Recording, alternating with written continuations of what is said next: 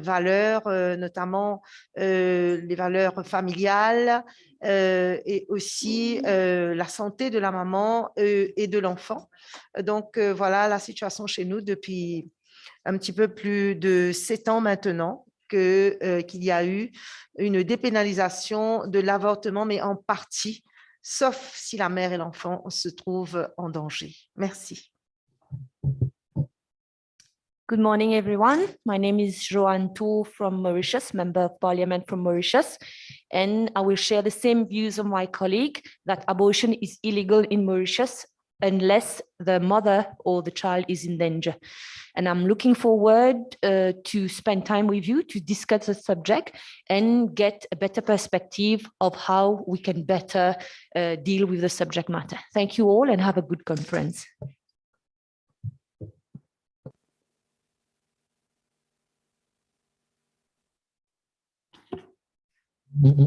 Good morning, all honorables and ladies and gentlemen, SG, good morning. My name is Rosie Bisoke from the Republic of Seychelles. I'm the chairperson of the Sexual Reproductive Health, HIV/AIDS, and of caucus in the Parliament, being a member.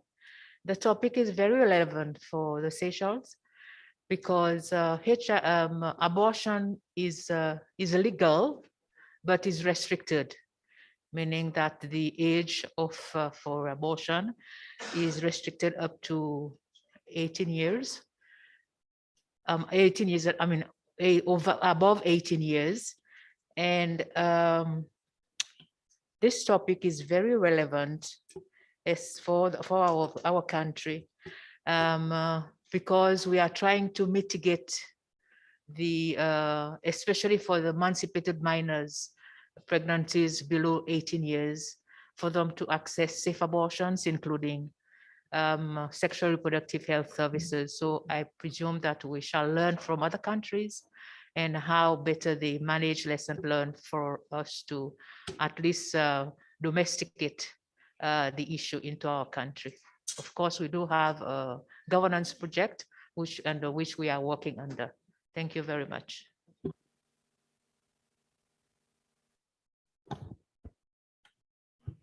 Bonjour tout le monde, bonjour Madame Leslie. Je suis Dr Fiarou Vanalouva, je viens de Madagascar. Je suis le vice-président de la Forum parlementaire de la SADC et membre de HSDSP. Je suis membre vice-président de la commission de santé dans notre groupe parlementaire. Et pour Madagascar, l'interruption volontaire de la grossesse est encore illégale. Et maintenant, notre chère collègue, honorable Goulam Ali, elle est ici. Elle a fait des propositions de loi pour l'ITG, interruption thérapeutique de la grossesse. Et ça va créer vraiment du débat avec le religieux. Et le débat est encore dur, mais je crois qu'on va aller dans le sens d'améliorer la compréhension de notre population sur l'ITG.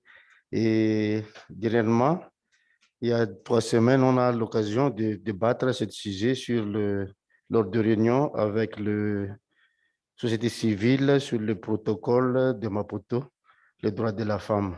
Merci. Good morning, everyone. I'm Honorable Kelly Saminadem from the Seychelles. My colleague, Honorable Bistoke, already emphasized on the topic at hand. Abortion is very much legal in our country, but in legal terms, we've still got a long way to go.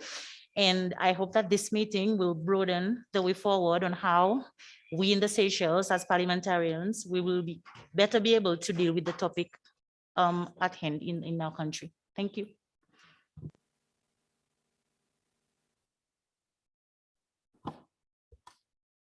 Bom dia a todos. Eu sou Maria Nascimento, da Angola. Bom dia, senhora secretária-geral, que preside o ato. Estou muito satisfeita em estar nesta reunião para abordar esta temática do aborto seguro. Nós em Angola temos estado também a debater sobre isso. O aborto em Angola não é legalizado, salvo em casos de risco de vida para a mãe ou para a criança.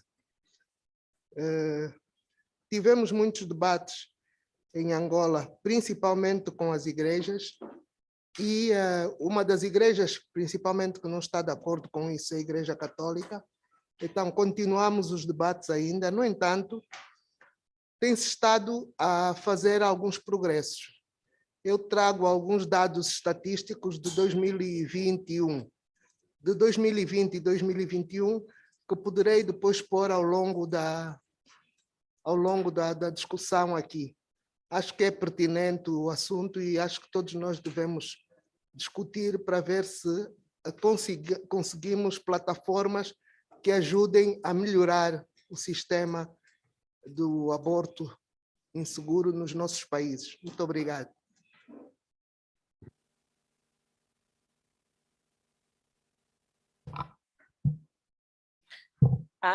Good morning, Chair. I'm Rachel Zulu, coming from Malawi. I'm a member of Parliament for Malawi Parliament. I'm a member also of Public Appointments Committee, but I'm here as a chair representing the Human and Social Development Committee. Honorable Chair, the topic under discussion is a very intense communication.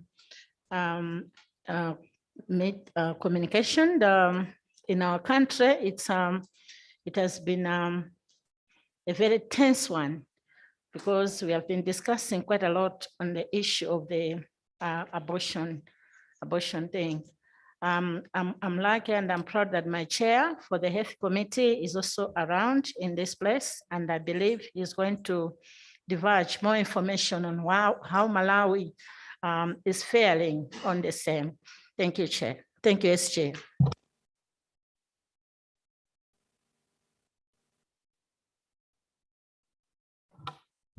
Bonjour, je suis Stéphanie Anquetil de l'île Maurice, membre de l'Assemblée nationale pour la circonscription de Vacois-Floréal. Comme mentionné par mes collègues précédemment, l'avortement reste strictement interdit à l'île Maurice, sauf que depuis octobre 2012, l'avortement est autorisé chez nous à l'île Maurice sous 4 conditions spécifiques que nous aurons l'occasion d'aborder après. Merci et bonne journée.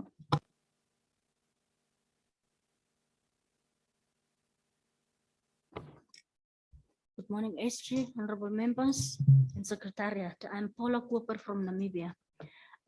We have 2 houses of parliament in Namibia. One, the National Council, the other one, National Assembly.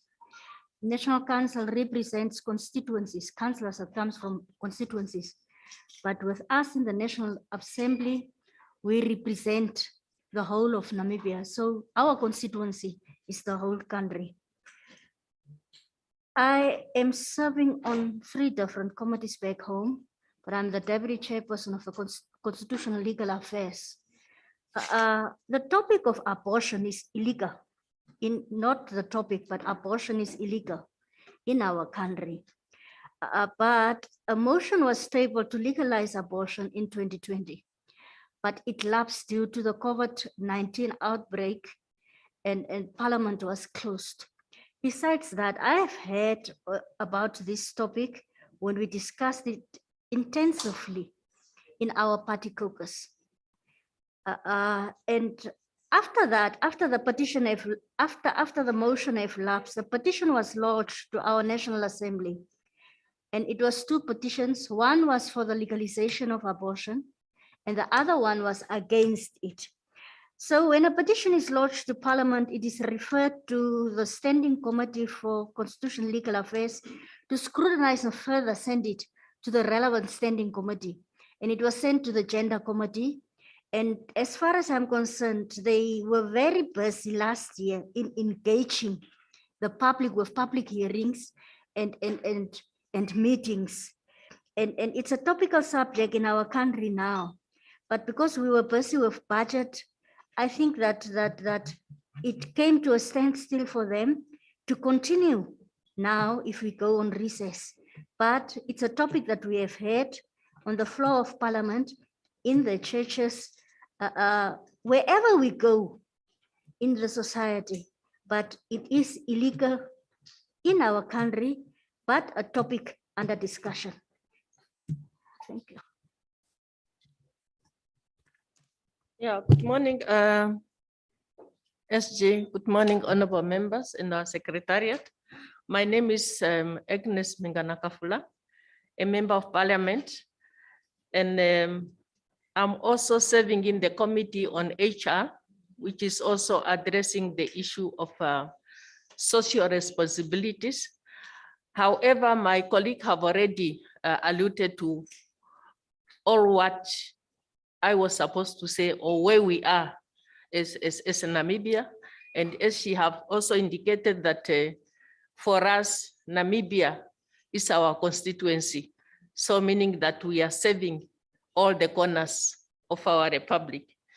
And also to say that there is a demand on reform about abortion. And as she has also put it to say that, yes, it's illegal, but it's only if a woman is in danger, or maybe he has been sexually abused, but it's not ready to say that it's legalized per se. So in short, that is basically from us as Namibians. Thank you very much. I believe the honorable members this side will introduce, and then we'll get into the crux of the matter. We start on this far end.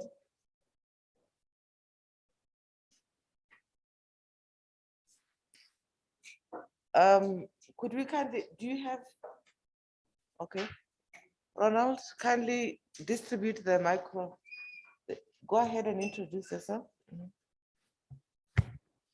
Thank you very much. My name is Rosebeth Kadama, a member of parliament from Malawi and the chairperson for Parliamentary Women Caucus.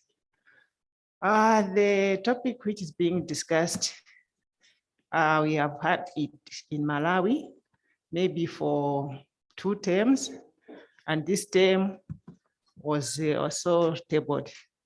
I'm sure our chair will shed more light. But for my contribution, it is a good topic. But for us who are in this room, we know maybe the good side of it and the bad side of it.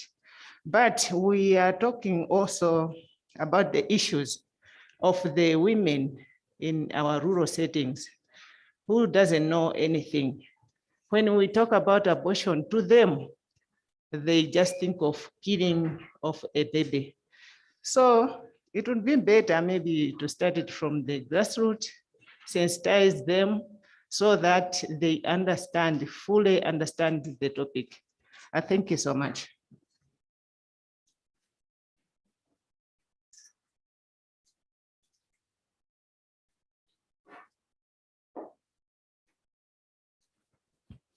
Good morning, everybody. My name is Honorable Regina Spawo, the newly elected chairperson for RWPC. I just sneaked in the meeting today because I felt that the topic in discussion is a topic that affects a lot of women around the continent, and a topic that concerns a lot of women. So I'm here to observe and follow the discussion to see how we can go around the matter, and maybe for future discussion and action. Thank you.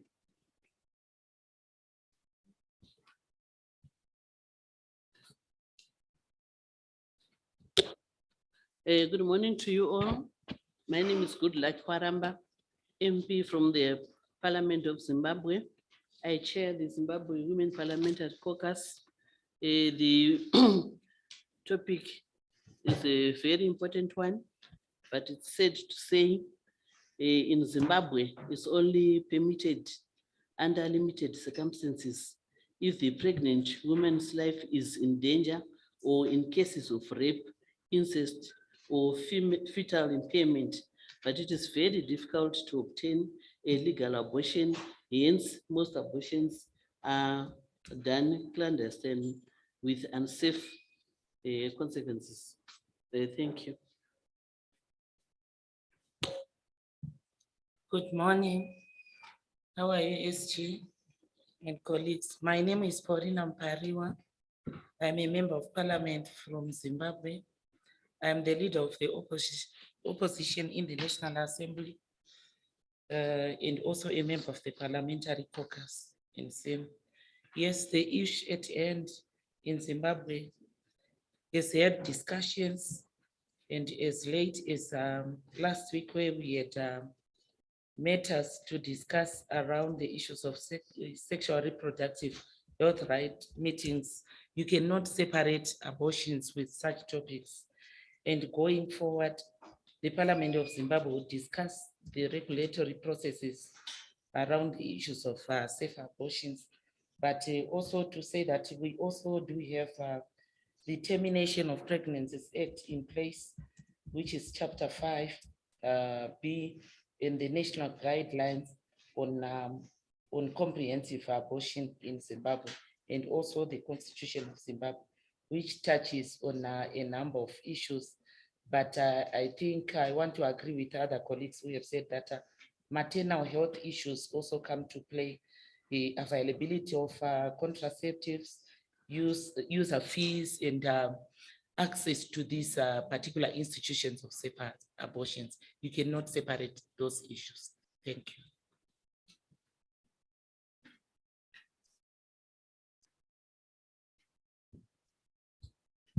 Good morning, Madam SJ, and good morning, honorable members. My name is Jeff Murebwa. I'm a member of parliament in Zambia. As some of you might know, Zambia, by declaration, is a Christian nation. Therefore, abortion is not legal in our country, but we are not dumb. In circumstances where maybe the mother's life might be threatened by the pregnancy, maybe that could be a consideration. Otherwise, legally speaking, we run on Christian principles. So I suppose we'll take matters as they come, but abortion is not legal in Zambia. Thank you.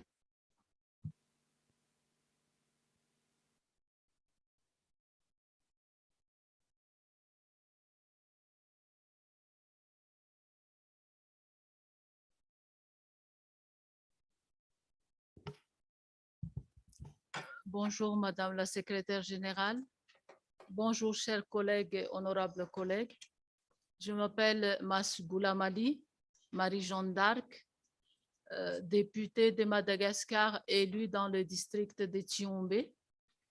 Je suis la présidente de la commission genre et développement au sein de notre Assemblée nationale, mais aussi je suis la vice-présidente de la commission GEWAYD ici à FP SADC.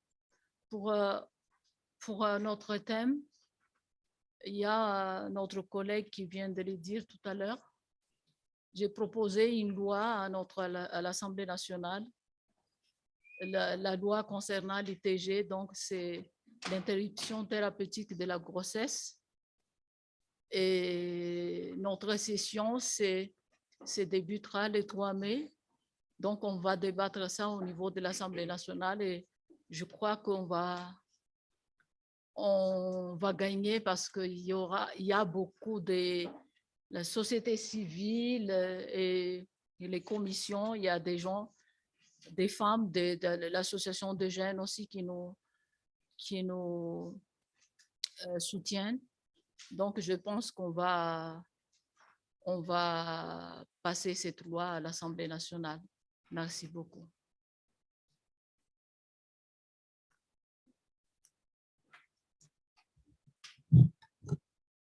Thank you very much. Is there any honorable member who has not introduced themselves? Okay, kindly proceed, please. Good morning, everyone. I'm Unyemba Julian. I'm from Parliament of Zambia. I represent a constituency in the northern part of Zambia. As my colleague has alluded to, it is a very difficult topic under discussion in my country, in Zambia, looking at the cultural beliefs and the religion beliefs. Even women in rural areas, this is a very difficult topic for them to handle. I think we'll get it as we go by. Thank you.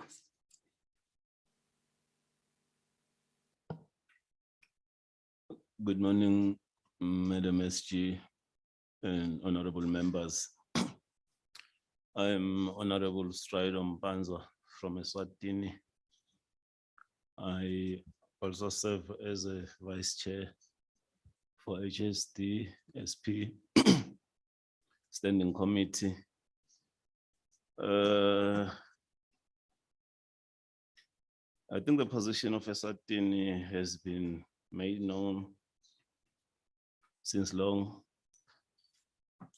Abortion is indeed illegally in the Kingdom of Eswatini, with some exceptions, though, as enshrined in the National Constitution, Section 15, subsection 5. For those who may want to Google and read, it is possible for them to do so. Thank you.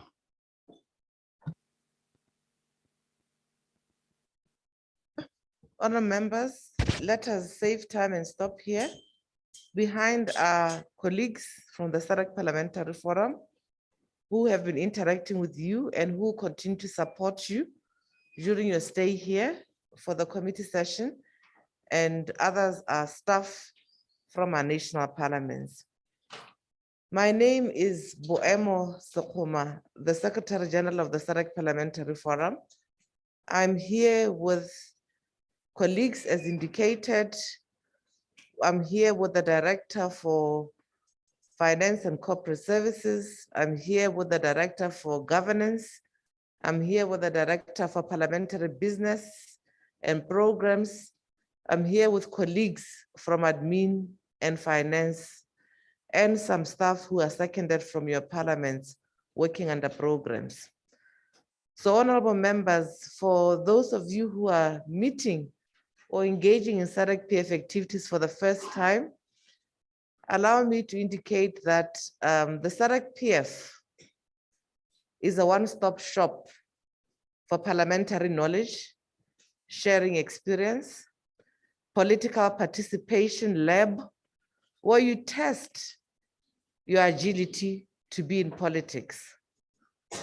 I say this because this is not where you are whipped in line.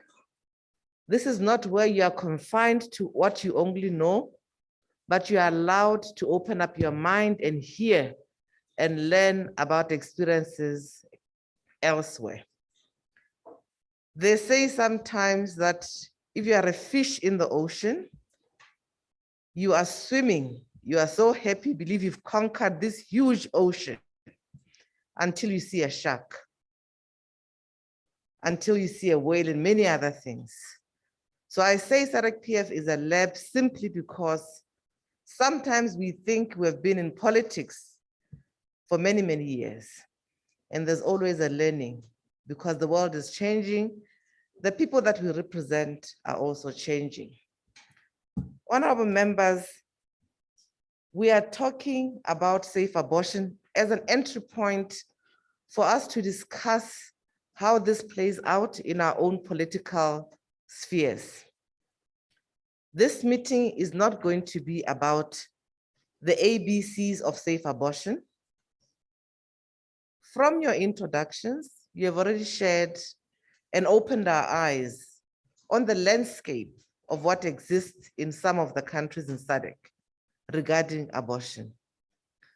We will later on hear from those who have gathered information and research in this area, and I believe that you'll ably engage with that presentation this afternoon because you are the people on the ground who know what is happening. The SADC Parliamentary Forum, honorable members, brings in such topics, and for some of you who've been there for long, you have not heard of side events. This is a new development that the management of SADC PF has included in their programs or approach to engaging partners that work with the SADC PF. We do so like today to look at the practical ways that we can further engage and intervene on certain topics that we know about, like poverty. Today we have abortion. Yes, it is one of the structural issues that hinge on teenage pregnancy, that hinge on women, that hinge on the health sector, that hinge on the budget, and many other declarations and treaties that our countries have signed to, including the Protocol on Gender and Development, Agenda 2063, the Human Rights Frameworks, many others. We're encouraging you as members of the SADC PF to guide us as your secretariat to look at other issues.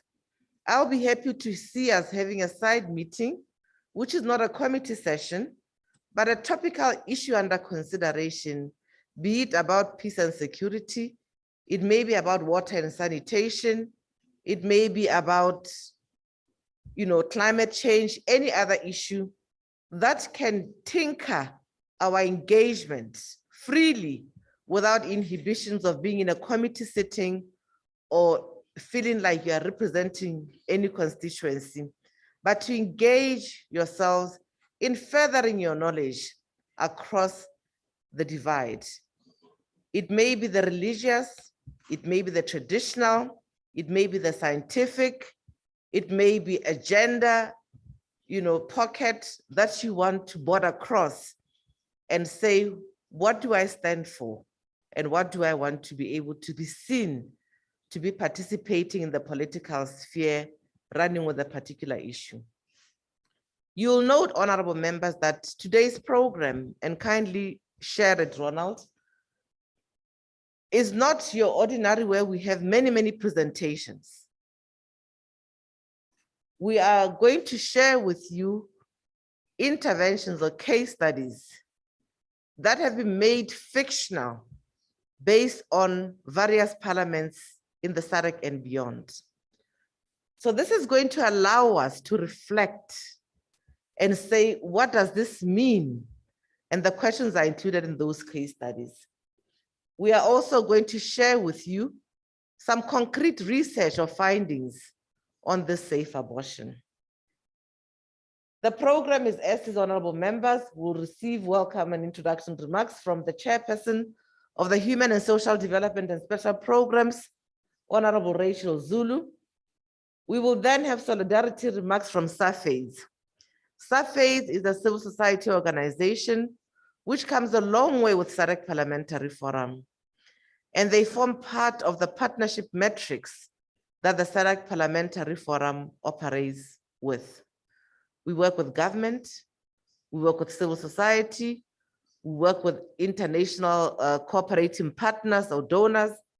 We work with many other entities and professionals across the development.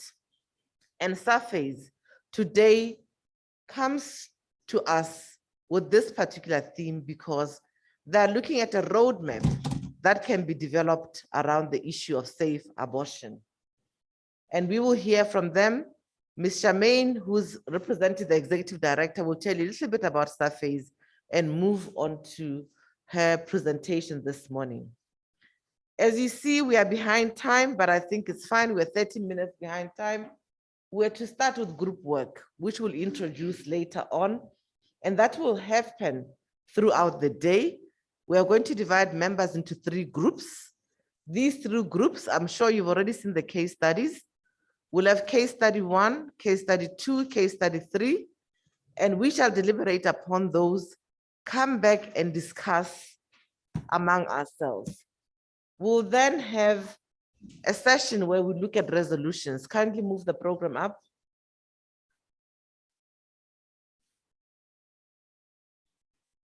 Up, please. We'll have an open plenary discussion where you do the presentations.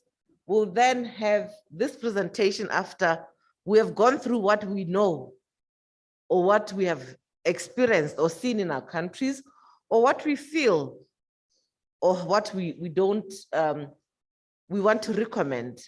And then we're going to have a presentation on catalyzing a harmonized regional response, which is a roadmap by Surface.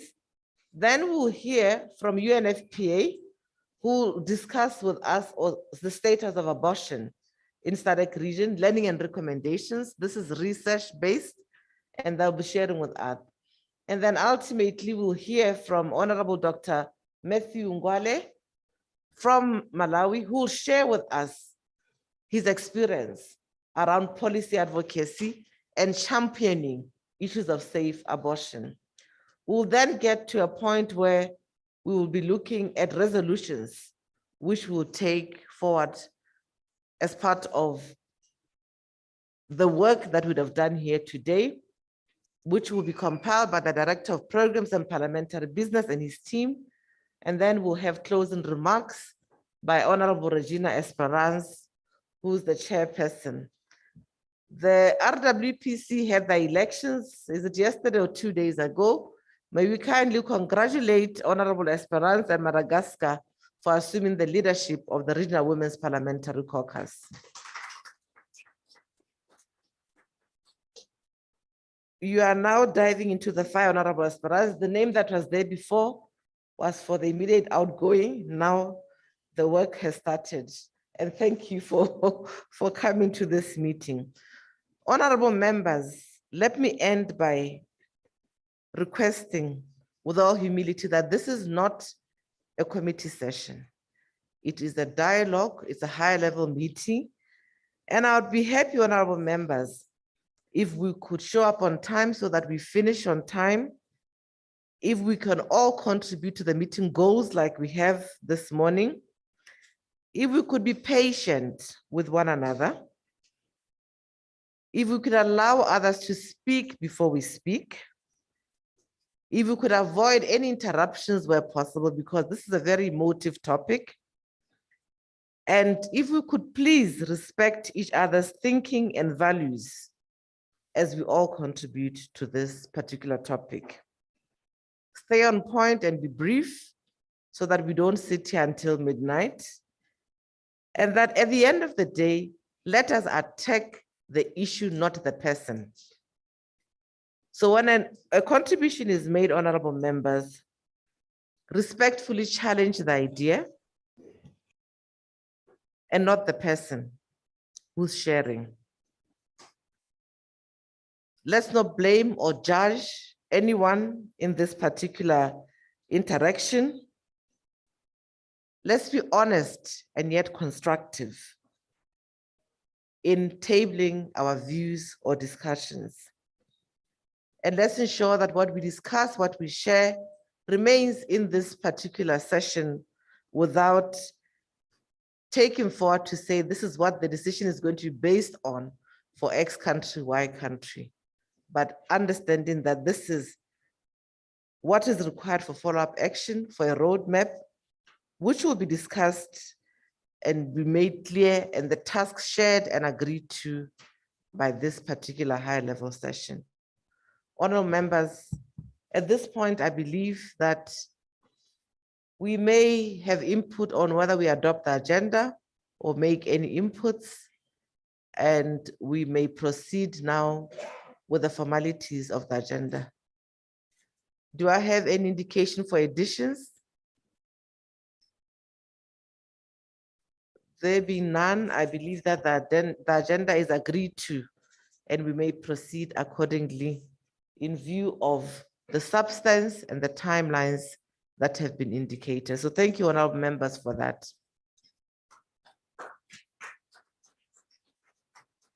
May I, at this point, welcome the chairperson of the Human and Social Development and Special Program, Honorable Rachel Zulu, to grace us with her welcome remarks.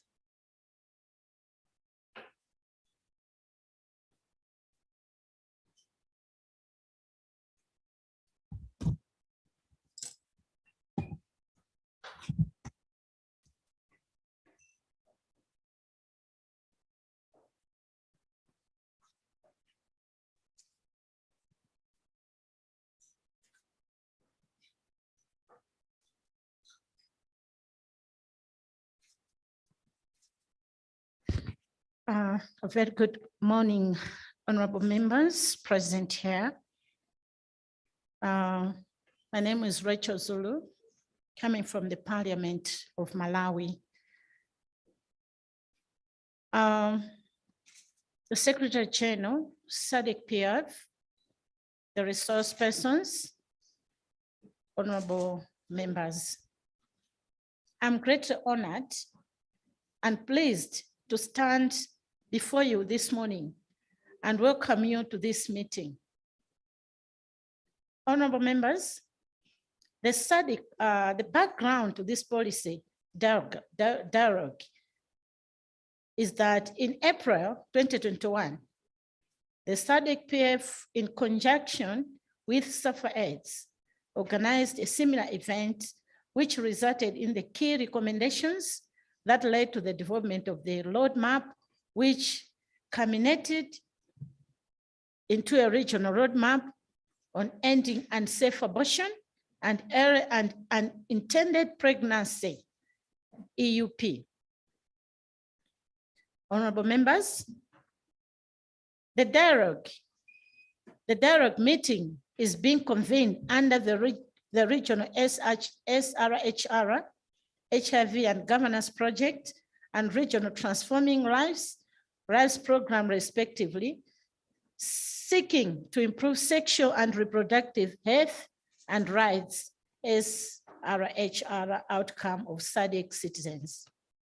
Honorable members, the core focus of this dialogue meeting is to unpack and deliberate on the extent of unsafe abortion and categorize policy advocacy, actions to unsafe abortion and EUP through case studies and personal experiences from across the SADC region and the African continent, capitalizing on existing strategic instruments and key commitments made by member states, including the SADC SRHR strategy and 2030 development agenda and universal health coverage. The expectation is that this event will contribute towards finalization of the regional roadmap on ending unsafe abortion and EUP, a strategic document which aims to systematically address the safe abortion agenda in SADC through a harmonized approach. Honorable members, the main objective of this meeting is to examine the status and extent of unsafe abortion and EUP in the SADC region and focus on catalyzing policy advocacy actions towards preventing unsafe abortion and EUP in the SADC region. During this meeting, as parliamentarians, we have the task to generate recommendations that will inform the finalization of the regional roadmap and ending unsafe abortion and EUP in the SADC region and build consensus on critical policy advocacy actions to be taken towards regional roadmap to ending unsafe abortion and EUP. Honorable members, you may wish to note that amongst the resource persons that we have for this meeting are our fellow members of parliament who will take us through some of the interventions and experiences pertaining to unsafe abortions and EUP that are taking place in their respective countries. We hope to learn more from their presentations. Honorable members, at this juncture, let me declare the meeting open. Thank you so much.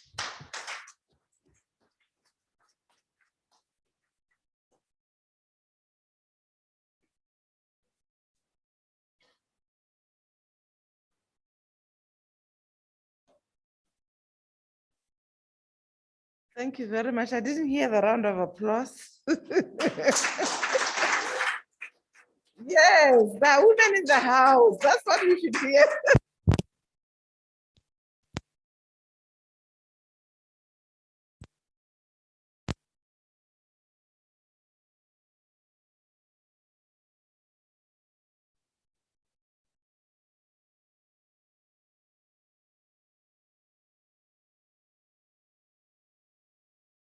For this particular session.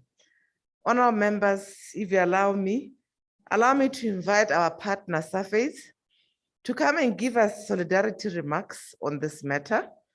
You have heard from the chairperson that they have been implementing this particular program with our parliaments, both at regional and national level. Ms. Charmaine Picado is representing the executive director, Ms. Rosé Ektasadi, who could not be with us due to ill health. Welcome, Ms. Charmaine, honorable members.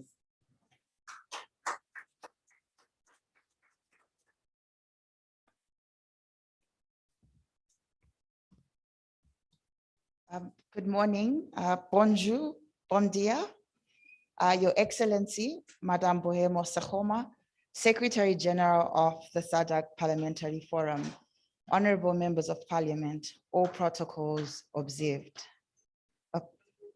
Oh, apologies. Because of interpretation, I'll have to slow down a bit. So I'll take that again. Your Excellency, Madame Bohemo Sakoma, Secretary General of the SADC Parliamentary Forum, honorable members of Parliament, all protocols observed. I'm sharing these remarks this morning today on behalf of the SAFED's Executive Director, Ms. Rosé Ektasadi, who wanted to be with us today, but unfortunately due to a medical emergency, will not be joining us. But however, she has sent her remarks, which I will deliver on her behalf. Thank you very much for allowing me this time and also to share these solidarity remarks on her behalf. SAFED has enjoyed a healthy working relationship with the SADC Parliamentary Forum for several years, and we are honored to engage with its statutory processes, meetings, and your esteemed persons in pursuit of advancing well-being and sexual and reproductive health of the populations we seek to serve through our respective mandates. Thank you for joining us at this significant event thank you for joining us at this significant event amidst your already busy schedules, as you are, each in your respective spaces, attaining impeccable pace in addressing the sexual and reproductive health and rights gaps in our region, while simultaneously tackling the weighty issues of the COVID-19 pandemic and parallel climate and economic crisis. Despite the prevailing challenges with your respective offices, which your respective offices are making efforts to curtail, there have been many great strides made in the SRHR policy sphere, which we must recognize and capitalize on, including the commitment made to the SADC SRHR strategy and scorecard 2019 to 2030, and more recently, the SADC GBV model law. Esteemed honorables, I'm confident that the rich exchange, sharing, and learning which will ensue today will generate resolutions for practical policy shifts and governance stances that hold at their heart the health, dignity, and safety of women and girls in our region. The abundance of evidence and lived realities which we have at hand testifies to the need to persevere in action and create stronger collaborative mechanisms which will contribute to ending inequalities and policy restrictions which fuel vulnerability of millions of women and girls in our region to poor sexual and reproductive health. By brazenly addressing predominant SRHR issues through policy reform, such as unsafe abortion early and unintended pregnancies, and sexual violence, we not only reduce mortality and morbidity among women and girls, but also contribute to achieving several targets in the Sustainable Development Goals by both saving lives and reducing micro and macro health economic burdens. Esteemed honorables, many of you through your tireless efforts have witnessed that when progressive SRHR and gender transformative lawmaking is effected, free of bias and marginalization, the dividends are great for our communities and countries. As civil society, we are at your service. Esteemed honorables, to support you with technical and related tools and information as you persevere to apply your oversight mandate of removing barriers and bottlenecks to enjoyment of sexual and reproductive health rights by all, irrespective of socioeconomic status, gender identity, age, or related demographics.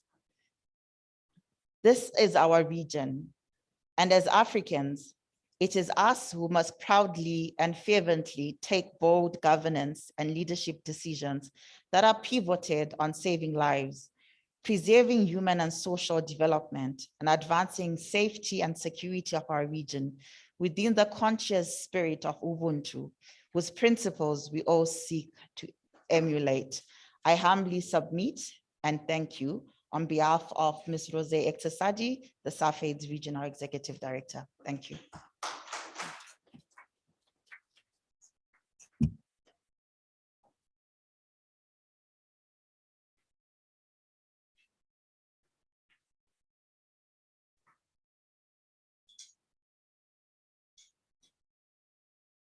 Thank you very much. Another round of applause for that. Honourable members, I believe we need a stretch. Or shall we proceed?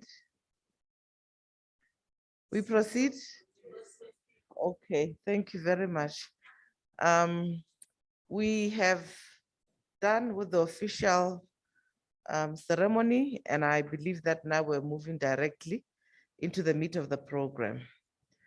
Honour members, 3 case studies have been shared with you.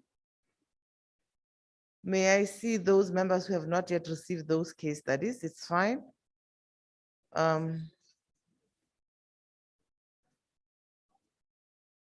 No case studies. Could we kindly share those? I saw them being sent on email. Could we share them on the WhatsApp groups? Paulina? Yeah, she'll act on that now. She'll share them on the WhatsApp groups as well. Maybe emails we have traveled and left them behind, or they've not. Okay. Allow me at this point, honourable members, to introduce to you the case studies. I'll start with case study 1. Ronald, the PowerPoint. Yeah. As indicated, honourable members, this is a lab for us to border cross and share, as opposed to really look into the substance of the medical issues around safe abortion or the traditional issues around safe abortion, among others. The first case study, honourable members, is on, it's entitled, "The Duty of Parliament to Protect Citizens," proprio mutuo. Protect women's rights, that's the case study.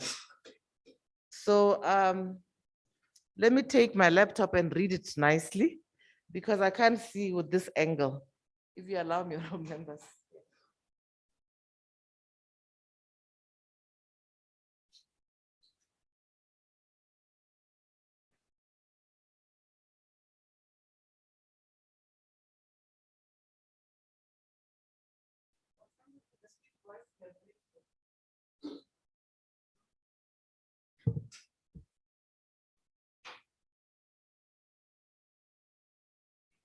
It's translated. They are translators, so I hope they are reaching you now, honourable members.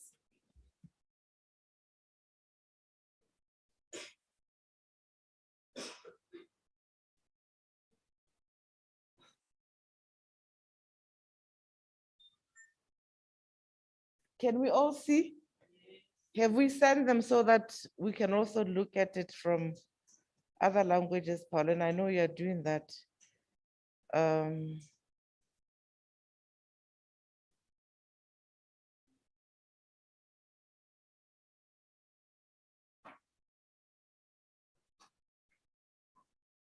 Pamela is a 16-year-old whiz kid, the brightest student in her class at high school.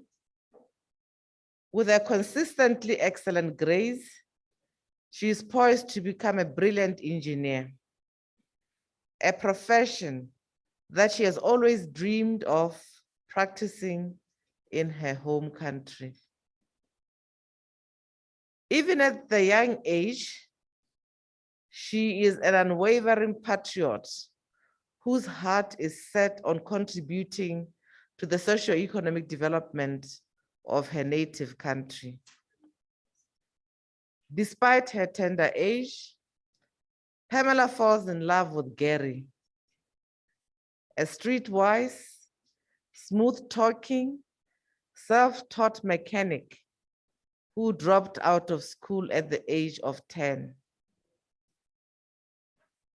For one who grew up in a strictly religious family, Pamela is ill-prepared for the dating game, especially not for street-smart crooners like Gary. Intimate relationships were never the subject of discussion in her family. She was always told to focus on her studies. Gary is her first love, and in her naivety, one act of love leads to another, and she falls pregnant at 16. Sadly, Gary rejects the pregnancy. And only then does she discover that she's not Gary's first victim. 3 other girls, roughly her age, have been impregnated by him. She sees no future with Gary. At this age, she barely has any knowledge of sexual and reproductive health. The introduction of comprehensive sexuality education as part of the school curriculum was fiercely resisted. And since the matter is highly taboo in her family and society at large, she does not share the news of her pregnancy with anyone. After a few months, when the pregnancy starts to show, she starts feeling seriously sick. She suspects that her pregnancy might have something to do with the illness, but does not dare speak to anybody since the subject is too sensitive. She fears that her parents will most likely throw her out of the house for the embarrassment she will cause to this highly respected family and force her to leave school. Even if they do not, inevitably the school administration itself will force her to drop out. Pregnant girls are not allowed in school. She knows that an abortion law exists in her country, but she has heard that its provisions are repressive and still obscure to her. In addition, nobody she trusts has any better knowledge than her regarding safe abortion. She wants to approach her constituency member of parliament for assistance, but she feels ashamed to talk about the issue to a person she's meeting for the first time. In addition, the sentiments her member of parliament has expressed on the subject in parliament and in the media imply that she may not get any help from that end. Caught between a rock and a hard place, Pamela hides her pregnancy under loose-fitting dresses and remains silent. To her family, the withdrawal symptoms are normal for somebody facing critical academic examinations. Tragically, within a month, Pamela suddenly passes away with severe anemia. It is only during the postmortem that the family discovers she was pregnant. Both the mother and the unborn child die. Following an uproar in the mainstream media about the plight of Pamela, I hope there's nobody called Pamela here, which is a microcosm of over 18,000 girls who are succumbing to unsafe abortion every year in her country, a motion is tabled by one member of parliament to discuss the introduction of termination of pregnancy bill and to popularize it to the citizenry. In line with the standing orders, the Speaker of the House requests for another member of parliament to second the motion. Safe abortion being an unpopular and sensitive issue, there was dead silence across the floor. And in the absence of a seconder, the motion fails. The national and international press have raised the issue of how many more children should have their lives imperiled before Parliament takes action, or whether Parliament as a supreme representative institution could not have acted to protect citizens proprio motu. The questions that will go to group work are as follows. What are the social and human rights issues that are portrayed in this case? Claire and Courage, what is the role of parliamentarians where public sentiments and human rights issues collide? Do members of parliament have a role to play in dispelling taboos and myths relating to termination of pregnancy? What can members of parliament do to assist citizens in Pamela's situation? Can members of parliament take particular themes such as abortion for action, proprio motu, that is by themselves, or should they toe the party line? Can coalitions for safe abortion laws be forged across party lines to bring forward positive law reform? Do male members of parliament have a role to play in the abortion debate, and how can they contribute? The case study that you've just heard, although relating to possible events, are fictitious in nature. The primary objective is to trigger parliamentary reflections along the specified themes during the breakaway sessions. So we're not going to discuss, I'm just going to go through them because I recognize that members do not have the case studies before them. May we please have case study 2 for the benefit of members so that even those in other groups may know what is happening in the other groups.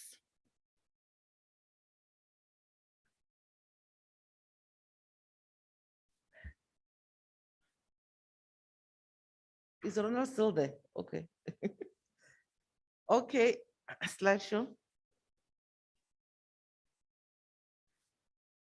This case study is entitled Evidence versus Public Opinion, a persistent parliamentary concern.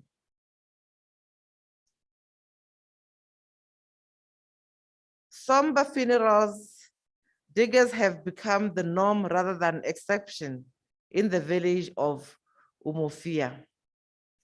A dark cloud of misery and mourning engulfs the village like a blanket as more and more women and girls are lost to maternal mortality due to early and unintended pregnancies under 18 years old.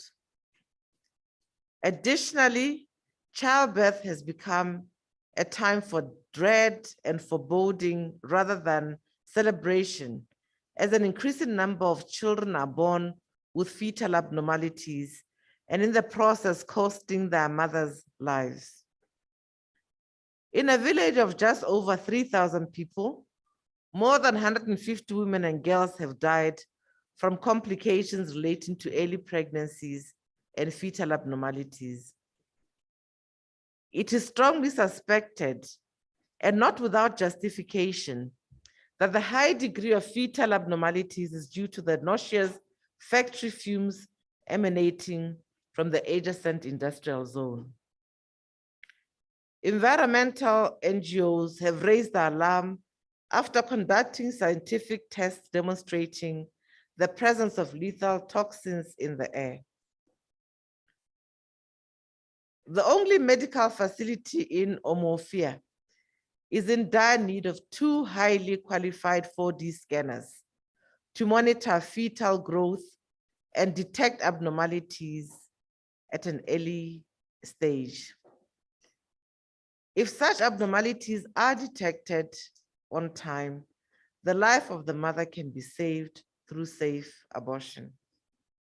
Sadly, whenever the budget for Omofia is tabled for adoption, the funding for the 4D scanners is persistently rejected by Parliament, mainly because safe abortion is a sensitive issue and the court of public opinion is largely of the view that failure to take contraception or conduct proper family planning should not become an excuse for the state to fund safe abortion measures, regardless of the circumstances.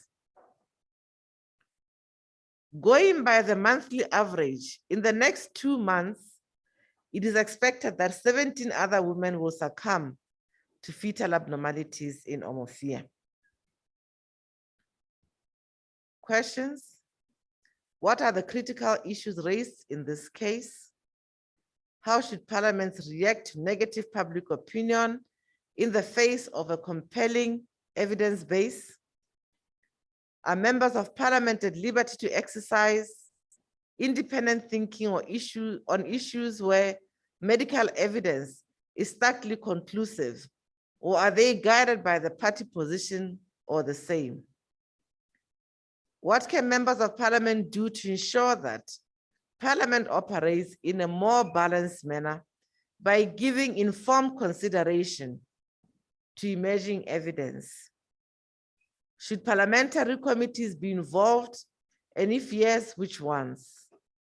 What can members of parliament do to assist women and girls of Omofia and reduce the avoidable loss of lives?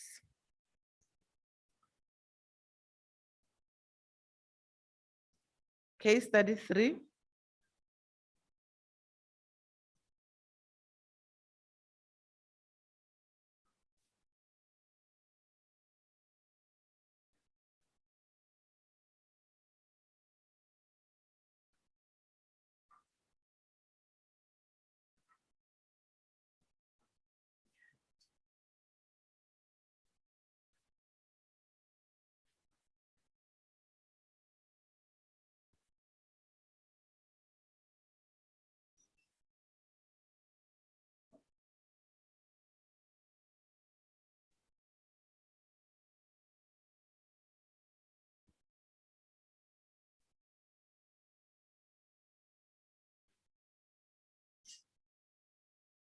We are going to be dividing into 3 groups. We'll start counting 1, 2, 3, 1, 2, 3. You go to the group of the number that you pronounced. The third case study, honorable members, is parliamentary policy on abortion, a myth or reality. The news headline screamed, "Courageous mother sacrifices her life to save a doomed pregnancy." Despite the public acknowledgement of Sarah I hope there's nobody called Mulenga's, Sarah Mulenga's sacrifice and bravery, her husband, Tom Mulenga, felt he had needlessly lost a wife and a daughter. Sarah, battered into mental health degeneration by the challenges she had faced since the birth of their daughter, was now a caricature of the intelligent, smart, and vibrant wife he had known and fallen in love with. Her best day or best days were spent staring at the wall and talking to invisible ancestors only she could see. At 24, Sarah Mulenga ni Chibwe harbored dreams of becoming an astronaut. She had just completed her undergraduate studies in astrophysics in England and was back in her country for a break before starting her master's course, for which she had begged a scholarship. She fell in love with Tom, 30 years old, and due to the unavailability of adequate contraception in the locality where they lived, Sarah fell pregnant. Though the pregnancy was unintended due to stringent abortion laws in the country, Sarah and Tom decided to keep the child.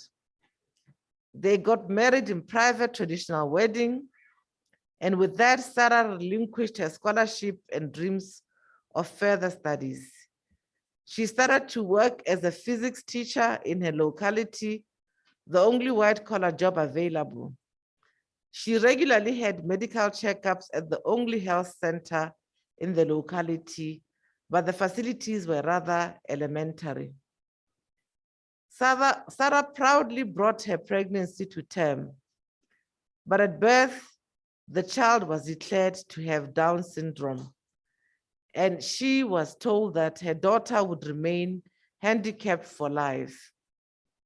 Sarah had to leave her job to care permanently for the child at home, leaving Tom as the only working parent. Going forward, life became inextricably difficult for the family. Sarah's child died at the age of 3 and left her mother distraught. The trauma left Sarah shattered with several mental and physical health issues, which rendered her unable to work. A chance encounter with a reporter at the local health facility on one of her visits to the psychiatrist, and her story found itself in the newspapers. Sadly, for Sarah and others in her positions, the revised safe abortion law has been tabled to the 18th time in Parliament without success. At the last attempt, the Speaker ruled that since abortion affects the right to life, this would require a minor amendment to the Constitution, which in turn requires a 2/3 majority for ratification of the constitutional amendment. With political parties divided across the House, there was very little scope of reaching this qualified majority. The bill failed to be adopted by just 4 votes.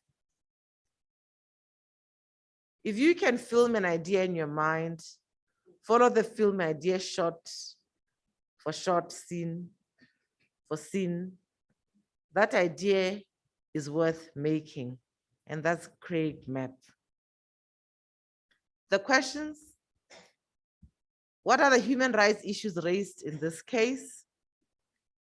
Do members of parliament in a democracy have a duty to protect human rights, such as the right to physical integrity of mothers? Can members of parliament exercise critical independent thinking on a number of issues such as abortion or the environment, and thus force changes to policy and legislation? Can members of parliament unite for a noble cause, or are they always bound by political concerns? What can members of parliament do to protect women like Sarah Mulenga and her child? Thank you, honorable members. Those are the 3 case studies that will require us to traverse the political landscape that we work under, to think about our representation role, to think about our budgetary role, and to think about our legislative role. Think about our gender roles. Think about being a mother, being a father, being a sister, a brother, and also think about being a religious leader or traditional leader, a doctor or a student at any given point. So at this point, honorable members, I believe the case studies are already with you on your phones. May I request that we count 1, 2, 3, 1, 2, 3. If you are one, all the ones will sit in one corner downstairs to discuss the case study. The twos will find another place, and the threes will remain in this group. May I start here in front?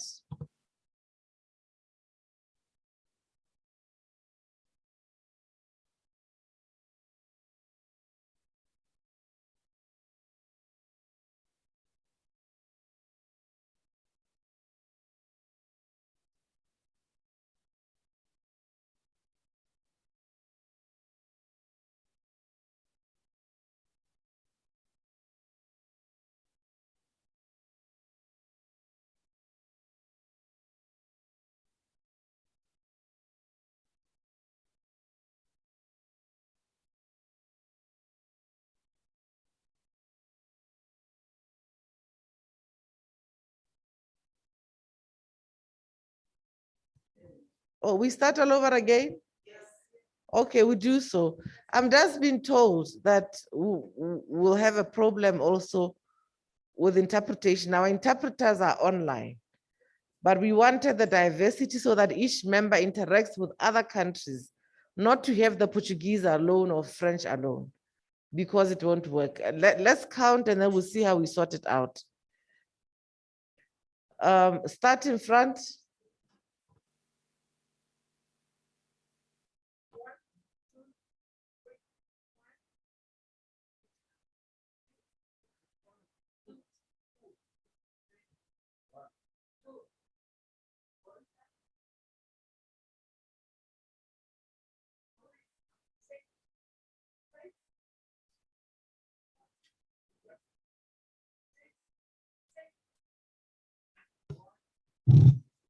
Excusez-moi, Madame la secrétaire générale.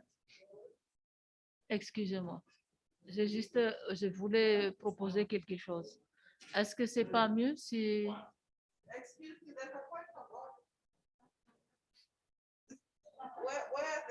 Where are my earphones? Ah.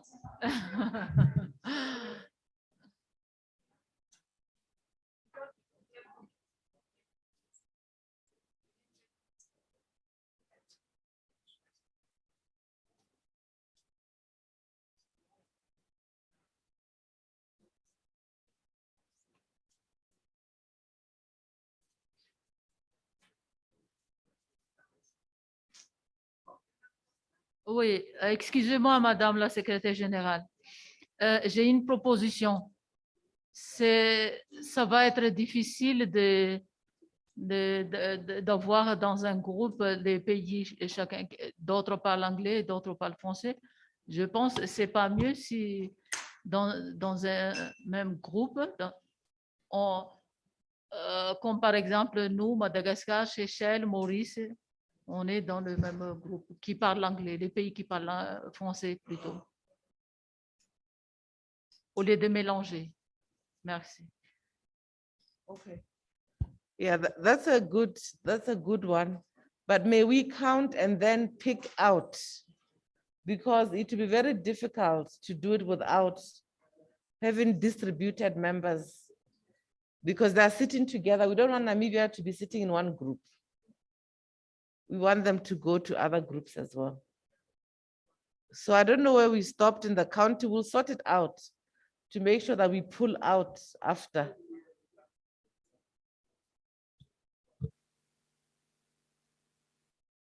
Ronald, where are we with the counting?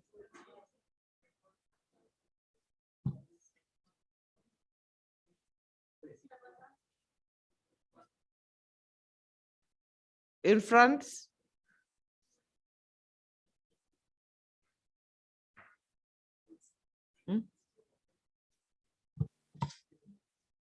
SG, may I propose that our colleagues from Mauritius and Seychelles, why can't they stand out first and then we go now according to the counting? It might be difficult at a later stage if we go 1, 2, 3, 1, 2, 3, while they're amongst us. If they can be just stand aside for a while, if that is fine. No, we'll pick them out because there are many also. Seychelles has about 4 or 5.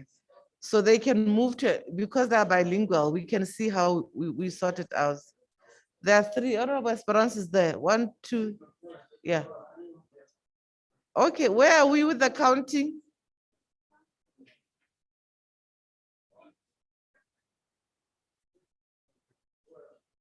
Should we move up here? I didn't hear. I just had 1 at the back. I'm not sure. Oh, okay. 2. Okay. Zimbabwe. Okay.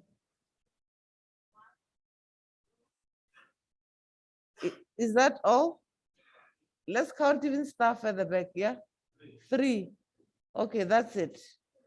May I please have all the ones raise their hand? Only those who are in 1. Yeah, so we only have 1 Madagascar in that 1. 2 Madagascar. How many is 1? There's no way there can be 3 people. Now, honorable members, how is it going to work if we don't remember our numbers? Where are the ones? Who counted 1? Who counted 1?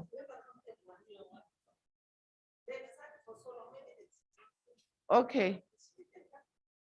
We have Madagascar in 1. We'll swap them. Who else is, everybody's English speaking in 1?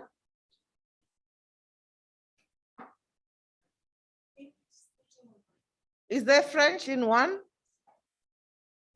I'm going to request that Seychelles swaps with, 1 Seychelles swaps with Madagascar, because they have to mix that bilingual. We can see what we do.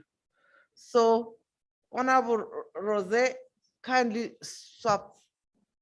What number were you? 2. So you are 2 now. For now, you are 1.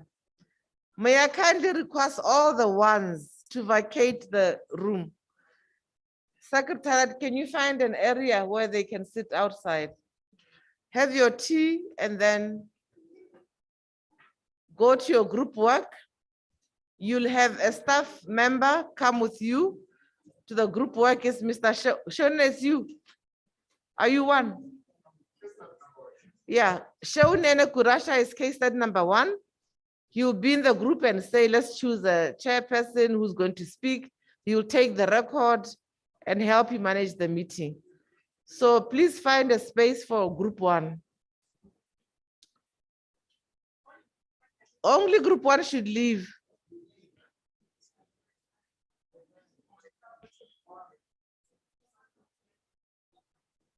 Okay, group 2, let me see the hands for group 2.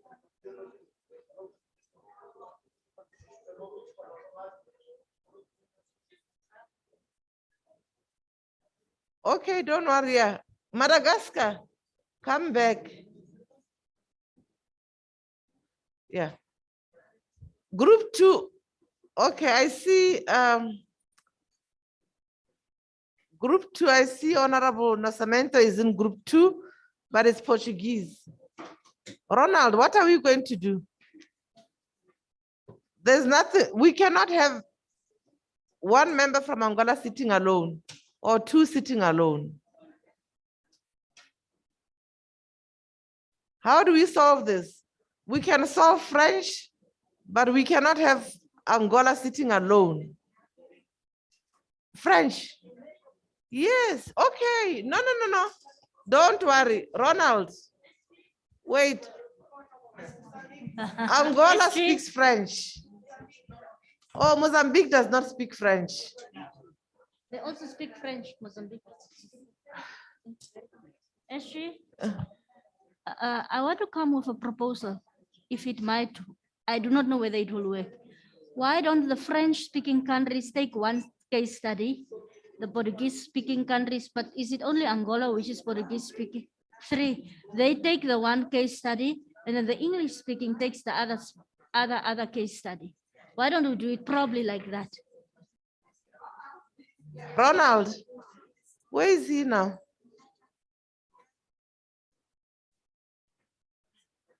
Okay, may I have the Portuguese speaking leave the room? Portuguese, but you speak French. The sad part will be it will only be Mozambique, one member.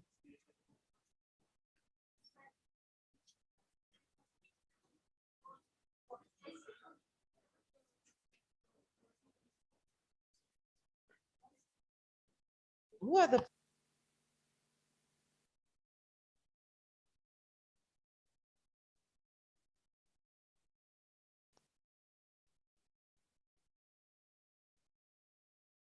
I hear you, Mao. Where's you'll help us interpret in the group? What does it say?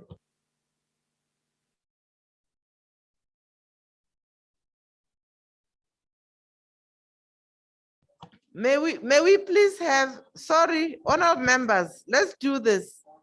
Portuguese and French stay here. Which means Seychelles, Mauritius, we'll put in the French, do you mind? And Madagascar. Mozambique, Angola, Madagascar, Mauritius, and Seychelles. Please stay in this room. All the other members follow.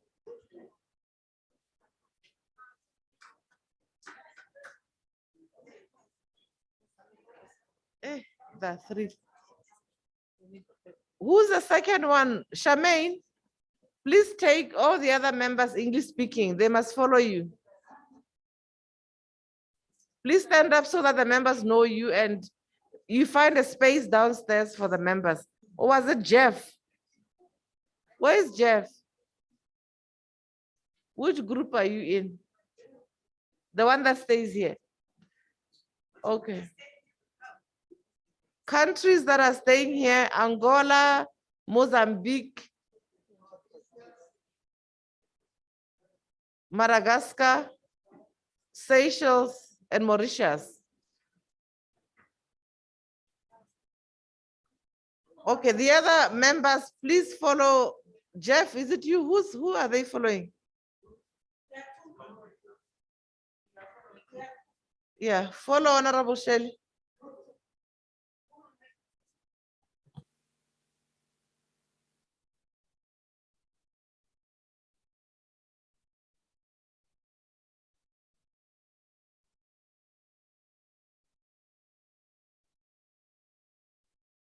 Honorable Jeff, please go with group 2.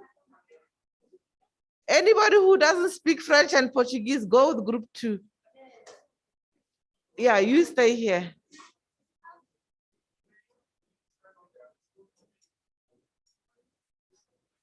The staff members, please distribute yourself in those groups and help us take the record.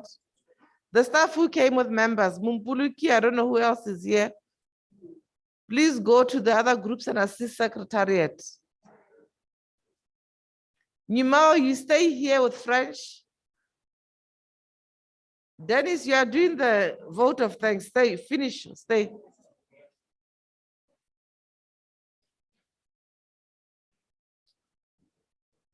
Okay. So are you going to have tea, come back, and then we continue? Okay, what's the time now? Let's come back at 1:30. 1:30, come back. Let's have tea and come back at 1:30.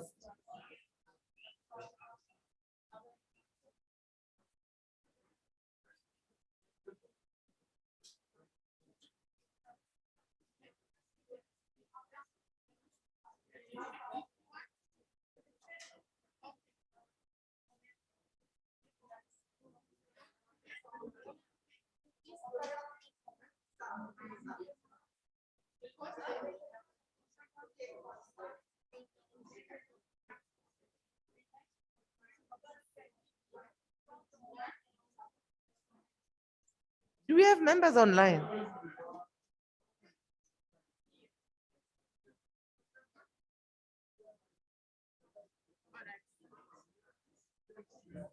Yes, he's online. So they were verifying. Are they in here? Who's that, Ali Dong? Yes. All right.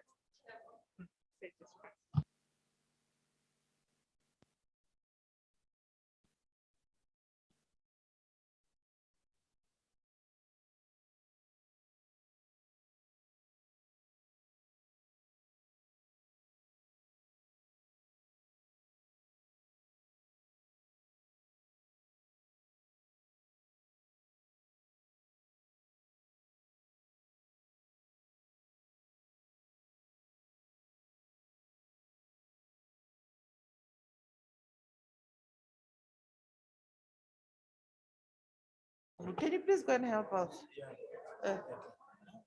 In terms of when they're in the groups, what? So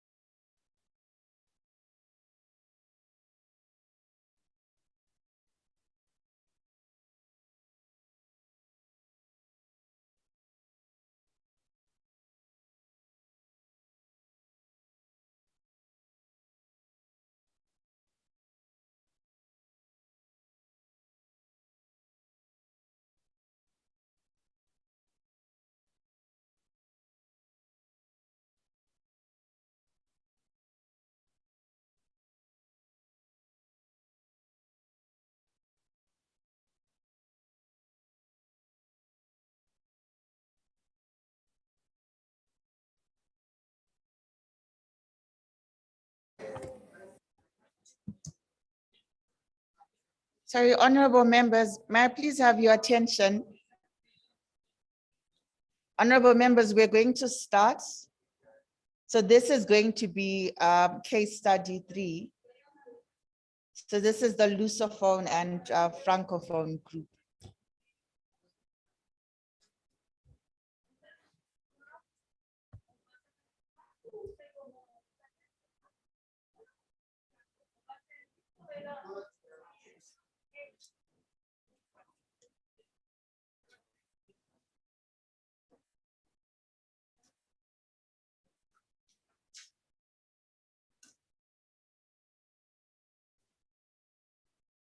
Okay, honorable members, we're going to start shortly. So if in a minute we could all settle down, so we have enough time to deliberate on the case study.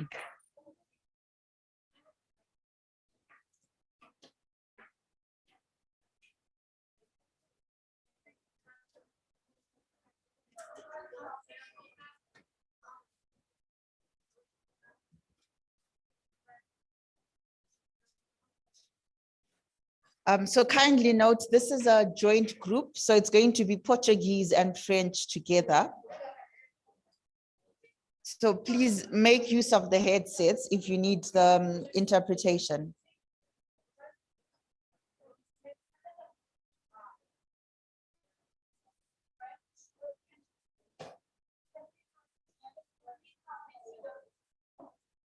Oh.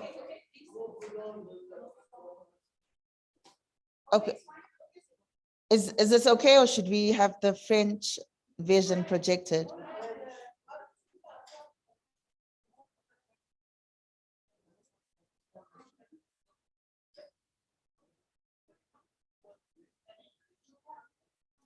Or maybe.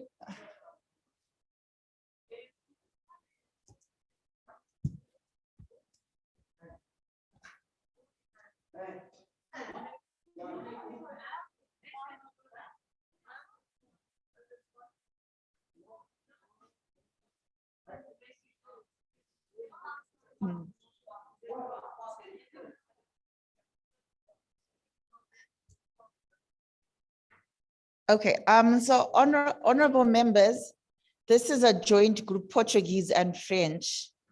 And I'm just going to assist with just directing the discussions. So if you need to use your headset for interpretation, please do so, because it's a joint group, Portuguese and French together.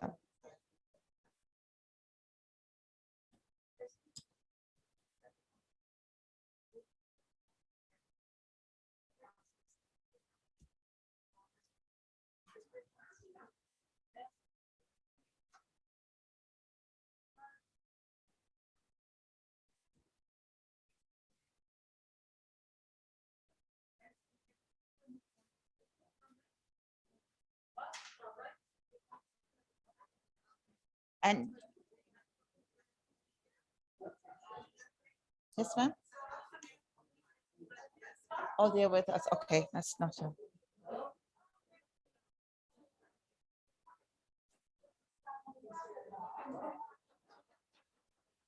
Okay, honorable members, sorry if I could call the House to order so that we start. Kindly note that there are honorable members from South Africa that are also joining this group online. And for purposes of interpretation, if I could ask you to speak into the microphone so that if you speak in French, it can easily be translated into Portuguese and into English. And if you speak Portuguese, it's also is translated into French. So I'm just going to assist with facilitating the discussions in this group for the sake of honorable members who are joining us via Zoom, as well as to ensure that all discussions are inclusive. So we are going to case study number 3. So please disregard the groups that we had earlier where we were counting the numbers because of the language issue and the need for interpretation. This has been consolidated into one group. So we are doing case study number 3. Just for your recollection, this is the Sarah Mulenga case study, the one that has questions highlighting issues of human rights. Ronald, if I could kindly ask either in Portuguese or French, if you could scroll down to questions for case study number 3. So I hope we've also received the case studies in your respective languages from the time Madam SG was making a presentation to now, so that at least you also are able to go through the case study on your own.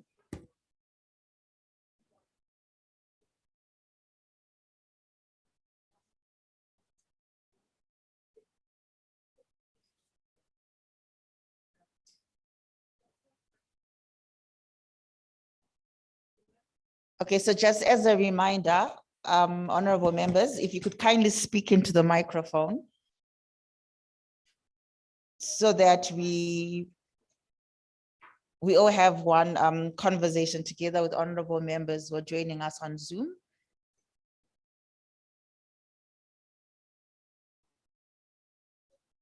Okay, I'm just waiting for the questions to be projected so that we can start. But maybe whilst we're waiting for that, I could start with the questions, and if honorable members would like to come in, please feel free to do so. And please indicate if you've received the case studies in your respective language.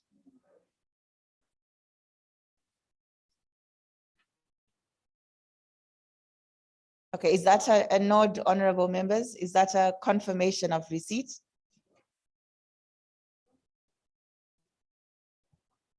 No.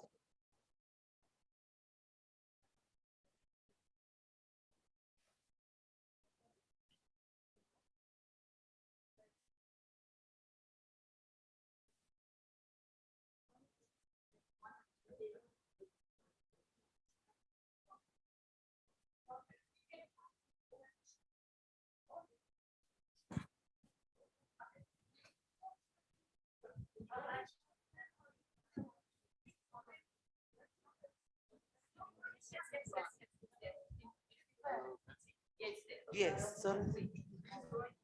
Yeah, it's this one. Yeah, go up. This is 3. In the same document, all of them are in one. At the bottom, you'll see case study 3. So this will help you because the document microphones.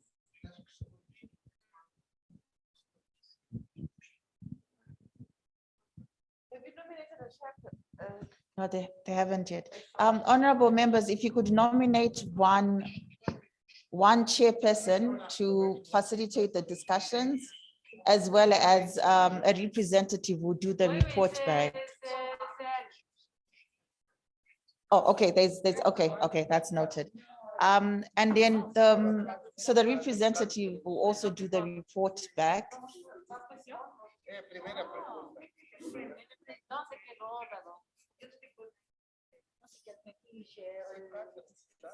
No caso 3.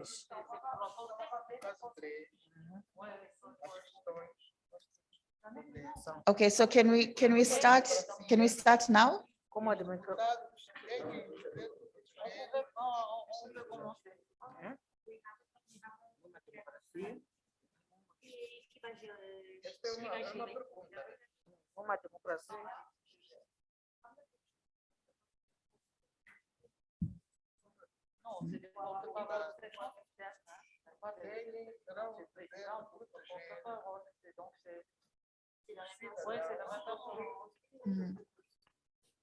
Okay, we can start. Okay, that's noted. So if you go to the document, right at the bottom of the document, you find the questions for case study 3. Okay. So the first question to discuss is, what are the human rights issues raised in the case study?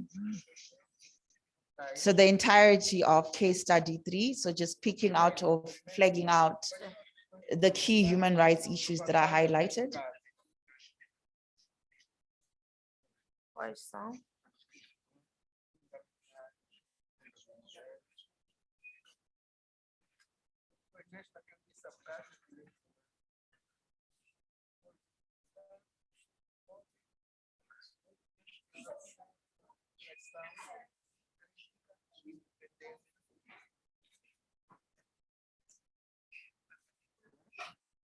deputados podem exercer. Podem exercer. Comment la question?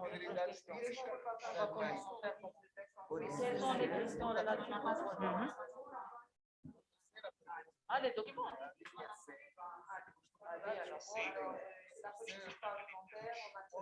Exercer uma reflexão crítica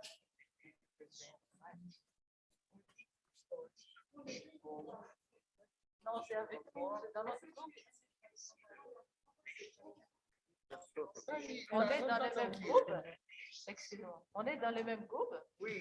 Ronald, if you could kindly assist with just checking online if there are any contributions coming in online. Thank you. Ah, d'accord. On va mettre ensemble. Ok.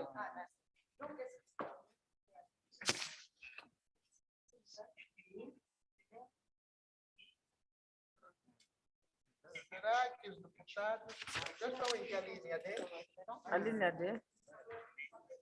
Será que os deputados podem uma nova causa são sempre dados a preocupação? Não pode.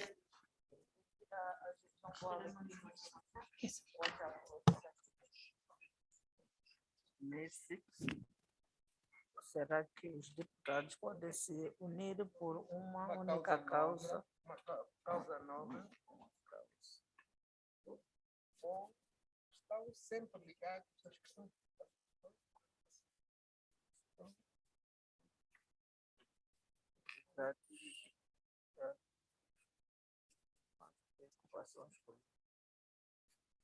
Samina D? Oui. Ah, c'est ça.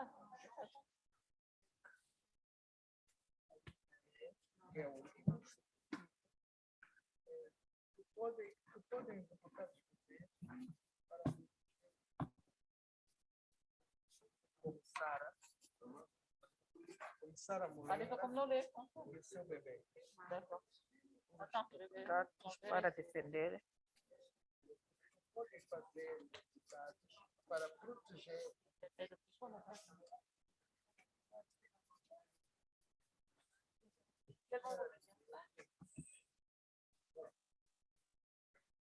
Como Sara?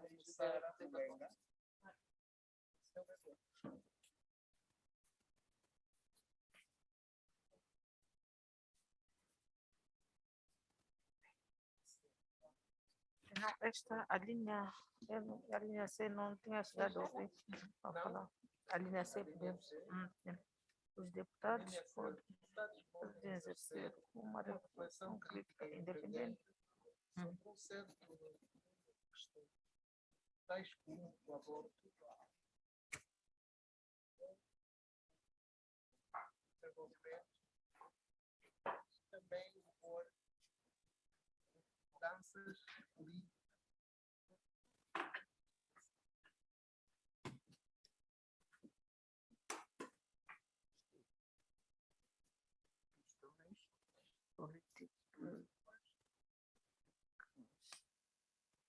E legislação.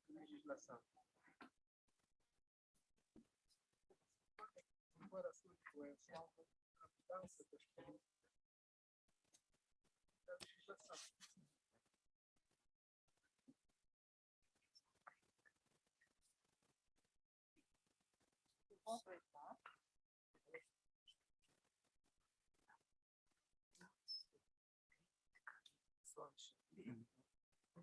Políticas e legislação. São poder influenciar na decisão em relação à política. Sim.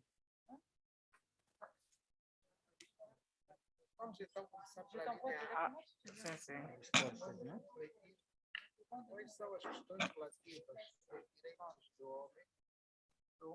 Direitos humanos? Sim, os direitos da mulher, os direitos das pessoas, do homem, que são registradas no caso passado. Levantados no caso 3. No caso 3, sim.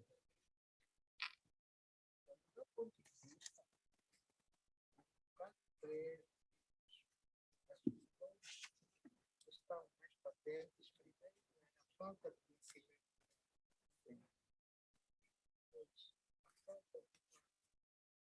Diálogo familiar. Vamos escrever. E a ausência de políticas públicas nessa matéria. Nós vamos começar a falta de conhecimento. Vocês vão dizer se está de acordo. Sim.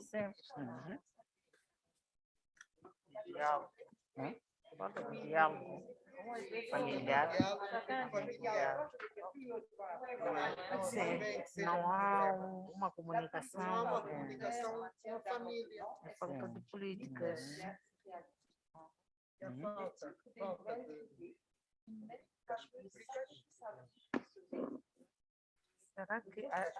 Será que leis que possam proteger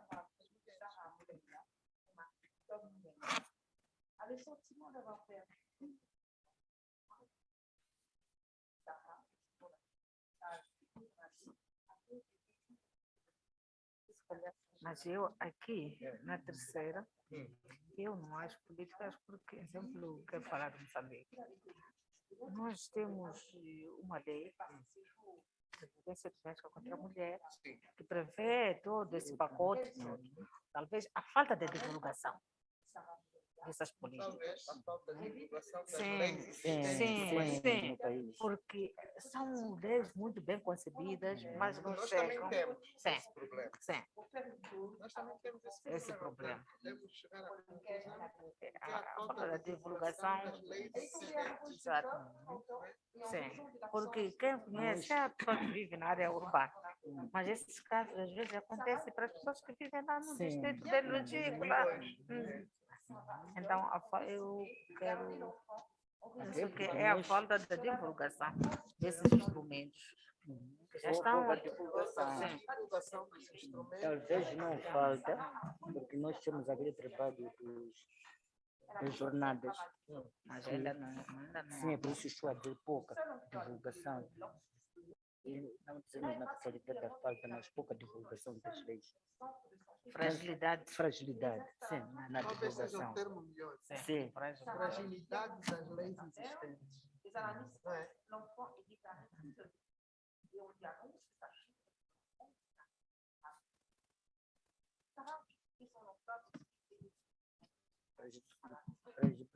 Fragilidade na divulgação.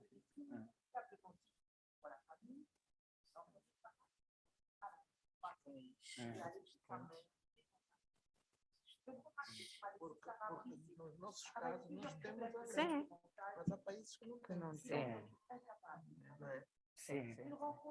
Então, nós vamos falar daquilo que é a nossa experiência, a nossa realidade nos nossos países. Sim.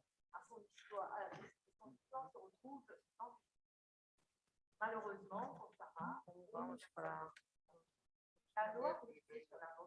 texto.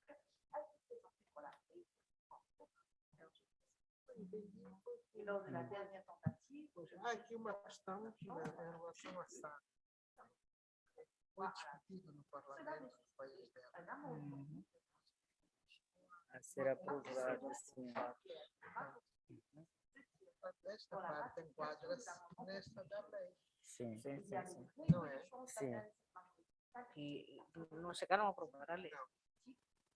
Não chegaram a nenhuma conclusão. Discutiram, mas não chegaram a nenhuma conclusão. Portanto, continuam até agora assim. Nós respondemos essa pergunta. Agora vamos passar para outra pergunta. No final das conclusões, ver como é que essa questão do Parlamento do país dela ter discutido, mas não ter chegado a nenhuma conclusão. Não é?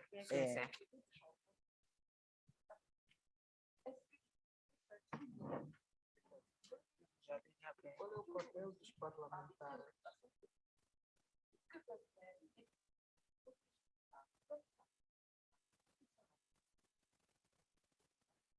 Qual é o papel dos parlamentares sempre que se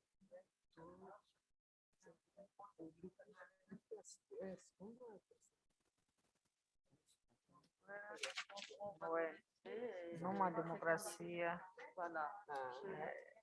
a linha B, acho que é essa, numa democracia, os deputados, os parlamentares numa democracia têm o dever de proteger direitos humanos, tais como o direito à integridade física das mães. O nosso trabalho é legislar. É a legislação. Na nossa legislação, os parlamentares devem ter em conta os direitos de todos os cidadãos. Não é? Em conta os direitos humanos, do modo geral, em particular os direitos de todos os cidadãos, de acordo com as nossas constituições, não é?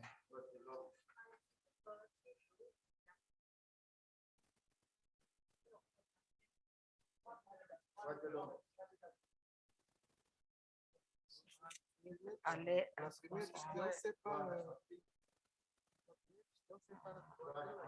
mãe, que é a nossa Constituição.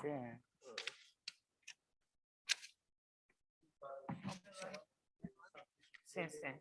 Eu depois, sim, tem o Eu depois direito. vou fazer de acordo com as vossas. Sim, sim, sim, sim.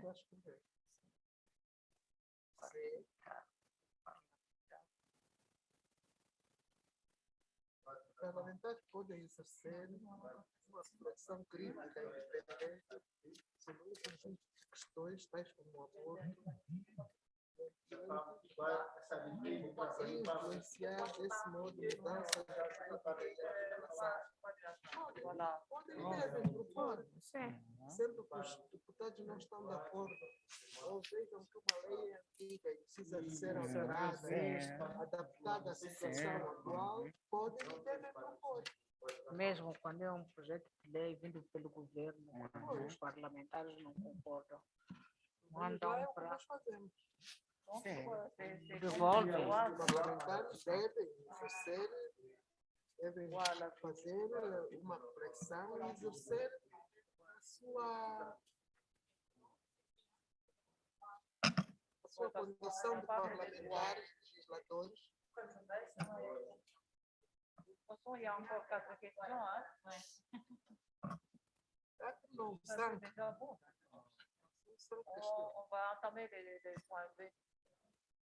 Não, estamos na B, né? Avançamos a ver se os deputados podem exercer esta, sim.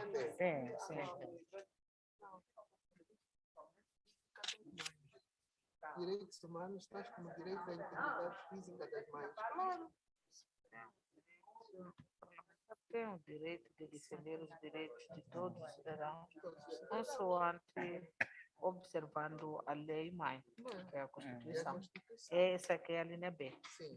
Agora. A linha C.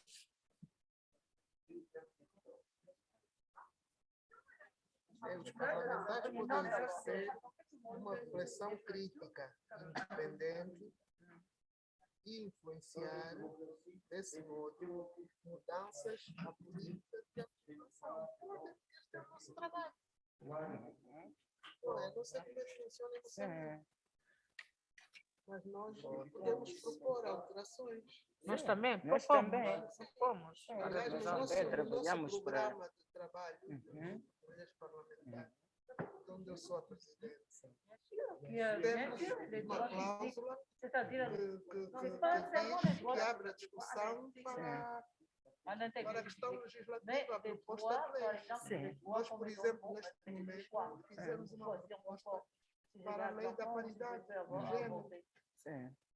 Nós também, como exemplo, Moçambique, e depois daquela lei modelo sobre casamentos precoces, a terceira comissão, que é a lei, relações sociais de gênero, tecnologia e comunicação social, que é a coisa que lida com gênero, criança. Fez uma proposta de lei, foi submetida, foi aprovada agora, a lei 19/2019, de 22 de outubro. Lei que proíbe a coisa dos casamentos prematuros, aos uniões precoces. Sim. Na comissão, juntamente com Sim, o gabinete. o gabinete, mas como o gabinete não Sim, não propõe leis, propõe, sim, então mas a comissão influencia. trabalhou Sim. junto com a terceira comissão, e a comissão, Sim. a terceira É. comissão Para como... nós é a mesma coisa, Sim. nós fizemos a apresentação Sim, sim. ao grupo parlamentar. Exato. O grupo parlamentar agora está a analisar. O parlamentar é que vai dizer quem é que vai fazer a proposta. Sim, então nós também, nós, ao grupo, o gabinete da mulher parlamentar esteve na dianteira da escutação e tudo mais, harmonizar. Mas quando chegou depois, junto com a terceira Sim. comissão, que é que pode propor. Então, a terceira comissão, que é a mim, fomos já propor e assim a lei foi aprovada em 2019. Sim. Nós estamos à espera para aprovar a lei da paridade de gênero. É a função do gabinete influenciar. Sim. Senão, o que é que estamos a fazer? Même les choix, Portanto, agora vamos para a linha C, né? Os parlamentos podem ser uma reflexão crítica. a linha C ou D? A C não é que estávamos a falar agora? Sim, mas é isso mesmo que estávamos a dizer. Pode e deve. Sim. É influenciar e propor. Propor legislação? Sim. Propor legislação que altere.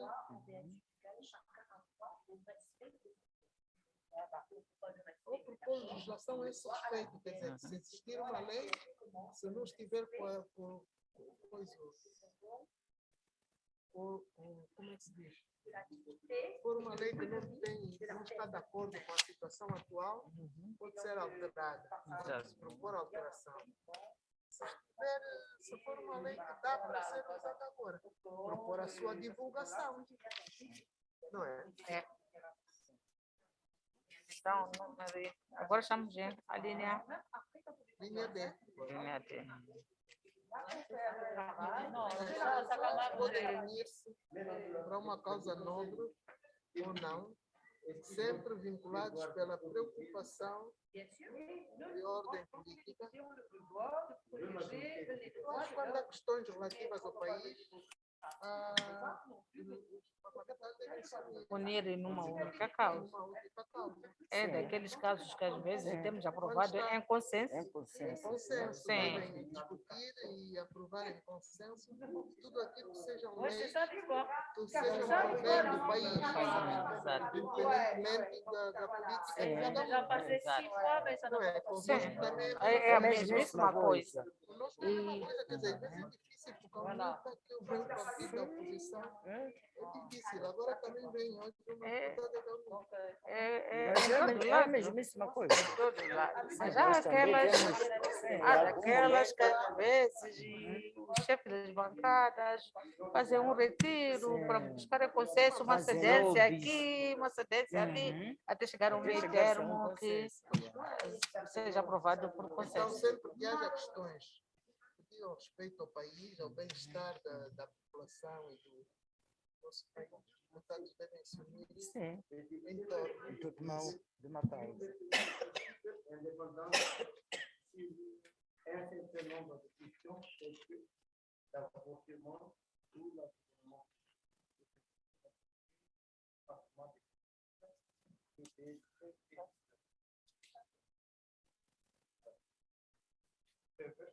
Exercer de réflexion critique. C'est la question seulement qu'il faut mettre tout à fait, c'est déjà la réponse. Pois a última pergunta.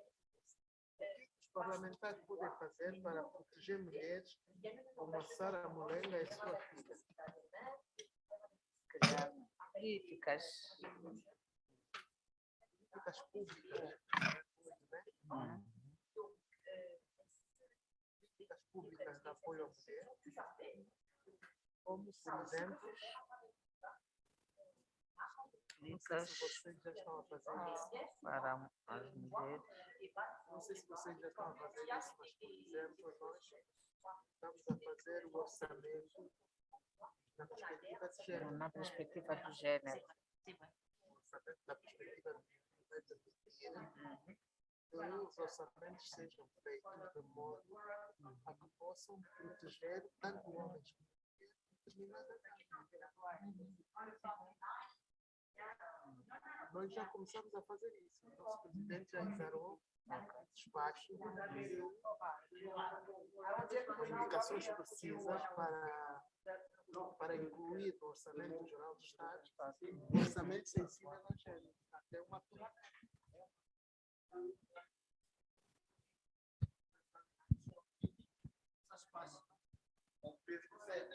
Mais est-ce qu'on arrive à écouter ça?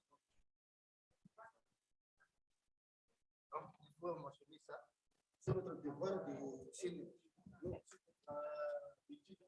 faire la critique. Mais le changement politique, ça fait autre chose. Donc, c'est ça le problème. On fait la réflexion critique pour le monde indépendant. On fait. Mais quand on décision, c'est déjà bloqué. Et la changement de législation, c'est d'accord qu'on fait pour notre problème. On a fait des propositions, toi-même tu as fait des propositions de loi. Mais je pense que ça va passer parce que je suis indépendante, je ne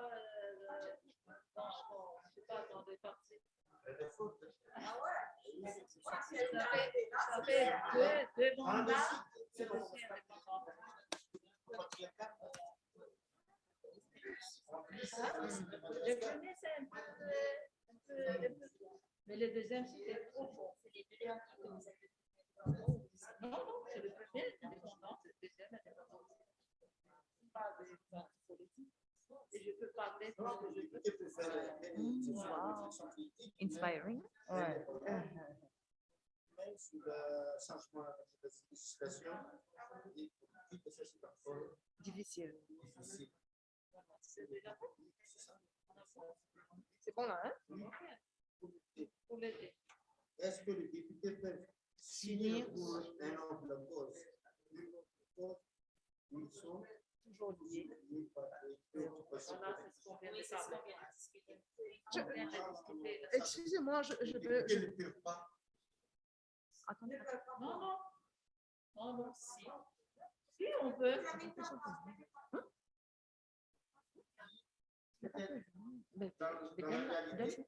C'est la préoccupation politique qui prime. C'est pourquoi je dis chacun a une sorte. Il y a certains sujets, il n'y a pas. Je suis coincée par les consignes. C'est-à-dire qu'il ne faut pas voter ça, donc ils ne votent pas ça. C'est-à-dire qu'il faut voter ça, ils votent ça. Et c'est ça dans d'autres pays, par exemple, quand le gouvernement il fait des projets de loi, ça passe quand ils sont nombreux à l'Assemblée nationale.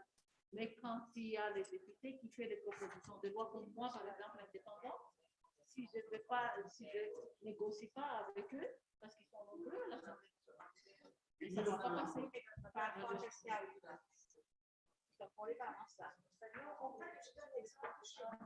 C'est comment chez vous?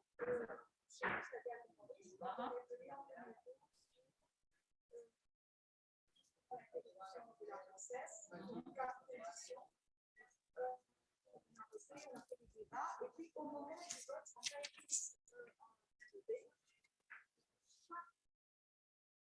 les deux côtés de la chambre, ils ont et c'était indépendant. Mais par quoi? Par des dialogues. Je peux savoir si je suis sensible.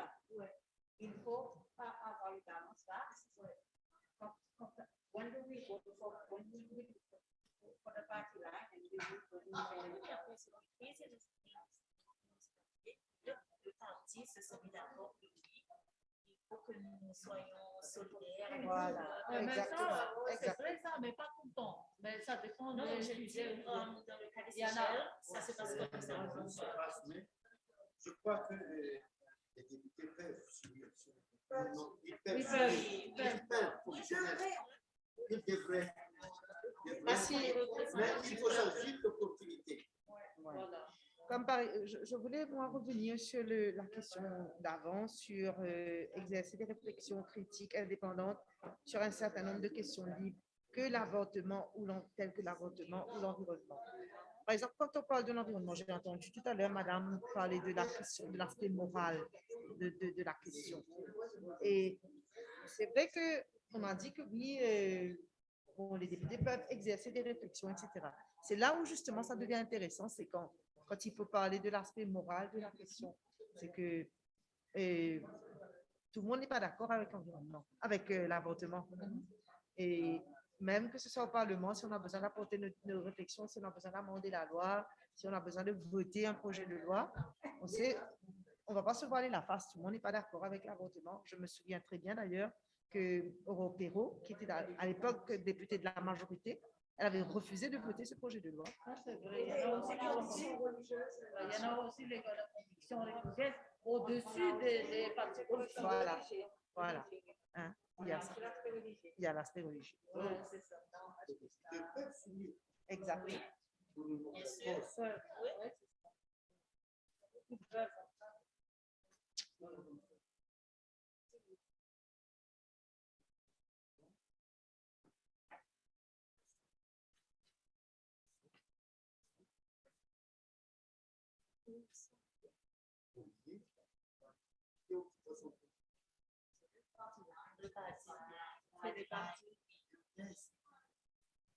Donc, il faut associer le groupe. C'est ça. Si on rentre dans la vraie réflexion, il va la connaissance de ce comportement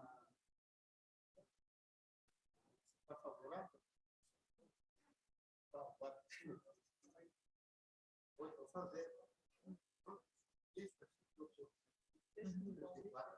Timing. Timing. Question de timing. Question de timing, ouais. Si à ce moment-là, c'est une préoccupation. C'est ça. Timing, c'est timing. Sur le début du mandat, tout le monde peut voter. Mais si à la veille des élections, c'est nous.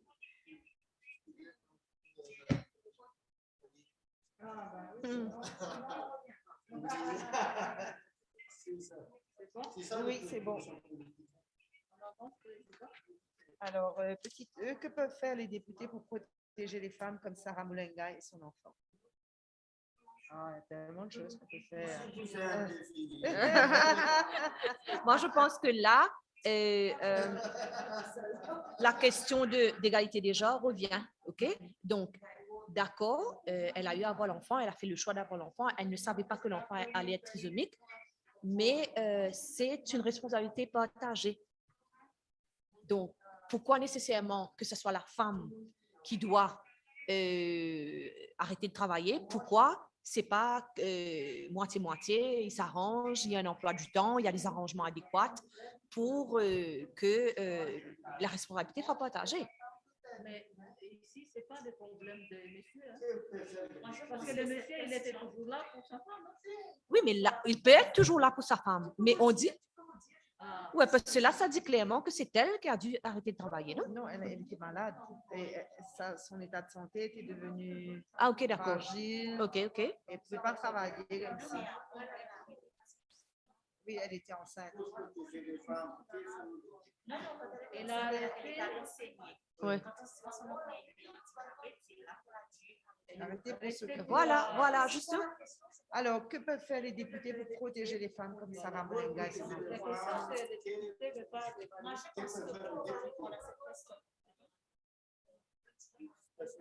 Quelle est la question? Voilà. Donc, il faut donner accès aux droits de la femme, il faut respecter les droits de la femme. Et pour les députés, nous droit à la santé. Nous pouvons porter des questions comme notre collègue Stéphanie, elle porte souvent des questions qui traitent sur l'égalité du genre, sur le bien-être de la famille et de l'enfant. Donc, ce sont des questions que nous portons souvent au Parlement et qui sont adressées au ministre de tutelle. On peut même, dans des cas comme cela, plaider pour la cause de Sarah et venir dire que voilà, il y a le cas en particulier de telle personne. Qu'est-ce qu'on peut faire pour Exactement. Servir Sarah comme exemple pour pouvoir améliorer le quotidien des autres personnes. Voilà.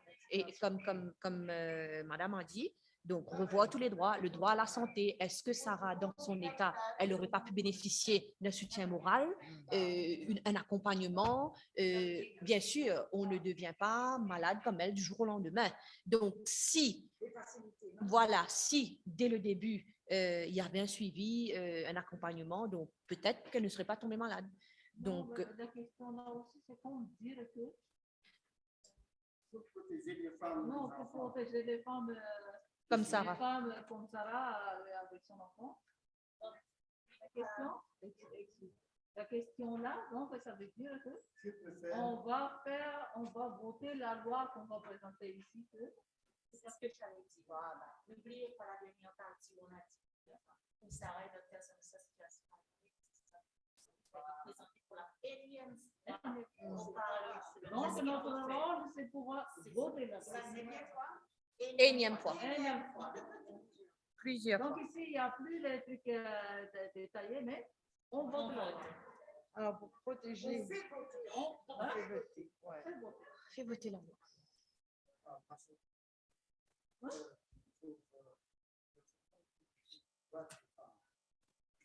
Ouais, ça, on a déjà parlé. On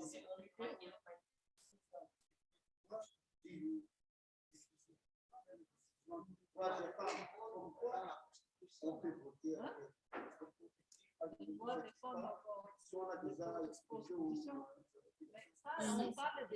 Parce qu'à la fin du jour, on est quand même des opinion leaders. Les gens nous suivent. Ouais, encore beaucoup de choses à dire par rapport à ça. C'est pas qu'à isoler les cas de Sarah là. Non, non, non. Il y a plein de cas plus pires que ça chez nous. Donc, si on va faire, c'est ça les choses qu'on doit voter. La loi à l'Assemblée nationale, c'est pas ça les cas qu'on doit voter la loi. Non. Ouais, c'est pas ça. C'est pas les trucs frustrants, ça. Les cas qu'il faut voter la loi là-bas, d'abord, il faut choisir, dans les pays développés, il faut choisir d'abord, est-ce que les parents là, ils peuvent déjà élever des enfants. Ils ont déjà le moyen pour élever des enfants. Et c'est comme ça qu'on reste toujours pauvre. C'est ça. Mais on ne peut pas dire ça. On cache ça derrière, c'est pas notre... Il y a d'autres sujets. Il y a d'autres sujets. Mais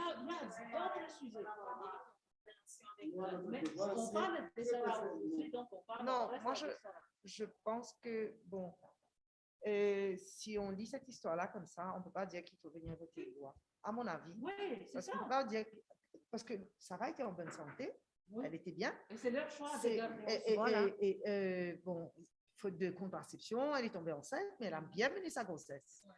Si son enfant était né bien, est-ce que ça aurait posé un problème? Tout allait bien se passer, elle serait retournée au travail. Vous êtes d'accord avec moi? Ce n'est pas les cas qu'il faut voter la loi. Non, non. Il faut choisir une autre histoire pour voter la loi. Pas l'histoire. Et maintenant, voter cette loi, est-ce que ça va empêcher, est-ce que ça ne va pas, est-ce que ça va empêcher qu'il y ait des grossesses précoces, par exemple? Moi, je pense que c'est plus... Et son enfant, c'est pourquoi, pour rejoindre ce que tu es en train de dire, c'est pourquoi je dis qu'il faut justement se réadapter, faire une préparation, revoir le droit à la santé et voir, parce que là, à aucun moment, elle dit qu'elle veut avorter de l'enfant.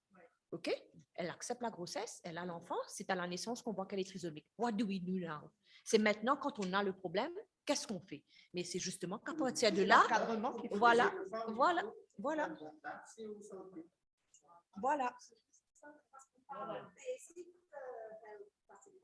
Ben oui. Voilà, bon service de santé. L'encadrement, accès aux soins. Les prisonniers aussi, si on parle des prisonniers, dans le ventre d'une maman, si elle est d'accord pour accoucher ça, je vais partager quelque chose, hein? Je vais vous partager quelque chose. Parce qu'à aucun moment,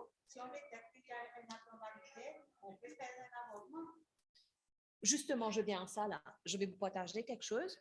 Quand là, on ne sait pas que l'enfant est trisomique. Moi, on ne savait pas.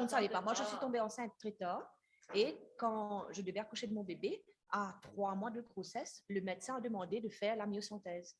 Et là, juste avant de partir, le médecin m'a demandé à mon mari et moi, avant de faire le test, est-ce que vous avez pris une décision avant de faire le test, ce que vous allez faire? Donc, c'est bien, on va faire le test. Si le test est positif ou négatif, qu'est-ce qu'on a? D'abord, il faut prendre la décision. Donc, moi, dans mon pays, à travers mon médecin, j'ai eu le choix, là, avant de faire le test, de dire, ben, OK, si l'enfant est trisomique ou l'enfant est handicapé, est-ce que je vais garder l'enfant ou pas? Donc, c'est à partir de là que je suppose qu'il faut instaurer ce genre de paramètres, instaurer ce genre de loi ou de paramètres de santé pour savoir qu'à ce moment-là, parce que moi, à 3 mois, je savais déjà que si jamais mon enfant était trisomique, qu'est-ce que j'allais faire ou pas. Mais à aucun moment... Non, peu importe. Mais on m'avait demandé de faire le test, mais j'avais le choix avant que l'enfant...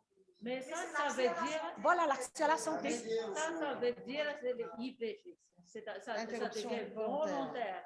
Oui, mais... pas thérapeutique. Oui. Oui, mais je veux dire, là, on avait le choix, mais là, à aucun moment, elle ne sait. Ouais. On a le choix? Oui, on a le choix. Vous avez le choix? Oui, on a le choix. Mais vous êtes déjà bien là, hein? Parce que les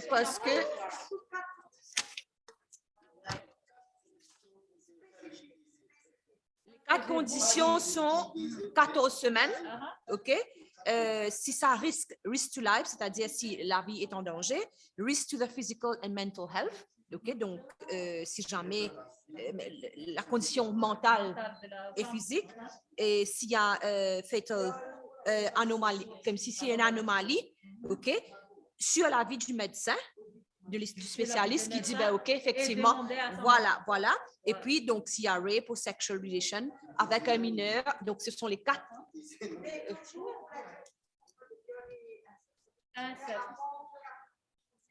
14e semaine et suite au rapport, si le rapport a été, si le rapport justement a été rapporté à la police. Donc, c'est 4 conditions claires, spécifiques. C'est pas comme si... Je vous dis une chose, hein. Le blocage de notre proposition de loi actuellement, je vous dis, c'est l'inceste, viol et inceste. Ils ont dit que si, vol et inceste, ça veut dire qu'ils ont dit que c'est involontaire, ça. Parce qu'il faut protéger aussi les fœtus. Les malades mentales de la femme qui va porter ça, déjà, elle est violée, mais elle va porter aussi ça sur quoi? On va donner les choses à la femme.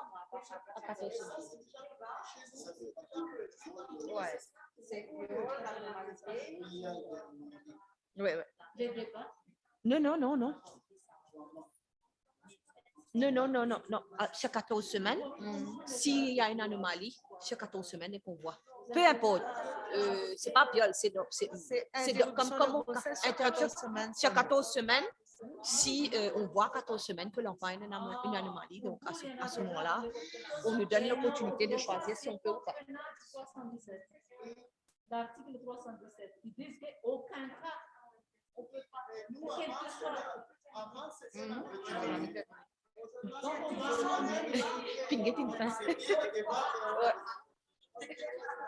Mais quand on a fini ça, qu'est-ce qui se passe là? On va manger? Donc, on a fini pour vous? Non, on doit terminer. Moi, je voulais juste ajouter quelque chose juste avant de terminer. À Maurice, la majorité de cas d'interruption volontaire de grossesse se passe quand il y a un viol, la plupart du temps, sur 14 semaines.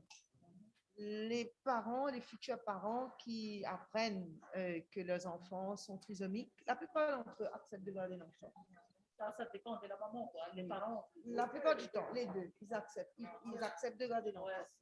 C'est dans certains cas. Si c'est vraiment que l'enfant va naître avec un handicap extrême, vraiment. Mais c'est avant les 14 semaines. Avant les 14 semaines. Ce qui se passe, c'est que chez nous, à Maurice, il y a beaucoup d'avortements illégaux. Beaucoup. Ça, il y en a. Oui, beaucoup d'avortements illégaux. Et avec des braconniers qui font ça chez eux, etc. Mais dans les coins de rue. Une question, parce que chacun le coutume ou quelque chose comme ça chez nous dans notre pays. Si on vous demande, vous, députés, personnellement, comme moi, si on nous demande que est-ce que vous voulez faire comme la France déjà c'est 14 mois, ils ont demandé 24 mois la dernière fois, mais c'était rejeté par le Sénat.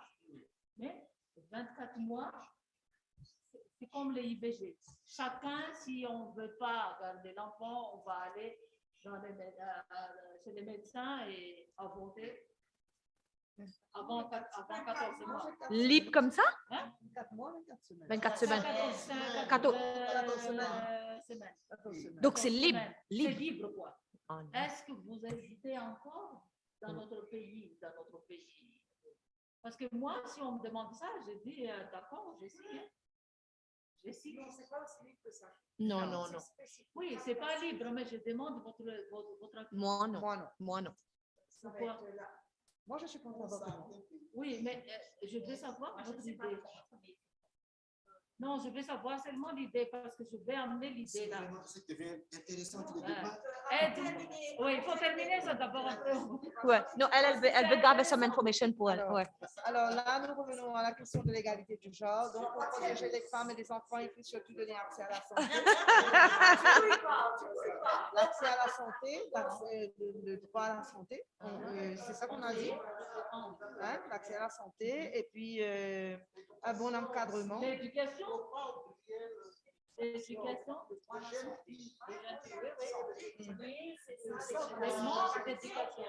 L'accès à la santé de qualité. Ouais. Droit à la santé de qualité. Adéquate, plutôt appropriée. Ouais. Un bon encadrement médical et psychologique.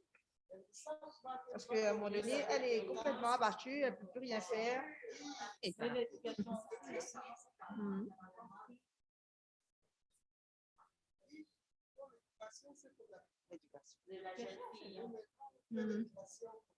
Et ça, on ne discute pas chez nous dans le foyer, parce que c'est l'histoire tabou.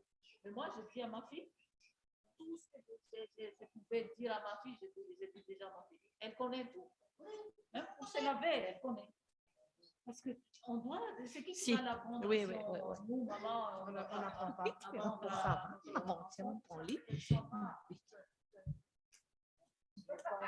Ouais. Allez, oui, elle voulait avoir notre avis sur un. Oui, mais on va finir quand c'est fini. Mais si je prends ça, là, je ne serais pas que pour Maurice, alors qu'il y a des autres pays aussi. Si, enfin. Non, quand je vais faire le... Tu peux dire par exemple. Donc, parce que quand tu dis... Ouais. Donc, parce que c'est bien de partager ça. OK? Donc, et quand tu vas discuter ça, quand tu vas faire les rapports de ça, il faut rajouter un peu l'explication qu'on a discutée. Voilà. Il faut aussi voir comment est-ce qu'on peut lobby. Parce que là, la loi là, qui est venue au Parlement, c'est pas passé par 4 parce qu'on a besoin des tiers. Mais il faut voir aussi comment on peut lobby les autres membres Parlement là, pour que quand la loi revient au Parlement, qu'ils supportent la loi. Et en supportant ça, ça va aider. C'est ça qu'on appelle le petit. Ça va aider. Si chacun dit oui, non, et celui qui a dit non, il faut s'en responsabiliser. Dans sa carrière. Oui, c'est ça. Parce que les gens, ils regardent. Oui, ça c'est vrai. Parce que même si on dit pour Maurice, on a le soir, c'est à 14 semaines, on a il y a quelques complications, on peut faire la loi. Mais si on n'a pas la loi, et si le Parlement n'a pas passé la loi, ça va vous la faire, c'est pas pour la peine. Parce que même si la femme là vient avec la grossesse qui a des problèmes là, elle veut faire l'avortement, et si on n'a pas la loi, elle ne peut pas. C'est là qu'à ce moment-là, enfin chez nous, je pense que la loi a été votée chez nous. Il y a ça maintenant qui est légal, qui est légiféré. Mais beaucoup de personnes ne veulent même pas aller savoir qu'est-ce que la loi dit. Quand il y a un problème qui arrive, une fille qui tombe enceinte, jeune, majeure, mineure souvent, ils préfèrent aller le faire de manière illégale. alors qu'il y a une loi qui les protège. Parce qu'ils mettent leur santé en danger, là, aller chez des amateurs pour faire un avortement, alors qu'il y a une loi qui existe déjà. Voilà. Ça aussi, c'est la honte. Hein. C'est la honte aussi de ne pas aller officiellement dans les... C'est ça. C'est l'éducation.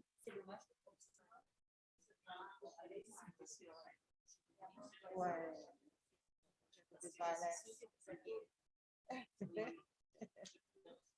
Ah ben oui, c'est sûr, on est tout le temps du côté des femmes, nous.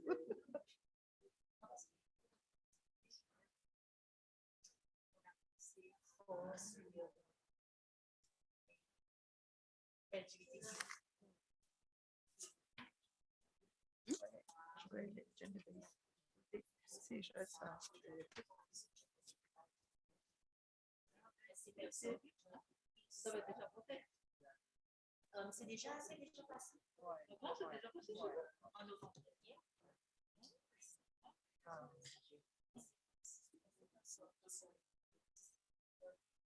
Les plus victimes, les plus grandes victimes. Les autres qui n'ont pas accepté. Ouais. Moi, j'ai commenté l'expérience.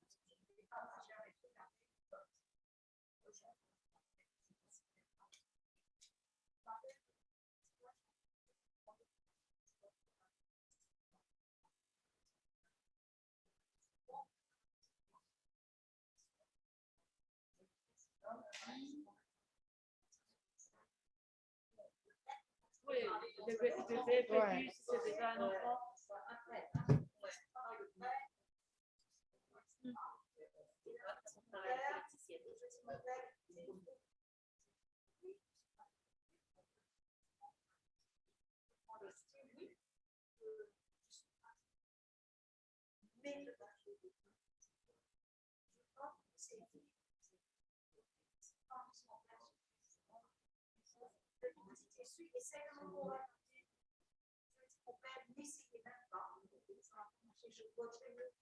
En tant que femme, Et puis après, moi, je fais la messe.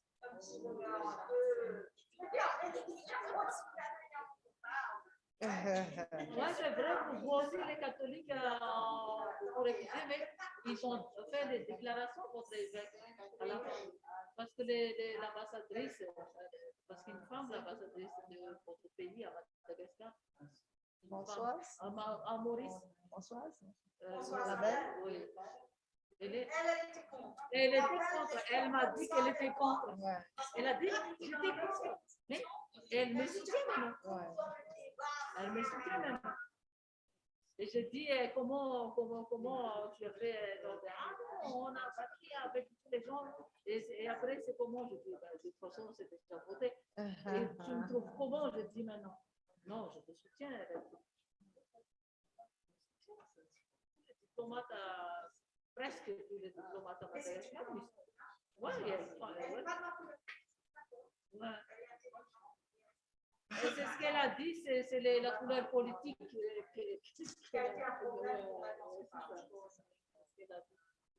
mais les sujets là, c'est vraiment sujet. On va manger? Rien? Non, rien. Peut-être. Non, ça va.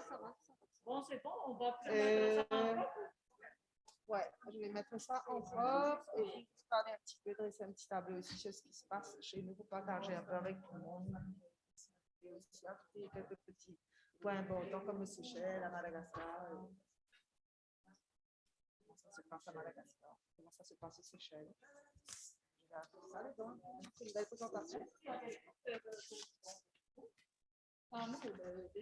Quels sont les dispositifs à la voiture? Excuse me, sir.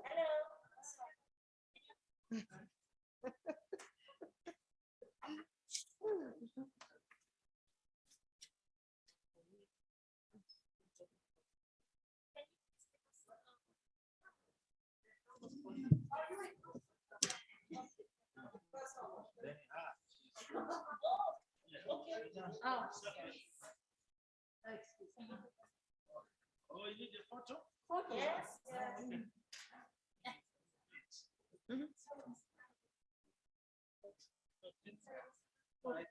Viens là. Viens là. Viens, oui, oui. Viens là, viens près en nous.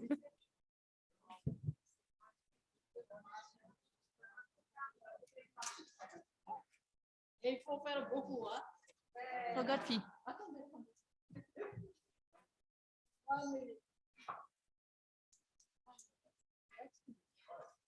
C'est bien. Du côté là. Mon bijou. Je viens de mettre mon bijou. Ça, c'est des femmes. C'est ok, on regarde là-bas. C'est à vous de Oui, oui. Yes.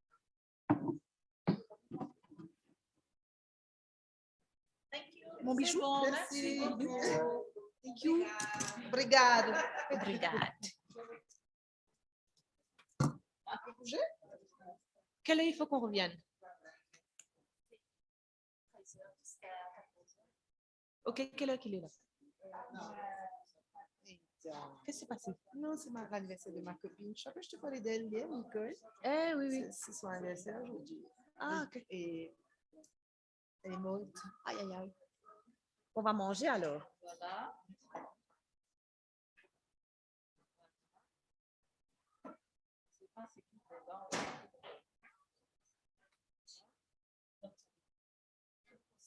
Oui, mais je vais prendre votre numéro. Tu m'envoies? Voilà. Au revoir. Au revoir, au revoir, au revoir.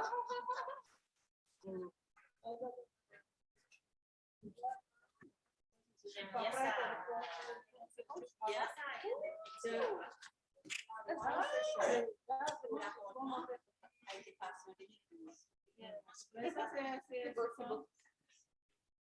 Can I have a look?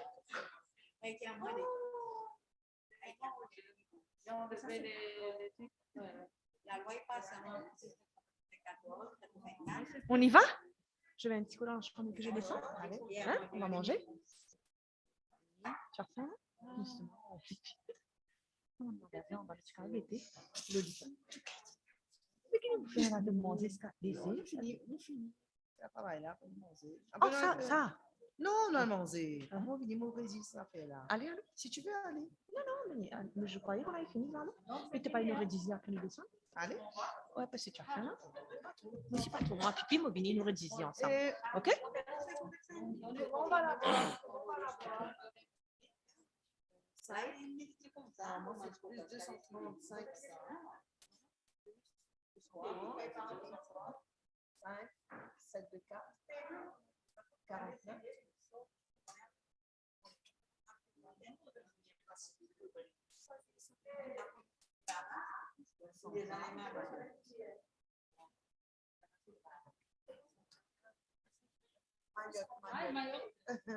C'est mon nom. Hein? Quand je dis que je m'appelle Mayotte, on me dit c'est une blague, tu ne veux pas t'appeler Mayotte. Je dis, mais si, je m'appelle Mayotte.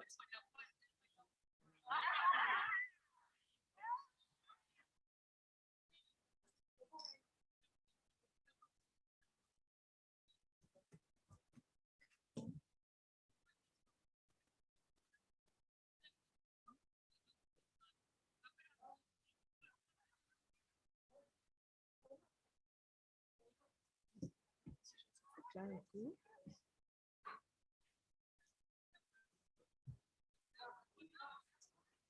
Ouais.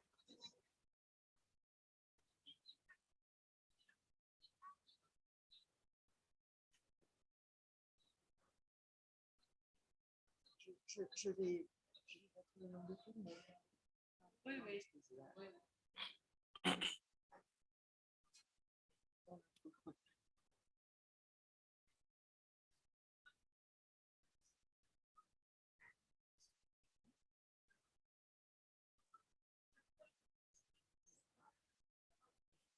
Je rédige le truc, après je viens, parce que je viens de grignoter là. Je rédige, après comme ça, je m'en sois tranquille. Vous voulez, c'est préférable? Vous voulez ou bien en anglais? C'est comme vous voulez. Hein? Dans le lecteur. Allez.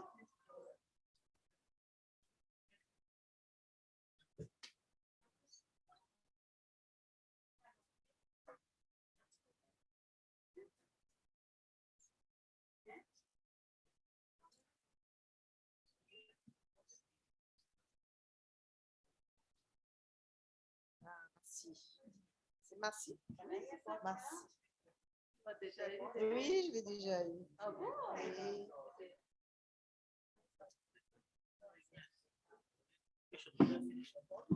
We have finished. Donc, c'est au droit de choisir, mais c'est en droit de moi.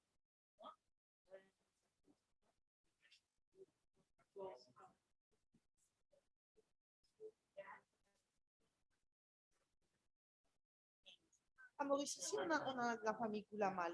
Oui, oui. Non? Oui, oui. Là, notre vie, à Maurice, on a déjà fait vacances chez eux. Ils ont des hôtels, je pense, des flaques. C'est dans Flac.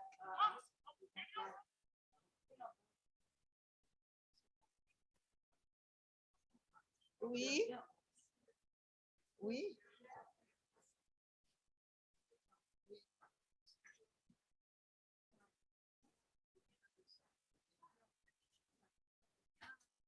Oui, oui, oui, oui, oui.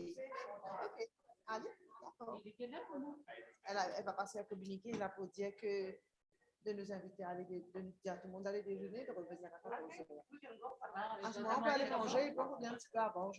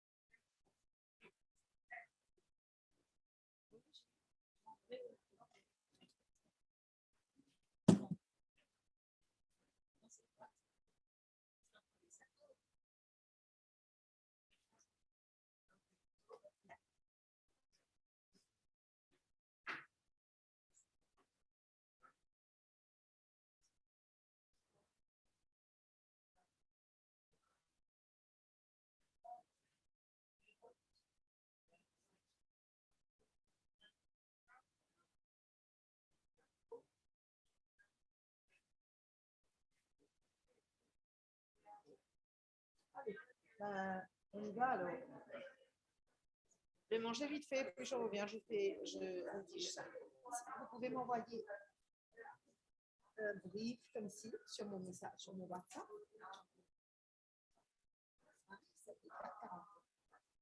Un petit brief sur ce que la loi dit à là, sur ce que la loi dit aussi.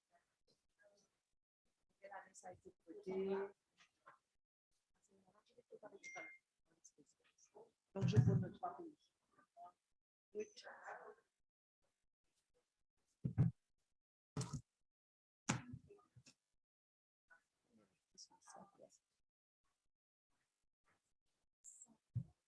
Sandra. Mayotte.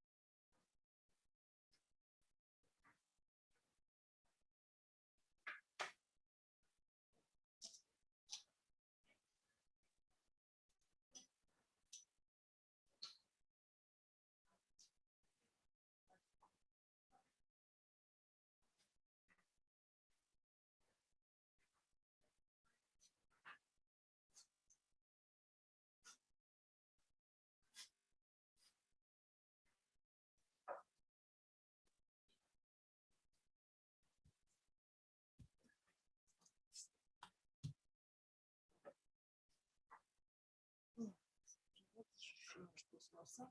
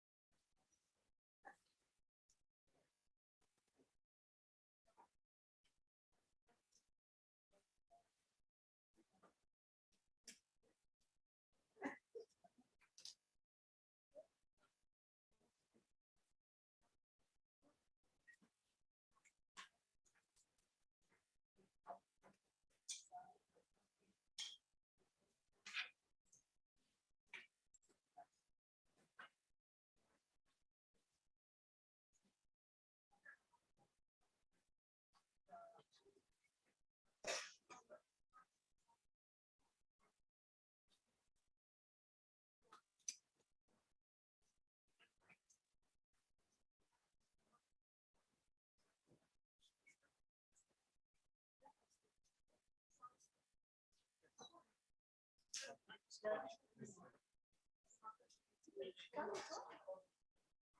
arrive.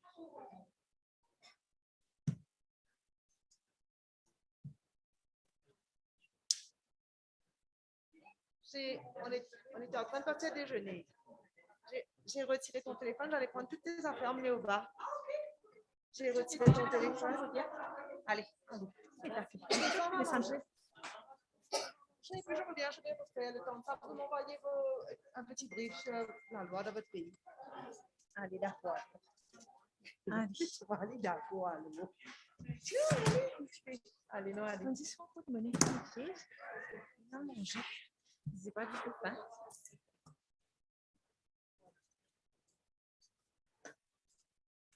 On voit ça dans les dents.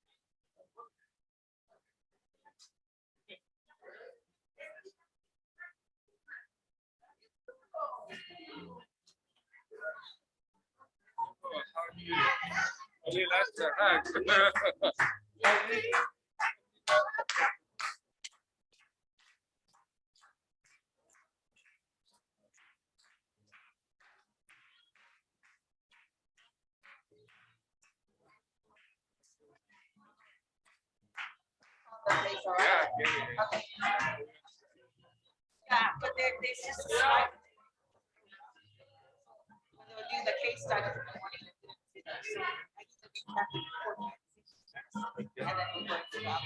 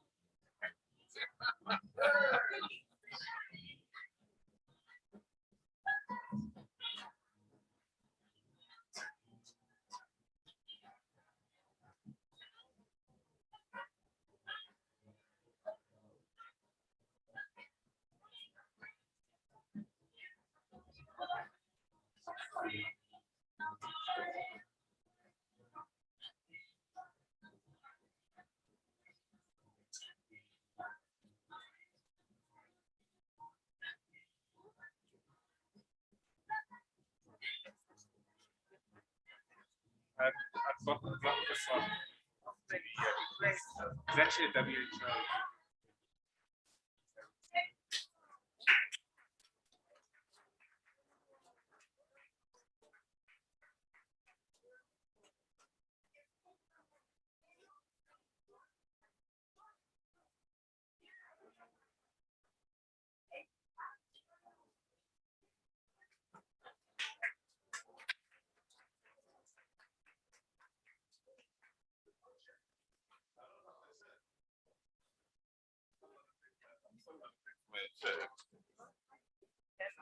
I had to collect one from the other side. Oh, you did that? Yeah, it looks like some other people. They left them aside.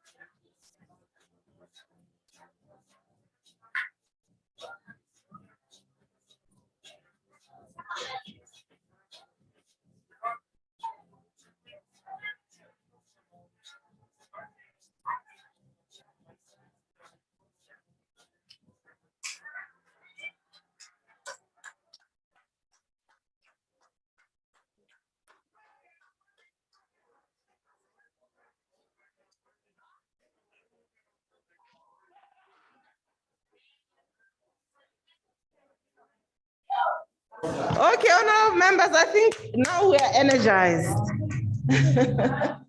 Okay, I think we are back. We are back. All right, thank you so much for that energizer. Honorable members, I believe we are back from group work. I believe we are back from group work now. Is there any group that requires further engagement? Or we may proceed with the presentations and plenary? We proceed. Do we have all the chairpersons here and the presenters? Because I will usher in for each group. The committee clerk that was dealing with that particular group will come briefly and then usher in the members so that they are able to indicate and exhaust all the members in case there's any intervention in the process. We may not be as familiar with who was in the group at a particular time. So with that, which group is ready to start? I hope they've deposited their presentations for reflection on the screen. How was the group work, honorable members? It was good, yes.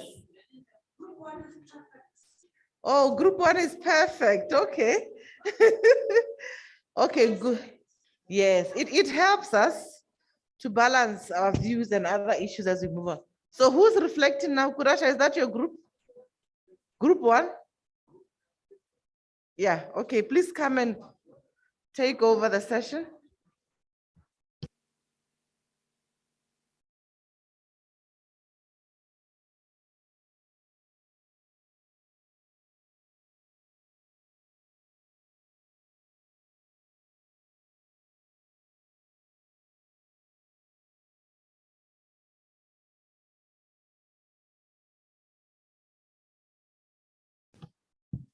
Good afternoon, honorable members. Good afternoon, Secretary General, colleagues, ladies and gentlemen.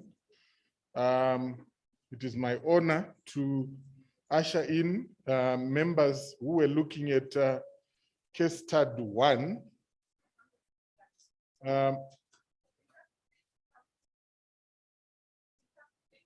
Bernadette, can we project as interpretation is also being confirmed?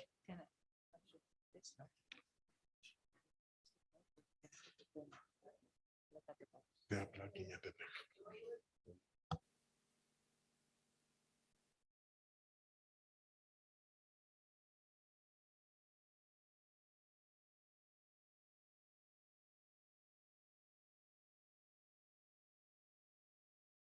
back. Please put it to presentation, a PowerPoint presentation, so that members are able to see better. Yes, slideshow.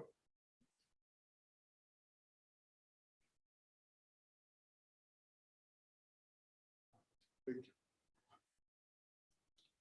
So the group was chaired by Honorable Kwaramba. Thank you very much, SG. I always forget to mention my name. My name is Shaunen Kurasha. I am the program manager for democracy and governance at the SADC PF Secretariat. I was assisting with rapporteuring, but the group was chaired by Honorable Kwaramba from Zimbabwe, and Honorable Bistock is the rapporteur and is going to present. We were looking at case study number 1, the duty of Parliament to protect citizens proprio motu, on their own accord. It is my pleasure to hand over to the rapporteur to present. Over to you, ma'am. Thank you, Mr. Kurasha. Good afternoon, all members. I hope you have a wonderful lunch. And I should like to thank the group and the leadership of our chairperson for a very fruitful debate that we had on case study 1. As mentioned by Mr. Kurasha, my name is Rosie Bistoke. I'm from the Republic of Seychelles. So the case study 1 was supposed to read like the duty of the parliament to protect citizens from pro-Rio motu. So the questions, I will just read the question through that were asked following the reading of the case study. The questions are as follows. What are the social and human rights issues that are portrayed in the case, especially this case number 1? What is the role of the parliamentarians where public sentiment and human rights issues collide? Number 3, do MPs have a role to play in dispelling taboos and myths relating to termination of pregnancy? The other one was, what can MPs do to assist citizens in Pamela's situation? The 5th one is, can MPs take particular themes such as abortion for action for Prio Muntu, that is, by themselves, or should they toe the party line? The other one was, can coalitions for safe abortion laws be forced across party lines to bring forward positive law reform? And the last one was, do male MPs have a role to play in abortion debate and how they can contribute? So the issues, as I mentioned beforehand, for question 1 was, what are the social and human rights issues that are portrayed in this case? So we try to discuss and mitigate for different areas, and in relations to social issues, human rights issues, in relations to Pamela's case. One, the social issues are culturally based, which means that in certain cultures, they have to respect the culture of that particular country or that particular state. And again, traditional, whereby all countries, they have their traditions, which has to follow suit with whatever activities they're involved into. And of course, religious practices. The other one is socio-economic issues, including vulnerability of young girls. So we all know that a young girl like Pamela, she's still young, 16 years, she's not even employed. And of course, she was staying under the parents' roof, and she was not working. Even the boyfriend has left her. She was not supporting her, especially young girls, which is find themselves very vulnerable into this kind of situation. And of course, being pregnant at such young age and not married, it is a stigma within that particular society or in that particular states, which brings discriminations amongst the peer. Human rights issues, right to equality, the right to equal protection before the law, and benefit of lawful and equal enjoyment of all rights and freedoms. So when we talk about the right to life, the right to live, most of our constitutions are enshrined into, and even the rights to freedom, the right of speech, and relations to legislative and other measures must be taken to protect or advance equality and eliminate unfair discrimination that state and the natural and juristic persons. So it is there already. But in the case of Pamela, even if she did not talk the stories to her parents, to her peers, but she felt probably that she was being discriminated into. Right to human dignity. Every one of us, we have the right to human dignity, to be dignified. Everyone has inherent dignity and the right to have their dignity respected and protected at all times, especially into any particular states that being culturally based, based on your particular countries, of course. The right to information, do they have rights to information? Yes or no? Pamela had the right to information on sexual education at school, right to live, right to life. Everyone has a right to life, as I mentioned, right to bodily autonomy and integrity, psychological integrity and security of a person. Are they being respected? Everyone has a right to bodily and psychological integrity, which includes the right to make decisions, personal decisions concerning reproduction, to security in and control over their bodies, and not to be subjected to medical or scientific experiments without their informed consent. Even if it is that person is young, still young, not even an adult, their rights have to be respected. The right to health, everyone has a right to have access to healthcare services, including, of course, sexual and reproductive health services and care, like contraceptives and tests and so on. But at the same time, we have our constitutions that sometimes it does not permit for us to have the total access to those services. Right to education, everyone has a right to a basic education, including adult basic education, and to further education, which the state, through reasonable measures, must make progressively available, and it should be accessible as well. So the second question was, what is the role of parliamentarians where public sentiment and human rights issues collides? One, MPs must be sensitized. That's what we discussed. They should be capacitated. Once they are sensitized, they will be in a better position. They will be empowered about human rights for them to be enabled to promote and protect human rights, including through budgetary allocations for different MDAs and legislative reviews. Once they are capacitated, then the second one, they will be able to advocate for community engagement, for sensitization and awareness. So it has to roll over from the parliamentarians to the general public, to the community. It's a difficult task for MPs. It's a difficult task, but MPs must fight for constitutional alignment with human rights in order to make it possible for realizations of the rights. It's true, like different countries, they have different aspects of putting things into perspective based on their culture, religion, and of course. And the other one is MPs must provide political leadership. MPs must be champions based on their knowledge and role as representatives of communities through targeted intervention for men, women, community leaders as well. So since they are political leaders, they should be able, once they are empowered, capacitated, to be the champions of this particular issue for targeted intervention. Advocate for research and evidence-based approach to policy formulation on unsafe abortion.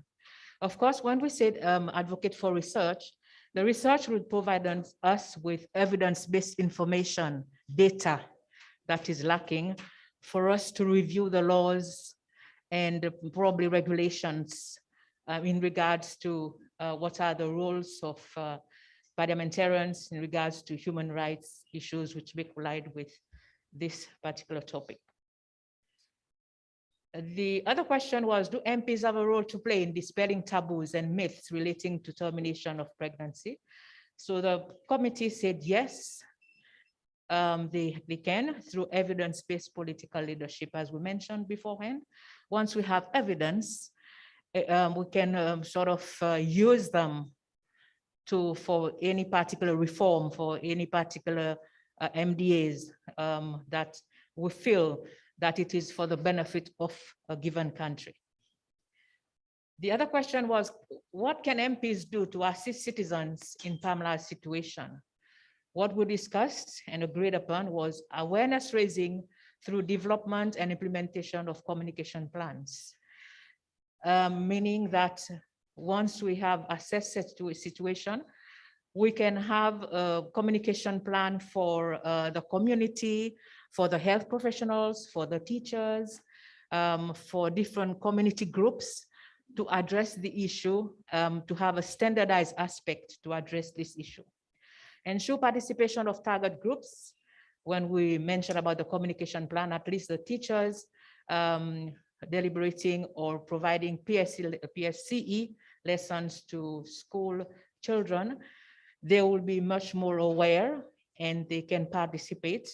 And at the same time, health workers providing services and care to the young people in the case of Pamela. Number 3, measures to minimize stigmatization, especially open choice of schools for returning girls. We discussed about on this issue because there are some countries like Seychelles, we have a return to school policy under the Ministry of Education. And girls who are pregnant, they can go back to school once they've completed the maternity leave. And In fact, because there is that sort of component of regionalization whereby they go to school within their communities. For the girls who are pregnant and need to go back to school, they have a choice to go into that particular region where they started the school or where they left before the pregnancy, or they can choose other district to go to the schools, so that it's sort of reduced stigmatization. But for us, we've gone so far, more than 20 years now, and most of the girls are going back to their own schools, feeling very comfortable with their peers. They can discuss the issues, and probably this one aspect where we can work upon to minimize the stigmatization. Prioritize the dissemination of sexual reproductive health issues in constituency engagement using the case study, and advocate for action. So this is what we discussed about, especially when it comes to constituencies. They know us, we know them, and they have trust in us, they trust us. So we can disseminate sexual reproductive health issues in relations to engage everybody, so that we can speak the same language to parents, to teachers, community leaders, and so on, even men group, boys as well. Advocate the establishment of relevant parliamentary committee and use it to ensure sustained engagement on sexual reproductive health and rights. In most parliaments, we have different caucus groups. We have the women's group, we have the sexual reproductive health groups, even others. So we can sort of come together so that the different caucus can speak one language to advocate for, to ensure there is a sustainable engagement on that particular issue. We speak the same language. The other question, can MPs take particular themes, such as abortion for action, proprio motu, that is by themselves, or should they toe the party line? As per our discussion, we came out with yes, they can take action through the use of evidence, and they can use that evidence as benchmark to see where they are once we have done the research, or we have the evidence, we have the data on different aspects of sexual reproductive health. We can use that as a baseline for us to roll over programs or services and see how it moves ahead. And at the same time, we can evaluate it at a certain time, say after 2 years, 3 years, to see whether we have improved the situation. The other one is taking advantages of windows of opportunities in party caucuses, media engagement, and question time. And this, it was in particular using the windows opportunities that may present to us. The one particular country which says that once she's out from this forum, she goes back to her country, and she feels that she can go on the media, discuss what has been the agenda discussed here, and bring back to your country, at least disseminate the information. It will sort of give a thinking cap for our constituencies or our native people. And at the same time, we were thinking that there are different themes that arose nationally, internationally. Especially we have the Safe Abortion Week, which is, I think it's around September. We have the HIV/AIDS, we have Fertility Week, which is end of the year, mostly end of the year. So we can use those medium, we can use those windows for us to propagate or even implement certain campaigns in our country to disseminate information, to let people know what it entails in terms of sexual reproductive health and rights, especially to the young girls.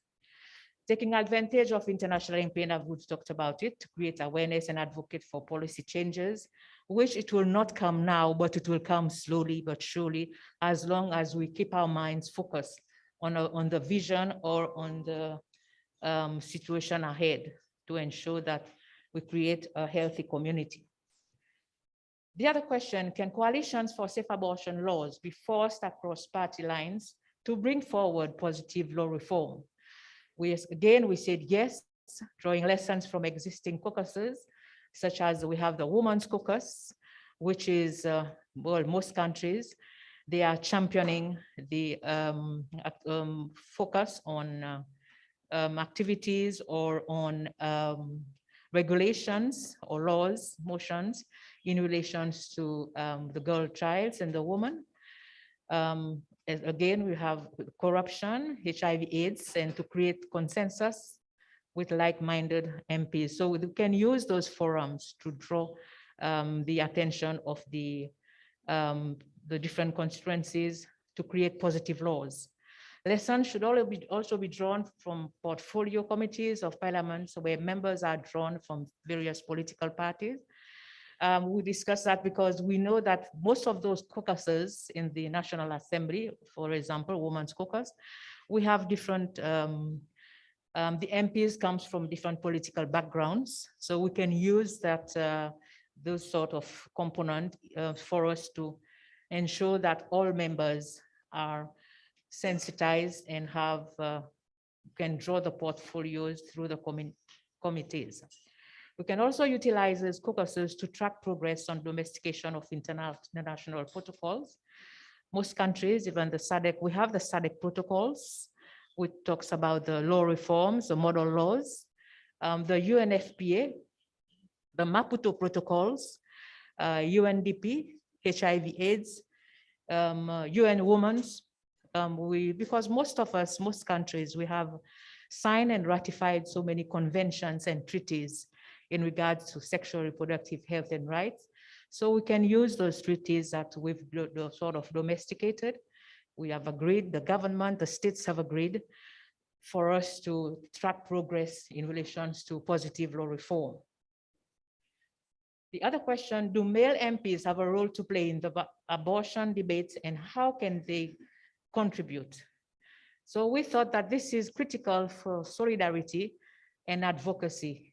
It will add more weight to the current situation, more so that the men hold more political positions and are also perpetrators, even in the situation of Pamela. It takes two to tango, we all know that. And we say as well, use a thief to catch a thief. Being champions and seizing every window of opportunity, including in parliament communities.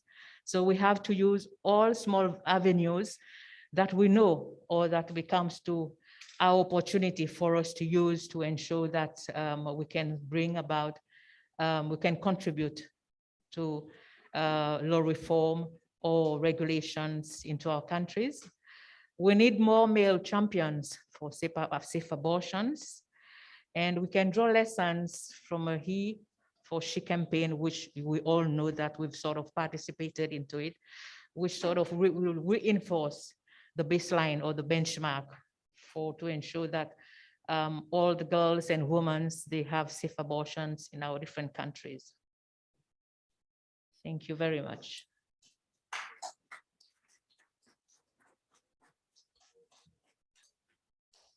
Merci beaucoup, obrigado.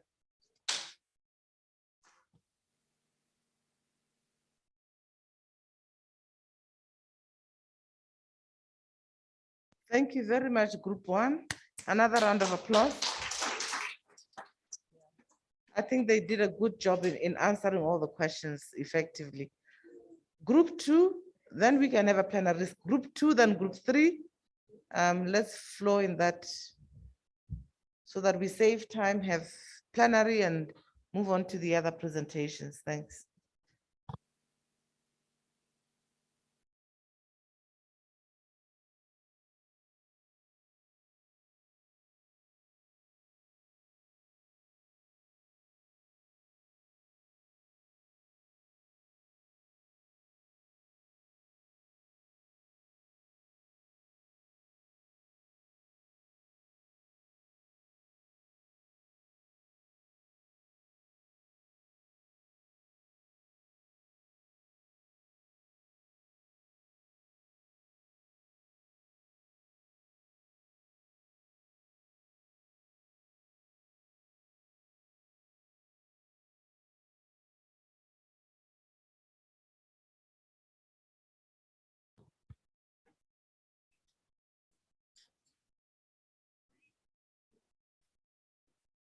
Two or three?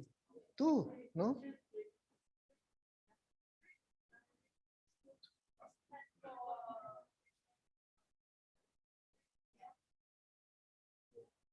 Your group 2. With 3, no? With Seychelles.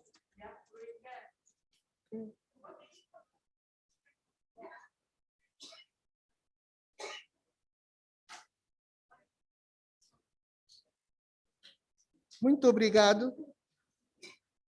Nós fizemos o trabalho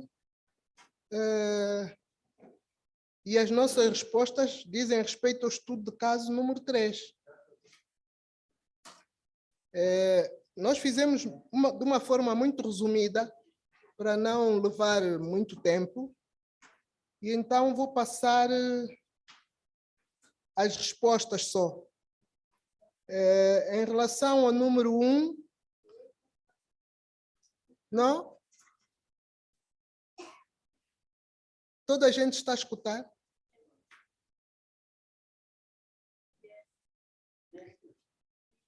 Em relação ao primeiro ponto, nós dizemos que o que aconteceu a Sara Mulenga foi, da parte dela, a falta de conhecimentos sobre a matéria da gravidez, foi a falta de diálogo com a família e foi a fragilidade ou inexistência de leis que a protegessem.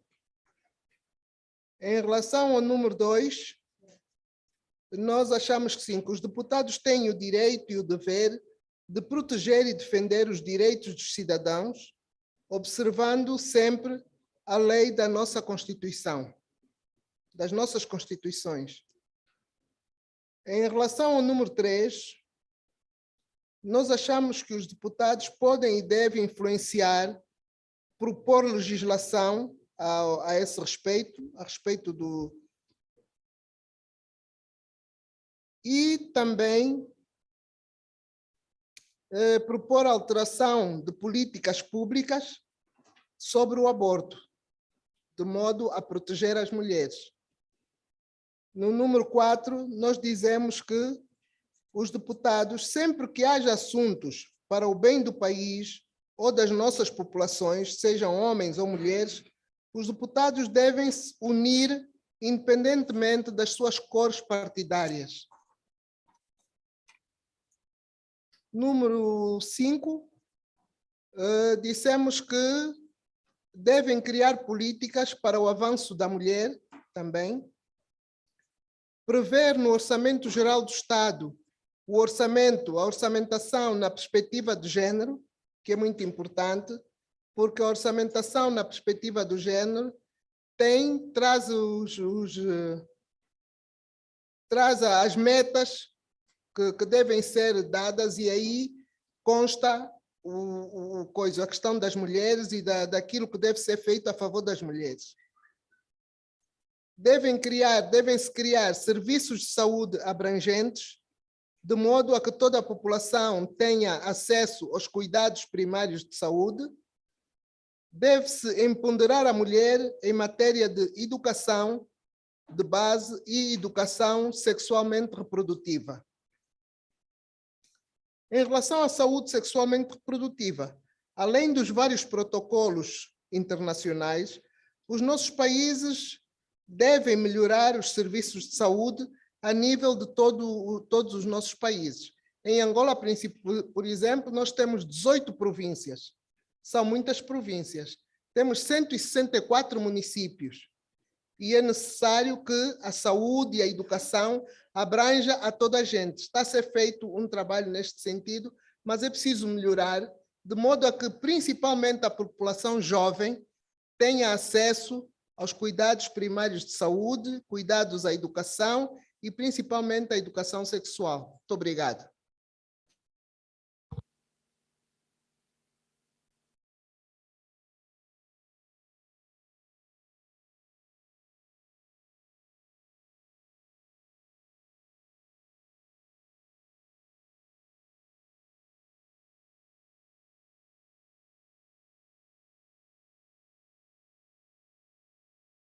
Thank you very much, Angola and Mozambique. Vital statistics have been shared, and I think that's important when you look at evidence and looking at this particular issue, also the footprint in the country, the number of districts, and many other issues. I think that was quite relevant information. Is it now Seychelles? And I want to finish this segment. It's now Seychelles and Madagascar, is it? And Mauritius. Okay, could we have that presentation because it's one segment? Then after this, we go back to group 3. Okay, thank you.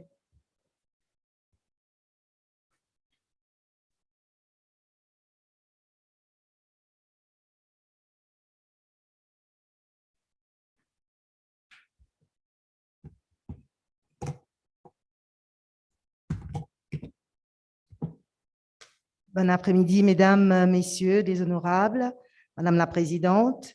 Alors, je voudrais d'abord vous remercier d'avoir eu la brillante idée de réunir les îles de l'océan Indien pour ce partage.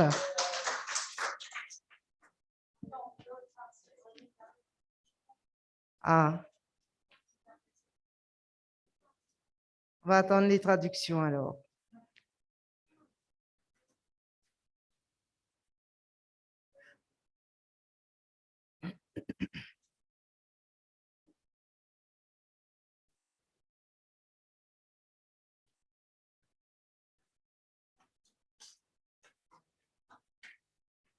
C'est bon?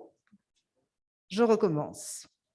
Je voudrais d'abord remercier Madame la Présidente d'avoir réuni ces îles de l'océan Indien. D'ailleurs, nous sommes déjà unis par le cœur car nous sommes des frères et sœurs de cette région du monde, de par notre belle amitié et fraternité qui nous réunit depuis de très, très nombreuses années maintenant. Alors aujourd'hui, venir aborder un sujet aussi délicat que l'avortement dans cette assemblée, c'est tout autant un privilège, mais aussi une occasion d'apporter certaines réflexions. Une chose que nous retenons de ce petit moment de discussion entre les îles, c'est-à-dire Maurice, les Seychelles et Madagascar, c'est que nous avons beaucoup de points communs. Déjà, il faut savoir que dans les îles, la mentalité est presque la même dans les îles de l'océan Indien. Il y a bien sûr beaucoup de sensibilité, il y a des sujets qui restent encore tabous, il y a d'autres qui sont plus faciles à aborder, que ce soit dans la société comme au sein des hémicycles du Parlement, que ce soit à la Réunion, aux Seychelles, Madagascar et Maurice. Alors, nous avons, aujourd'hui étudié l'étude du cas 3. L'étude du cas 3 nous parle de la politique parlementaire en matière d'avortement. Est-ce une mythe ou une réalité? Alors, les titres des nouvelles qui racontent l'histoire d'une mère courageuse qui sacrifie sa vie pour sauver une grossesse vouée à l'échec. Son histoire est rapportée dans la presse. C'est une jeune fille qui était promise un bel avenir, mais qui voit un jour sa vie basculer puisqu'elle tombe enceinte de son compagnon. Les deux avaient prévu plutôt de devenir de grandes personnes dans leur village et elle rêvait de devenir astrophysicienne et son époux également aspirait à une place importante dans la société. Malheureusement, cette demoiselle est tombée enceinte, une grossesse à laquelle elle ne s'attendait pas, mais qui ne représentait absolument aucun problème pour son couple, jusqu'à la naissance de cet enfant où le médecin lui annonce que l'enfant en question est un enfant trisomique. Vous savez que quand on est jeune, on est maman et qu'on accouche d'un enfant, entre guillemets, sans aucun problème, c'est déjà beaucoup de travail, c'est déjà beaucoup de responsabilités. Maintenant, accoucher d'un enfant trisomique, c'est encore beaucoup plus de responsabilités, de sacrifices et de peine, que ce soit pour elle, pour son époux. Donc, quand on parle de sacrifice, elle va tout sacrifier, elle va tout laisser tomber pour se consacrer entièrement à son enfant. D'où la question, la politique parlementaire en matière d'avortement, est-ce une mythe ou une réalité? Quel est le rôle des parlementaires dans des cas comme le cas de Sarah Moulenga, de son mari Tom Moulenga et de leur enfant trisomique. Une série de questions que nous avons apportées sur cette table de discussion avec les Seychelles, Madagascar et Maurice. Et dans notre groupe de discussion, nous avons commencé d'abord par faire un constat de la situation dans nos îles respectives. Je vous parle de la situation légale existante dans nos États respectifs. L'honorable Kelly Saminadin des Seychelles nous a indiqué que la loi sur l'avortement aux Seychelles a été implémentée en 1994 et a été révisée en 2012. Et il y a eu des propositions suivantes qui ont été faites. Donc, un gynécologue peut mettre fin à une grossesse dépendant de l'état de santé de la future maman. Si la continuité de la grossesse pose problème ou s'il y a un risque substantiel sur la santé du bébé, eh bien, l'interruption de grossesse est tolérée.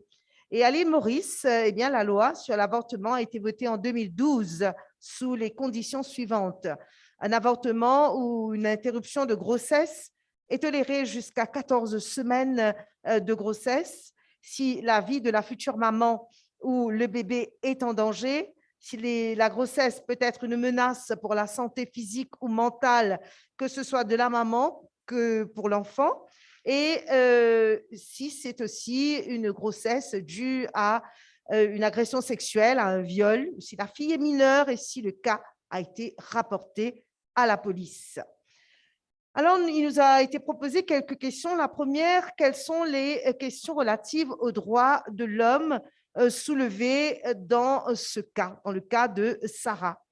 Effectivement, il est beaucoup question de droits de l'homme dans le cas de Sarah. Et dans notre groupe de discussion, eh bien, les députés de Madagascar, des Seychelles et de Maurice sont unanimes que les questions relatives aux droits de l'homme dans le cas de Sarah sont d'abord le droit à un bon service de santé.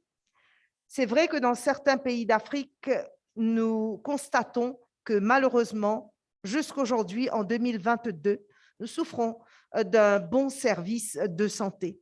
Et nous nous disons que si Sarah avait eu droit à un bon service de santé, elle aurait peut-être su à l'avance qu'elle attendait un enfant qui naîtrait avec des problèmes de santé. Elle n'aurait peut-être pas perdu cet enfant à seulement 3 mois de sa naissance, car un enfant trisomique peut vivre très longtemps. Elle aurait eu peut-être un encadrement psychologique, puisque dans cet état, dans cette situation, c'était difficile pour elle de gérer et sa situation professionnelle, sa grossesse, son accouchement, ensuite un enfant qui ne jouit pas d'une bonne santé.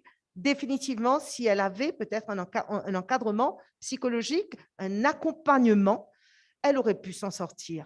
Effectivement, là, nous constatons qu'il y a cette lacune, donc qu'elle n'a pas eu droit à un bon service de santé. Il y a le droit à l'étude. Alors, vous savez, chez nous, à l'île Maurice, je ne sais pas dans les autres pays, nous n'avons pas eu l'occasion de soulever cette question. Chez nous, à l'île Maurice, quand une fille mineure est enceinte, elle a le droit de poursuivre ses études après son accouchement. Qu'en est-il dans les autres pays? Je pense qu'il doit être le cas dans la plupart des pays d'Afrique où les jeunes filles, après leur accouchement, ont le droit de retourner sur les bancs de l'école. Eh bien, malheureusement, pour le cas de Sarah, nous avons aussi constaté qu'il y avait cette lacune, donc le droit à l'étude. Le droit à la contraception, car elle était en pleine période d'études où elle est tombée enceinte, peut-être que si elle avait eu droit à la contraception, elle ne serait peut-être pas tombée enceinte. Mais bon, vous savez, il y a aussi un plan, comme on dit. On ne sait pas ce qui adviendrait à Sarah, mais pour le moment, nous avons étudié ce cas et nous avons aussi constaté qu'il y a un manque de droit à la contraception. Et surtout, le droit de la femme. Alors, le droit de la femme, pourquoi? Parce que, encore une fois, cette fille, elle n'a pas pu réaliser son rêve. Elle a dû mettre fin à ses projets pour continuer sa grossesse. Après sa grossesse, il n'était probablement plus question pour elle de poursuivre ses études puisqu'elle avait sur les bras un bébé trisomique, donc difficile, voire impossible même pour elle de poursuivre ses études. Peut-être trouver d'autres moyens pour elle de faire en sorte que les études viennent vers elle, qu'elle puisse poursuivre ses études malgré cette situation difficile. Alors, la deuxième question abordée dans notre groupe de discussion était sur la démocratie. Dans une démocratie, est-ce que les députés ont le devoir de protéger les droits de l'homme tels que le droit à l'intégrité physique des maires? Nous avons été unanimes, tous ensemble d'une même voix. Nous avons dit oui, bien évidemment, il est du devoir du député de protéger les droits de l'homme, quoique malheureusement, c'est difficile. Difficile dans le sens que nous allons protéger Sarah, oui, nous allons apporter peut-être des questions parlementaires sur le cas de Sarah au Parlement à l'heure des questions. Mais Sarah, comme toute autre personne indépendante, elle est responsable de son corps, elle en fait ce qu'elle veut. Et bon, il y a une certaine limite, ça s'arrête quelque part. Le parlementaire, les députés ont le droit, bien sûr, de s'inquiéter, de protéger les droits de l'homme, mais c'est encore difficile dans le sens que bon, nous vivons dans des pays démocratiques et chacun est responsable de ses actes, de son choix et de son corps. Alors, où est-ce que ça s'arrête, ce choix de vouloir protéger le droit de l'homme? Est-ce que nous pouvons, par exemple, imposer pour protéger? Est-ce que nous devons durcir les lois pour protéger les hommes, le droit des hommes? Ce sont là des questions que nous avons partagées ensemble lors de ces discussions. Est-ce que les députés peuvent exercer une réflexion critique indépendante sur un certain nombre de questions telles que l'avortement ou l'environnement et ainsi imposer des changements de politique et de législation?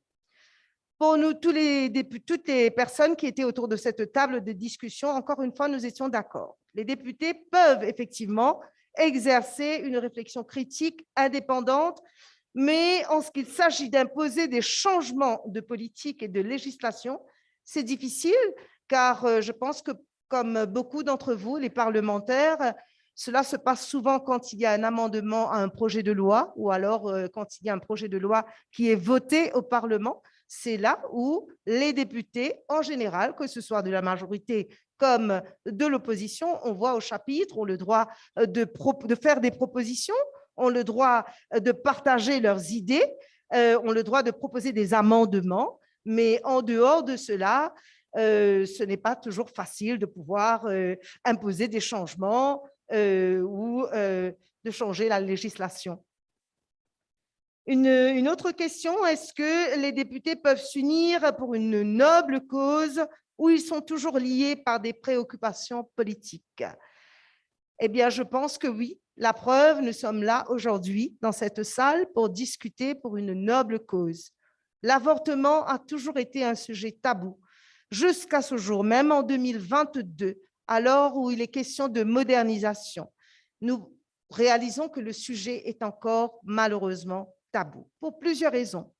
Il y a bien sûr une raison de divergence d'opinion. Il y a aussi cette autre raison qui a son poids dans la balance. Il s'agit de notre appartenance religieuse que nous ne devons pas ignorer. Dans beaucoup de pays, j'ai entendu tout à l'heure une députée dire catégoriquement que dans son pays, eh bien, on est contre la loi, on est contre l'avortement parce que c'est un pays où la majorité de la population est de foi chrétienne et donc religieuse et contre l'avortement. Eh bien, je pense que même si la question religion n'est pas souvent mise sur le tapis, c'est aussi une raison, une cause, un sujet sur lequel il faudrait s'attarder et comprendre, mieux comprendre pourquoi jusqu'aujourd'hui, l'avortement, les lois sur l'avortement sont difficilement amendées, sont difficilement ratifiées et nous comprenons, parce que beaucoup parmi vous, je suis sûre, sont contre l'avortement, même si d'autres sont pour, avec des paramètres, mais en général, surtout quand on est femme, quand on est au Parlement, quand on est femme, moi je me souviens très bien, quand la loi a été votée en 2012 à l'île Maurice, il y a eu des voix qui se sont élevées même au niveau du gouvernement, du côté du gouvernement, pour dire non à ces lois. Il y a eu des députés femmes de la majorité qui n'étaient pas d'accord, qui n'ont pas voté la loi sur l'avortement.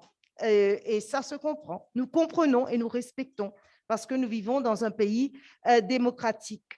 Et aujourd'hui, moi, je pense que oui, et je crois que mes collègues qui étaient autour de cette table de discussion diront également oui, les députés peuvent effectivement s'unir pour une bonne cause, pour une noble cause, mais il faut choisir l'opportunité qui passerait mieux si à ce moment, par exemple, cela était relevé plutôt d'une préoccupation politique. Je vous remercie tous pour votre attention. Merci.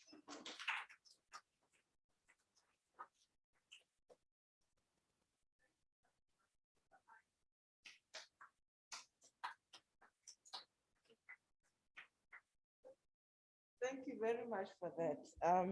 We appreciate, I think we've really gained a cross-section of, sharing information, and it's coming out. You may wonder, why is this question around, can members of parliament exercise their own?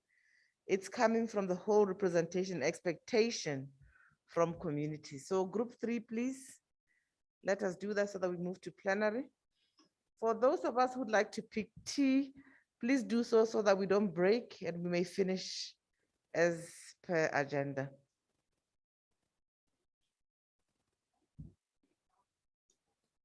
It's group 2, SG. Thank you very much. I'll ask Ronald to beam it for me. I hope it's clear enough. The group was chaired by Honorable Jeffrey Mlebwa from Zambia, and the group members are were drawn from Eswatini, Lesotho, Malawi, Namibia, Tanzania, Zambia, and Zimbabwe. I want to believe that we all read the case study. The questions that we got were about 6 of them. I'll go through them one by one. The first question from the scenario which was given is, what are the critical issues raised? Sorry, my name is Jeff Zulu. I'm from Zambia, from the National Assembly of Zambia. And the honorable members identified those issues. I'm sure some of the issues that I may not highlight in detail, they'll be able to speak to them when we get to plenary. The first issue was what are the critical issues that have been raised? So it was identified that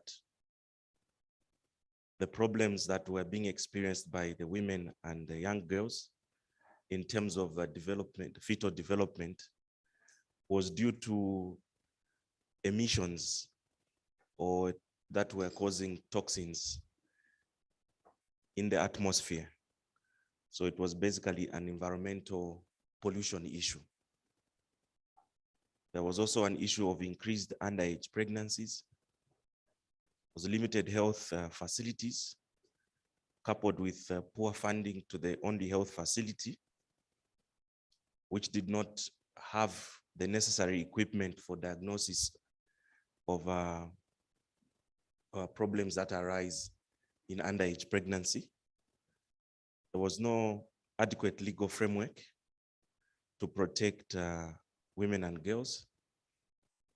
There wasn't sufficient budgetary support to procure the required equipment. And there was one important point that was made by the honorable members that even though this issue is based on fiction, but these are realities that MPs are experiencing in their areas on a day-to-day basis, and they do actually affect their communities, especially those constituencies that have got rural communities. And most of the members on the committee actually represent such constituencies. Then we move on to the second question. The second question was, how should Parliament react to negative public opinion in the face of compelling evidence base? And the members here deliberated in detail as to what this public opinion was about. And there were quite a number of issues that arose. But speaking generally, the members were agreed that the public, you usually form an opinion about any issue of importance. But in this particular case, it was in the context of unsafe abortions, which were triggered by lack of health facilities, because Parliament kept on failing to approve a budget line to do with the acquisition of that particular scanner that was really required at that health center. So how then do you deal with those opinions, or public opinion that is formed against the members of Parliament? The members of Parliament recognize first and foremost that they have a mandate to represent everybody, to represent the people, because they are elected officials. And therefore, they are accountable to the people that elect them. So from that scenario that we had, there was a verifiable evidence that was presented about the cause of the problem of unsafe abortions that was taking place. In that regard, the MPs formed the opinion that in order to deal with that public perception, they had to engage the people that elected them before they could begin to consider putting in place maybe legislative or policy interventions. First and foremost, they needed to engage the people that elected them to understand what their thinking is. This is basically drawn from the fact that governance demands that the citizens do actually participate in decision making. And so before decisions are made on their behalf, it was recognized that interventions or engagements needed to be made before legal interventions could be put in place. Given the scenario that we were considering, the legal interventions would then have to speak to issues of pollution, which was taking place, how to deal with that, those factories that were polluting the environment, which had negative impacts on the maternal health of women and girls. And so they said that there's need to have laws that speak to issues of the environment, environmental protection, the right to health in relation to people's, in relation to the issues that I've addressed earlier. The other issue was that MPs needed to deal with the root causes of early pregnancies, as well as unsafe abortions. And these were founded in issues of unemployment, poverty, negative cultural practices. And there was very enriching debate on these ones, that the MPs need to on the issues of culture, for example, they were generally agreed that there was need not to throw away some of our rich cultural practices that do actually, in the past, helped to circumvent some of the problems that we're experiencing now. So in other words, while we are obligated at the international level to ratify and domesticate certain human rights instruments, it's very important to adapt them to the environment in which the MPs operate. The next issue had to do with promoting education, access to information, and to proper sexual reproductive health services, age-appropriate comprehensive sexuality education, and of course, good cultural practices. And on the age appropriateness of comprehensive sexuality education, this is of course an area of debate in some countries, but there's need to attach the age appropriateness to it so as not to misguide, for example, 6-year-olds, 7-year-olds that may not understand certain issues, but there's need to then break it down to their level. Third question was, are MPs at liberty to exercise independent thinking on issues where medical evidence is starkly conclusive, or are they guided by the party position? This was another interesting area, but I think the word that did it for the group is the word starkly conclusive, meaning that it's verifiable, it's tangible. You really can't argue with it. So in that circumstance where there is sufficient evidence on a particular matter, the members of parliament, I expected that they will speak their minds. But they were also cognizant of the fact that they are sponsored by political parties to come to parliament. And sometimes, especially in issues of budget allocations and so forth, they may be required to toe the party line.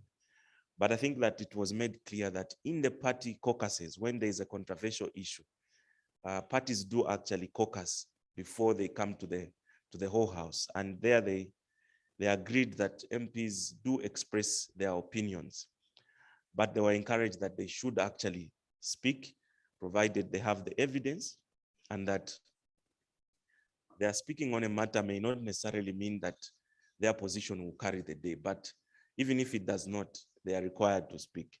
Whether or not this can be done in practice, we will wait to see as we go. The fourth question was, what can MPs do to ensure that Parliament operates in a more balanced manner by giving informed considerations? Here, the members recognize that there is need for community engagement. There are many stakeholders in issues of unsafe abortions.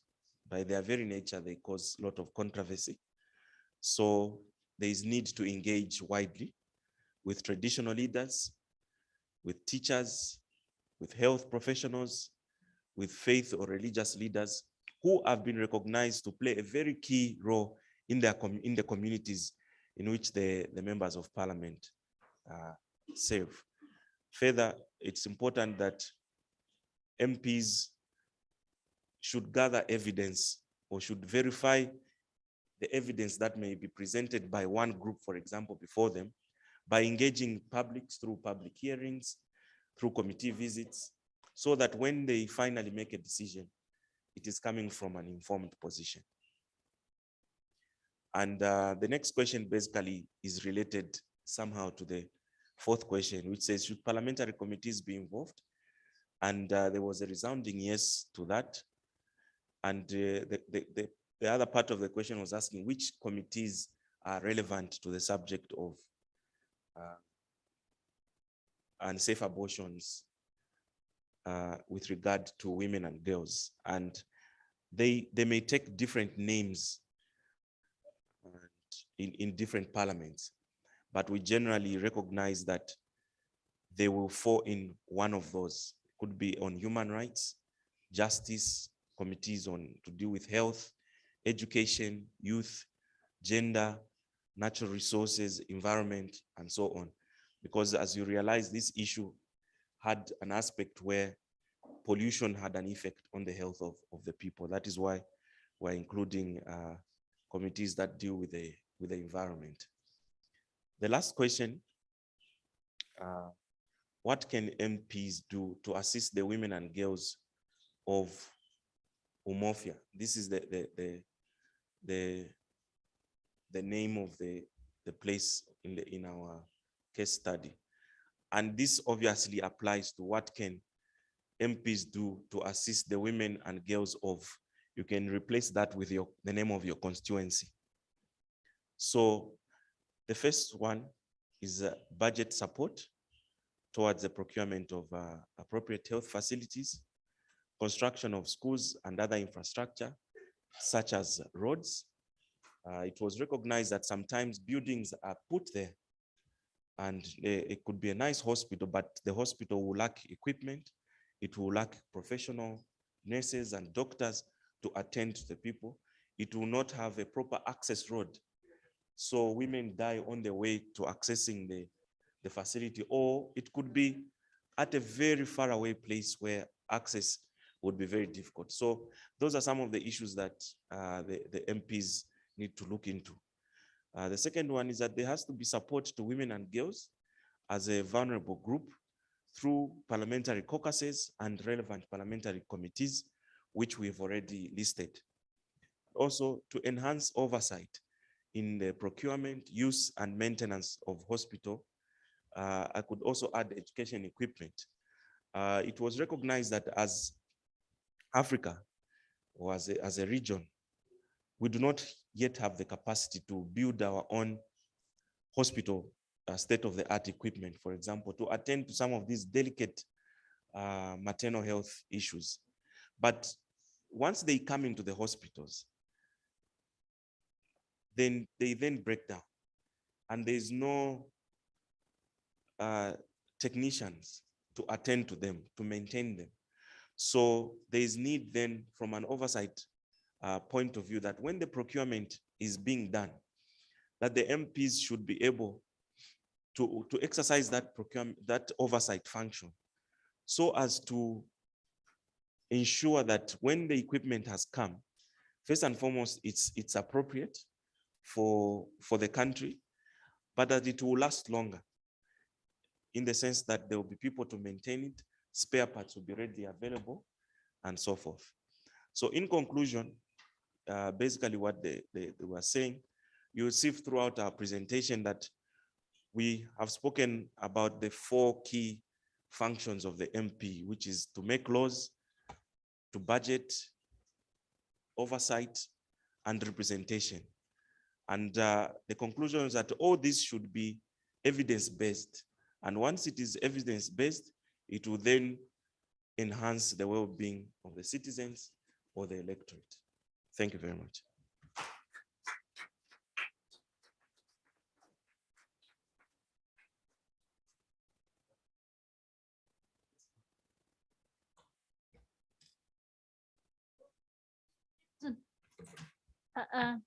Question 6.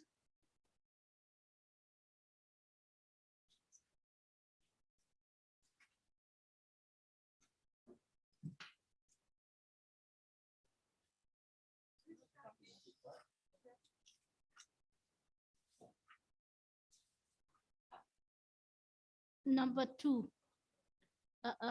I was in the group, and then I just want to add something that we said, support women and girls through parliamentary caucuses. But then we were specific by saying the women's parliamentary caucuses. Yeah.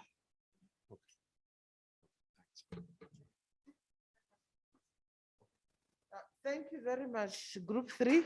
Another round of applause. All our members, I think we're doing very well on time. Before I close off this session, are there any burning interventions that you'd like to share? Before we wrap up on this session and give others an opportunity to present. If not, we want to leave the money in South Africa. Okay. Go ahead, Honorable Esperanza. Yes. Is there a roving mic? Because I think, yeah, you can go ahead. The mic is. Thank you, Madam SG. I just wanted to clarify, to make a clarification. In the presentation from Mauritius, I think she only get the date. Seychelles, the first abortion law came in 1994, not 74, I think maybe it's an oversight. And the revision was done in 2012. And I wanted to clarify for the last presentation, when he said something about intervention should be made before legal intervention is put in place. I just wanted some explanation or clarification, or I don't know if I did not get it right, just to clarify what he meant by this. Thank you. Thank you very much. We got those two, yes. The rapporteur will capture that amendment. And there's a question before we answer it. What interventions can be done before legal amendments, for instance?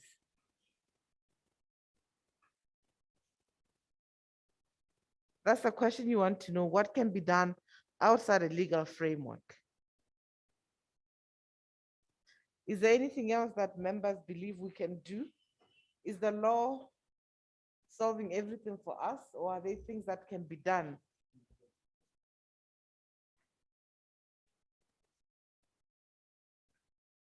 Any member would like to take on that question?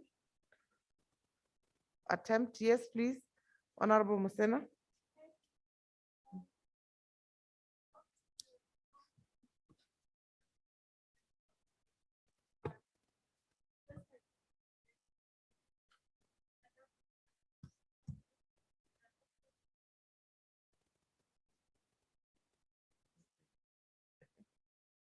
I'm sorry.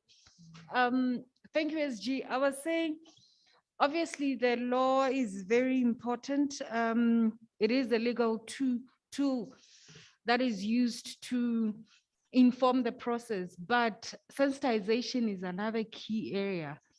And it's been alluded to in some of the presentations, because we need to be engaged with the communities and make them understand the plight of the people or young girls and women who are faced with situations where they are forced to get involved in unsafe abortion practices. So yes, we need to engage many different ways such that this becomes a bilateral engagement on the problem. It shouldn't just be legislation. It's sort of a hard tool on the process.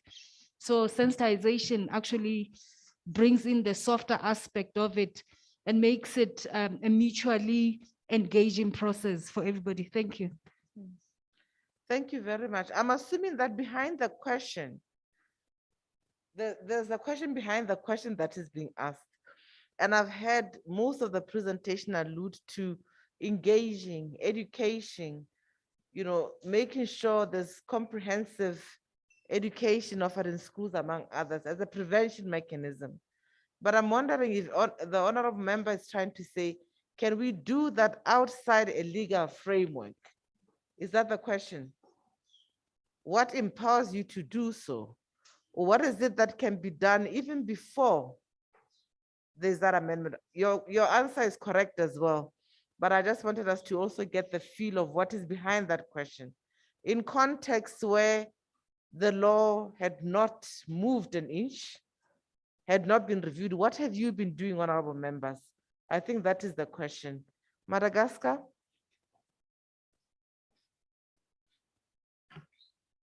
Merci, Madame la Secrétaire Générale. C'est juste pour faire un peu de remarques seulement à notre rapporteur tout à l'heure. Il y a des choses qu'on a remarquées tous, Seychelles, Maurice et Madagascar, par rapport à l'histoire de Sarah Molenga. Si on a remarqué, si on va suivre l'histoire de Sarah Molenga, on s'est dit que par rapport avec l'histoire, c'est pas on néglige pas l'histoire, mais il y en a histoire plus plus malheureuse que l'histoire de Sarah qu'on doit avancer ou qu'on doit discuter pour avoir un peu plus de de cohésion par rapport à l'Assemblée nationale ou par rapport à tous les députés. Je ne sais pas mes amis qui vont rajouter par rapport à ça, mais c'est ça qu'on a remarqué. Merci.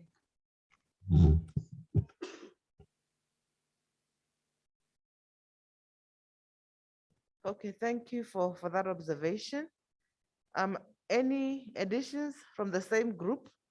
But maybe so that we don't go on and on, I think we'll have an opportunity as we take on any more presentations, we'll be able to reflect further.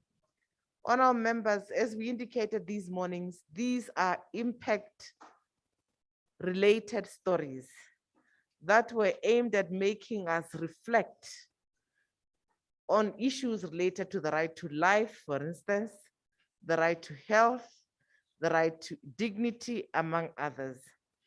And we'll also be made to reflect back and say, what do our national constitutions protect?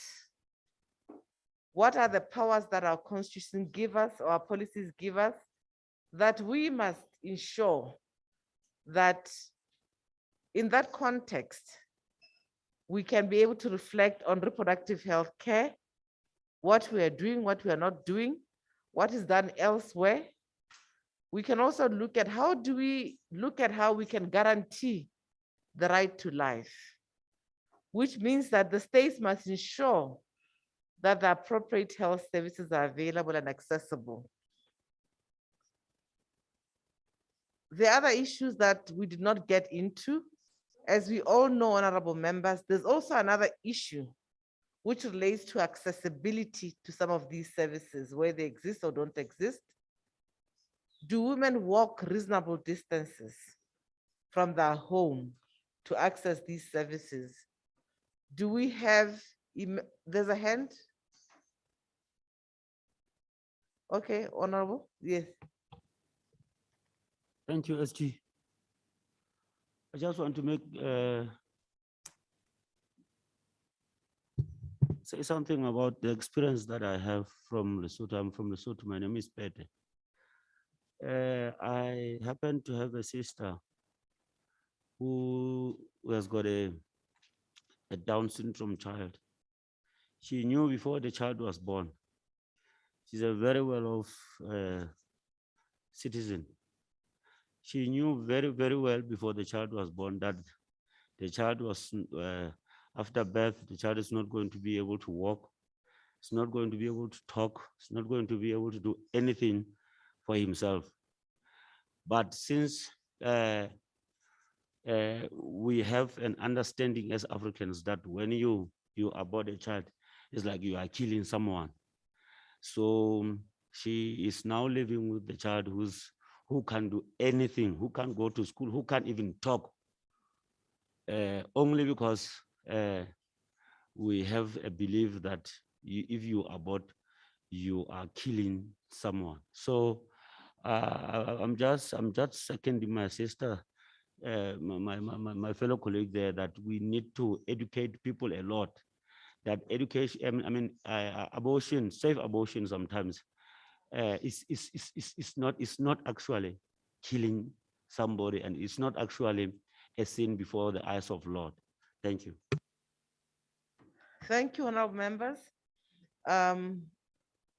Let me conclude by saying these case studies were also meant to help us look at safe abortion, post-abortion, also assist us to realize that our constitutional mandates as members of parliament, regardless of our personal beliefs, regardless of our religious beliefs, or any other beliefs, we are duty bearers, and we must endeavor to represent and assist all the people that we represent equally, using the best evidence that is there, and also being able to respect the right to life, among others. You have discussed these issues in your groups. I need not go back into the circumstances of each case. Safe to say that I think it was a good exercise for us to look at the impact of such, reflect on it, and we'll continue to do so. At this point, allow me to invite honorable members, our presenter who's going to now look at the landscape for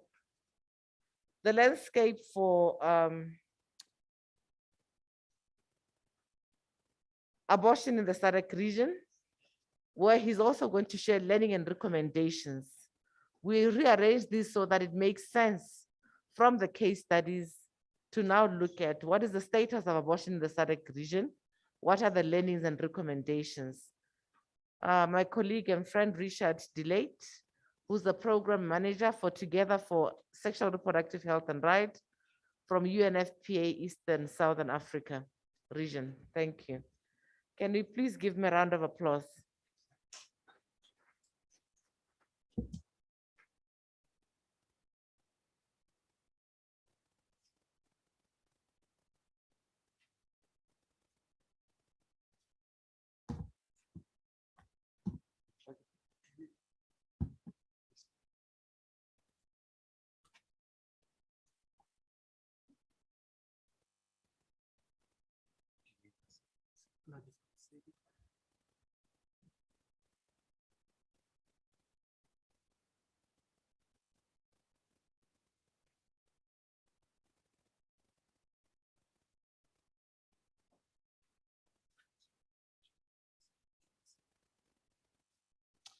Honorable delegates, thank you very much. And Honorable SG, always lovely to see you. It's been too long with COVID, not seeing many people that we're used to working with. And allow me also just to say that I thoroughly enjoyed the debate that you just had. And the question that you asked was so poignant. What can members of parliament do outside of the law? And if you don't mind, I'm going to be taking off my mask just so that I can breathe better. Thank you. So thank you very much. So I think, you know, my presentation is really to provide a landscape analysis, but while we're waiting for the slides to come up, what I'm going to do in this presentation is I'm actually going to talk a lot about also the impact that COVID had on sexual and reproductive health and rights. Because I think that in many instances, we underestimate the actual impact that COVID had on the lives and the ability of people to actually access these services. And I'm just waiting for the presentation to come up and then I will go through it. But COVID did have a very particular impact. And I think as MPs, when one is confronted with a humanitarian situation, and I want to answer the question on the law, although I've got a slide on the law, we need to remember that abortions happen whether the law is there or not. Women have abortions, unsafe abortions, and we know this across the region that this that this is the case. So the thing then becomes, what can lawmakers do within the parameters of the law that you have at your disposal? And there's so much that you can do. Making sure that there are adequate provisions for the procurement of sexual and reproductive health commodities, in particular family planning. There's no law against family planning. And what are we doing to make sure that we have budgets available for family planning commodities and supplies? Making sure that our maternal health facilities are adequately equipped to provide safe and effective maternal health services is critically important as well. So, and it's not just about funding, it's also about oversight of program implementation, because as the legislature, you oversee the executive and you also oversee the implementation of programs. So to what extent are our programs actually meeting the needs of people? So these are some of the questions, some of the ideas that came to me as you were talking in the last session. But I also think learning from HIV and AIDS, and SG, I think you will bear me out. I think we go back, way back to those days. I always say When I started working in HIV in 1996, the silence on HIV was deafening. There was almost not one person living with HIV and AIDS that was willing to stand up and that was willing to speak about HIV. We're now in 2022. And what breaks my heart is that this is the one issue where women are voiceless. We don't have faces. The stigma is so deep, so deep. And the lack of compassion, it's almost frightening. I always go back to 1996. I always go back to those early days of the HIV epidemic. And I always think to myself, how do we move things forward like we did with HIV to create an environment where all people can live lives with dignity and respect? Because fundamentally, that is what we're talking about. We're talking about dignity. We're talking about respect. We're talking about well-being. And we're talking about women's health and women's rights at the same time. So, I think for me, when I look at how parliamentarians really were at the forefront of leading the response to HIV and AIDS, I know that this is an issue. I know it's a contentious issue for many members of parliament. But so was HIV in 1996. And it took a couple of brave parliamentarians, such as the SG, a couple of brave activists across our region who worked tirelessly to break down the stigma and discrimination. I just want to see if they can get my presentation up or if there's still an issue.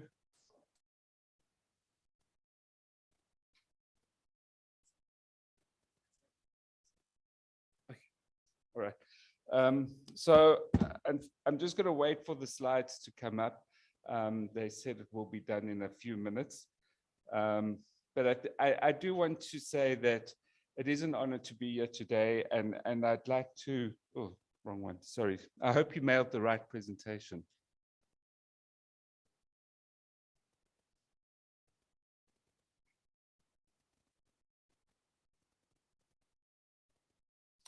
Okay, while we wait for the slides to come up, SG, with your permission, I'll continue, and then we will backtrack when the slides come up.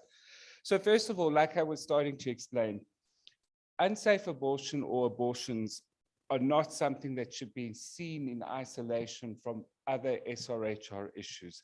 These things are all interrelated, which is why we talk about an integrated approach to sexual and reproductive health and rights. If we look at the SADC scorecard, thank you very much. Next slide.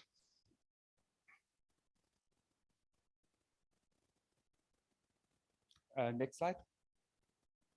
So if we look at the SADC SRHR scorecard, and I put the link up there for you, this is a scorecard that has been developed by the SADC Secretariat to track progress in the SADC region against meeting the SDG targets for sexual and reproductive health and rights.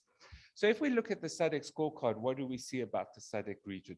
We see that maternal deaths are about 342 per 100,000. That means per year. That means this is about more than an airplane load of women that die every year as a result of maternal deaths. Family planning, the unmet need for family planning, the mean average unmet need for family planning in the SADC region is 19%. And it's the highest amongst adolescent girls and young women. 43% of unmarried adolescents and young women say that they have an unmet need for family planning. Now let's think about this. In a country like Botswana, where 80% of adolescents and young women under the age of 30 are single. In South Africa, it's something like 60%. And yet we know that these adolescents and young people comprise most probably a good third of our populations. So you can see there's a huge unmet need for family planning amongst adolescents and young women. Gender-based violence.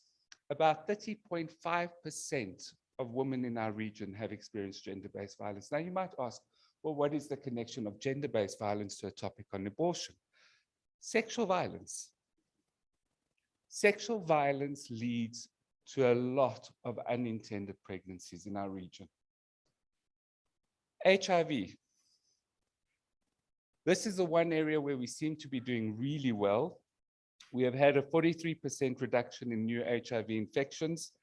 But still, amongst adolescent girls and young women, 27% of all new infections are related to HIV. Now, you might ask me, okay, Richard, what does HIV have to do with abortion? Any act of unsafe sex puts a person at risk of HIV. And when we go into the clinics and we look at the registers, what do we see? We see HIV prevalence rates amongst women accessing post-abortion care services in our countries at around about 50%, 50. And then the question becomes, well, what is the linkage of those young women to treatment services? And in many instances, those linkages aren't there. So those young women fall through the cracks. We have an increase in humanitarian crises. Again, what is the link between humanitarian crises and unsafe abortion? We know that in humanitarian crises, there's an increase in gender-based violence, an increase in unintended pregnancies, and as a result, an increase in unsafe abortion. And then we have COVID-19. So what is the situation in terms of abortion in the region, and what do we know? The data is very difficult. The data is difficult because in many countries in the regions, they do not actually report the data into the National Health Information System. So the exact magnitude of the situation remains a little bit unknown to us, but in some countries, it's up to 30% of maternal deaths are related to unsafe abortion. The Maputo Protocol, which many of you are aware of, was adopted in July 2003. And what you'll see in this slide is that out of the 16 SADC member states, 14 member states have ratified the Maputo Protocol. And no SADC member state has actually expressed a reservation on Article 4.2, which is the article that pertains to sexual and reproductive health and rights. Now, the Article 14 is actually the article that really provides the framework against which women should be allowed to access comprehensive abortion care services. And that is in instances of sexual assault, rape, incest, where the pregnancy endangers the mental and physical health of the mother or the life of the fetus. So this slide is a slide that I like to put up. It's sometimes a little bit controversial, but it's looking at what is the law in every country. What does the law say? Now, it's interesting to hear how people talk about abortion, because a lot of people will say abortion is illegal. In my country, abortion is illegal. Well, is it? It might be not available on demand, but it's not illegal, because there are legal provisions under which women can access abortions in almost every country in the region. So coming back to the question you had just now, what can MPs do? What can MPs do is to make sure that women are able to access these services according to the provisions of the law.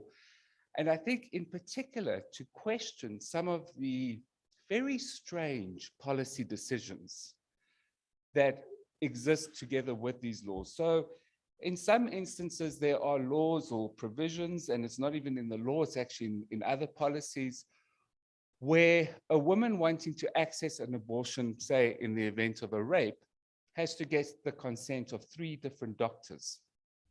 Now you're in a rural area. What is the chances of you getting 3 doctors to sign off on this?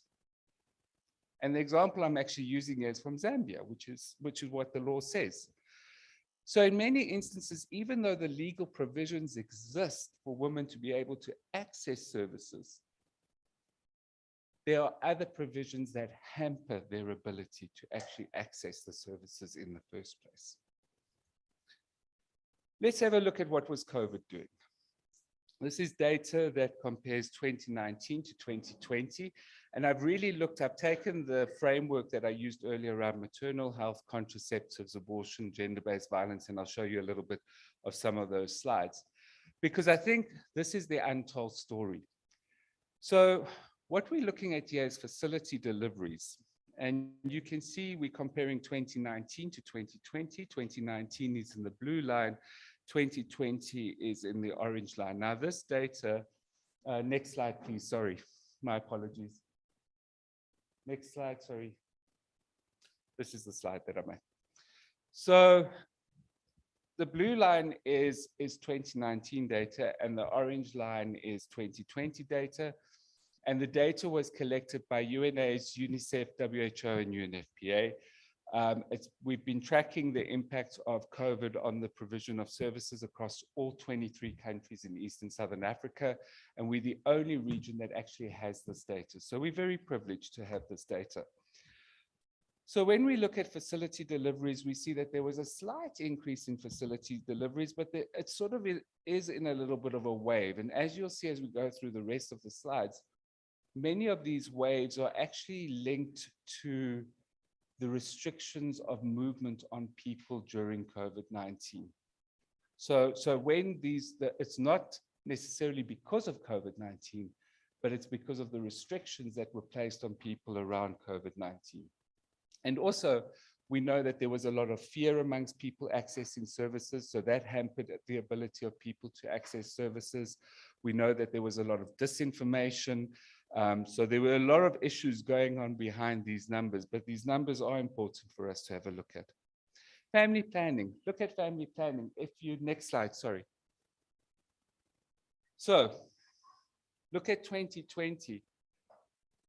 If we look at the period February to May 2020, what stands out? That was the beginning of COVID. That was when the lockdown started. And look at that graph. Why are we wondering if there's a teenage pregnancy at the moment? When we see numbers like this, when we see it, we know the data's there. So what we're seeing is that where restrictions were placed on the movement of people and where people were scared, they obviously didn't take up services. But what was very encouraging and what we did see, and I don't know if I've got the next slide, no. What we did see some really positive responses around family planning. So in particular in Lesotho, there was a big move to roll out family planning using self-administered long-term injectables. We increased the amount of contraceptive pills that were given to young women. But of course, that took time to kick in. And so what we saw was that trough over there before we started getting in the community responses. And this is the other thing, MPs and honorable members. How many of us actually asked the Department of Health, how much are we investing in our community responses? Because let me tell you, the biggest lesson from COVID was when a crisis strikes, our community healthcare workers are our frontline workers. And we often forget about them when we look at the health system. We mainly look at facilities, but we don't look at our community health workers. This is pregnant women tested for HIV during in Mozambique and Malawi. And again, we see quite a sharp decrease linked to the various waves of the pandemic. And this is, of course, concerning because for a region where we're making huge gains on PMTCT, what we see here is obviously potential for new mother-to-child transmissions taking place as a result of a breakdown of services. This is in terms of women who received, women living with HIV who received antiretrovirals. This is data from Mozambique and Malawi. And again, what we see is sharp decreases in 2020. And again, this is worrying because again, we're looking at the potential vertical transmission from mother to child as a result of HIV. Maternal deaths. So what happened? In Lesotho, we saw a 500% increase in maternal deaths. In Mauritius, 100% increase in maternal deaths. In Comoros, 50% increase in maternal death. And so it goes on. And this was between the period 2019 to 2020. And part of that was because people pregnant women couldn't access facilities. Part of it was because of population restrictions, transportation, etc. All of that impacting on the ability of pregnant women to be able to access services. Here you see what I was talking about in terms of the oral contraceptives. And here we see that Lesotho, initially there was a huge decline, but then there was a sharp increase. And that sharp increase is because they introduced community-based self-administered DPMA. So basically it's a self-administered injectable that women can use. This is safe, it's very effective. And in Lesotho, they introduced this, and we saw the numbers subsequently increase rapidly. In Malawi, most probably the reason for the lack of impact on, sorry, this is oral contraceptives. So in Malawi, they have a very good community healthcare worker program. And the community healthcare worker program in Malawi, I think, is absolutely fantastic. They've got volunteers on bicycles going around villages, making sure women can access family planning commodities. And again, MPs, when you say, what can you do? Think about task shifting. Think about what does the law say about who can administer these technologies? Because in a lot of instances, those laws are not necessary anymore. Our technologies have advanced so far that community healthcare workers can actually dispense and administer a lot of these services out there. This is injectable contraceptives, and here we see the Lesotho graph. So you can see the next slide, sorry. So here you can see what happened in Lesotho with injectable contraceptives. Huge decreases, but then a sharp increase, and that was because they introduced the community-based oral self-injectable. Next slide. Sure. Okay, so this slide is slides looking at women that presented at facilities with abortion-related complications. I want to say that we should treat this data with caution because the numbers are quite small. But even though they are quite small, they shouldn't be insignificant. What we see in many countries is quite sharp increases in the uptake or women coming to facilities with complications as a result of abortion. And that shows us that clearly there was a breakdown in terms of family planning services. Clearly there was a breakdown in terms of women being able to access services. And in many instances, women also lived in homes where they actually couldn't negotiate safer sex services, and where in some instances, their contraceptive may have run out and they weren't able to get to the facility to be able to get those contraceptives again. Gender-based violence, we call this the second pandemic of COVID-19. As you can see in Malawi, Mozambique, South Africa, and in many of our East African countries, we also saw quite sharp increases in gender-based violence during the time of the pandemic. So I want to quickly talk about what is happening in the region, because as much as what you can look at the numbers and say, well, what's happening, what's going on? I think there's quite a lot happening. So in terms of the legal and policy barriers, there's a lot of dialogues going on with MPs, not just in the SADC region. In the East African region, the East African Legislative Assembly is currently considering a sexual and reproductive health bill, which is pretty comprehensive. There's also efforts to strengthen the evidence base, both in terms of the National Health Information System and strategic assessments are being undertaken. I think Botswana is the most advanced in terms of the strategic assessment, and policy briefs are being developed based on that data to help inform policy directions moving forward. In terms of strengthening service delivery, we've seen in a number of countries, guidelines have been developed around the provision of comprehensive abortion care. We've seen healthcare workers being trained to deliver comprehensive abortion care, but also looking at the norms and attitudes of healthcare workers towards clients accessing these services. And we're currently undertaking what is called a minimum initial service package for SRHR assessment for humanitarian conditions to find out what is happening there. There's also work currently being undertaken to engage religious, cultural, and traditional leaders. I know SAFAIDS is quite active in that area, together with their work, obviously, with SADC PF. There's also the empowerment of networks of adolescents and women organizations. But I think also one of the biggest challenges confronting the region is that there's also a lot of disinformation and misinformation around this area of work, also targeting members of parliament, regrettably.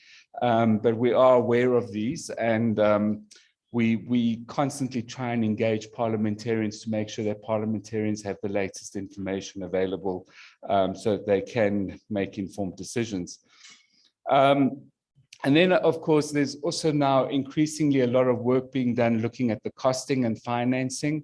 So trying to understand what are the costs of unsafe abortion on the health system. Also looking as to how do we develop investment case studies that demonstrate the value for governments in investing in sexual and reproductive health. And some of that data will be coming through in the coming months. So what have we learned? And I think members, honorable members, I think you can hear me out. The democratic process is often slow. It's often slow, and it takes time, and it demands patience, and it demands resilience. Because this is an ongoing process, and we know that sometimes we get just to the brink of the law being either changed or debated, and then there's a change in parliament, and then we go back to the beginning again. But I think, you know, the example I often use is how long did it take Mexico and Ireland to change their laws? Many, many years. So I think, like I'm saying, we have to be patient and we have to be resilient and we have to keep continuing to dialogue and talk about these issues. There is a need for regional coalitions and alliances that work together, drawing on the comparative advantages of partners. We've seen this in the East African community quite effectively. There's a group of civil society organizations comprising of human rights organizations, health NGOs working with parliamentarians on this issue. There's also a need for a multi-sectoral response. So it's not just about health. How are we engaging the Women's Caucus? How are we engaging the Youth Caucus? How are we engaging the Human Rights Caucus? You know, this is not just about health. This is actually also a much broader issue, and we need to be looking at a multi-sectoral response. There is a need for champions and influencers. And this is not just at the level of policy and decision makers, but even at the level of civil society. You know, this is how we moved HIV forward. We had champions. We had a lot of champions that came out and spoke about the issues. So, you know, I think it is important for us to think about how do we identify influencers that can be champions and work with other parliamentarians and allow for cross-country exchanges on these issues. And I think linking to the last dialogue before my presentation, there's a lot of assumption that people have knowledge. And our experience is that people don't have the knowledge. Our experience is that in many cases, there's a lot of myths, there's a lot of misinformation and disinformation. And often that misinformation and disinformation is what drives the social norms, the so-called social norms that underpin this issue. And with that, I thank you.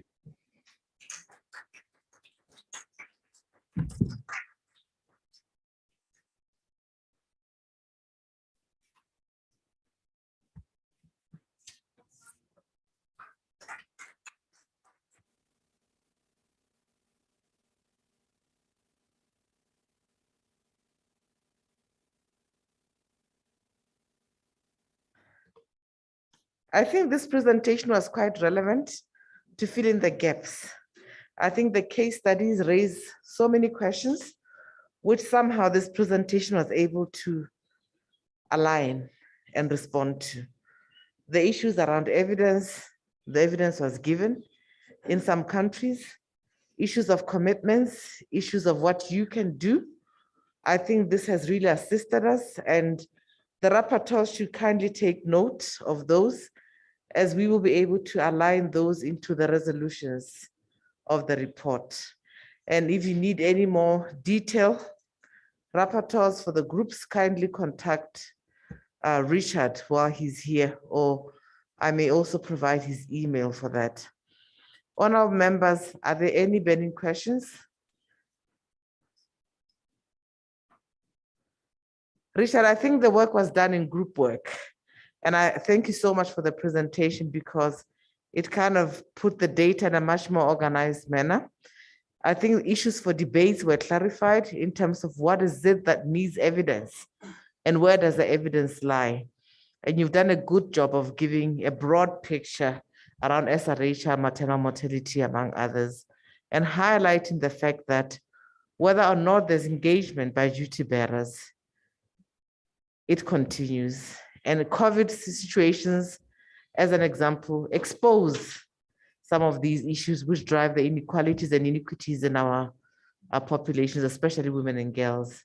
So thank you very much for that. The human rights issues have been discussed in groups. Issues of access have been discussed. Issues of what can be done by the law or by our systems or machineries that are already in place around looking at human resources for health have also been highlighted. And I think these are issues that we can pick depending on the committee we sit in to debate this further in this context. So thank you very much and for group work and also for this presentation, which dovetail very well into the discussions. Thank you so much. Now, to seal it all off, I think his last presentation, he said, let's have advocates, let's have influencers and champions. What a better way to usher in Honorable Dr. Matthew to come and share his experience as a champion on SRHR or on this issue of safe abortion. Honorable members, there will be we're deleting in the program where we're supposed to come back and do recommendations because they were embedded in your presentations. Equally, they were embedded in Richard's presentation. So we'll have Honorable Dr. Matthew to come and do his presentation. Then we'll have Safes to share the roadmap, which will also take into account the issues that have been presented. And then we'll end with a closing remark as indicated in the time on the agenda. Thank you. Honorable Dr. Matthew, kindly take the floor.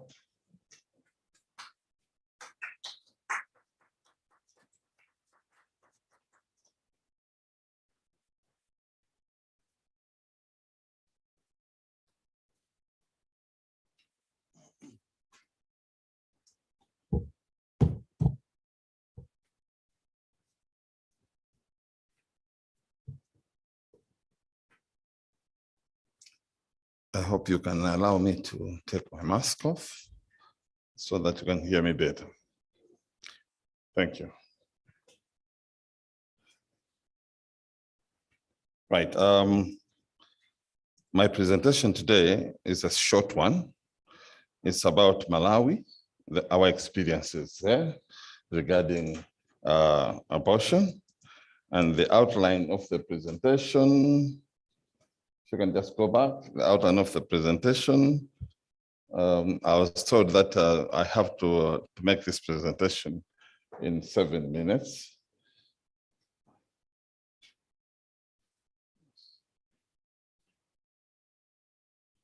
Yeah, outline. Okay, so there we are. Introduction, interventions on unsafe abortions, termination of pregnancy bill, how we experienced it in Malawi, and what we are going to do next. Ladies and gentlemen, as a way of introduction, so that you know the situation in Malawi, Malawi is one of the countries with the highest rate of maternal deaths in this region. We are estimated at 439 deaths per every 100,000 live births. I'd like to think that this figure is a little less now because it has been around for some time.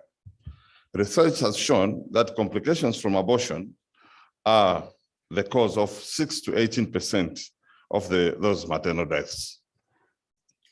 And then a total of 21,476 abortion complications were treated by hospitals last year. And out of those, 20% of those actually resulted in the deaths of the women.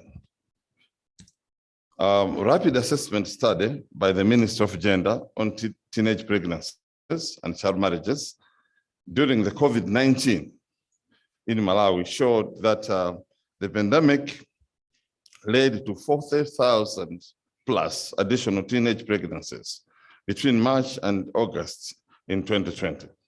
So there was a huge effect of COVID because most of the students, most of the schools were closed and school children went home and they didn't have much to do. And in some cases resulted in the pregnancies that we observed. We had parliamentary interventions to go with that. And the first intervention was that we formed a task force. This task force was composed of members of different committees of parliament. It was also composed of members from different political parties. So it was very, very encompassing.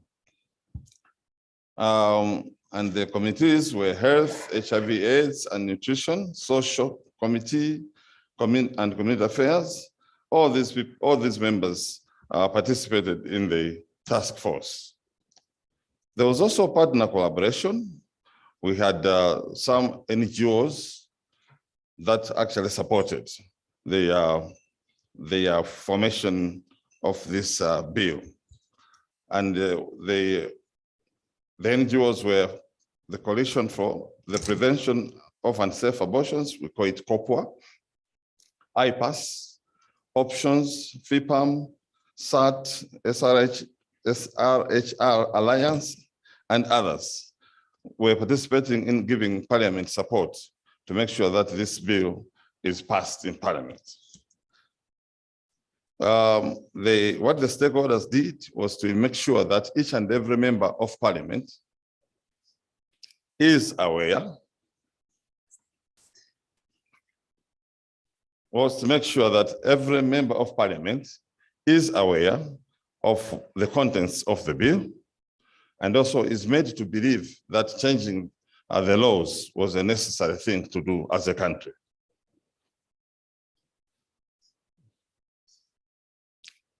The interventions were meant for capacity building, as I said, and this came from support from different NGOs and CSOs. SADC-PF also provided support to members of Parliament to make sure that they were capacitated when it came to the abortion bill.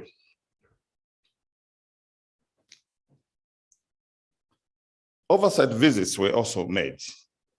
Members of Parliament were taken to hospitals to see some real abortion cases or complications of abortion in hospitals so that they have a feeling of what is indeed happening. Because sometimes when you just hear and you don't see, the belief is different.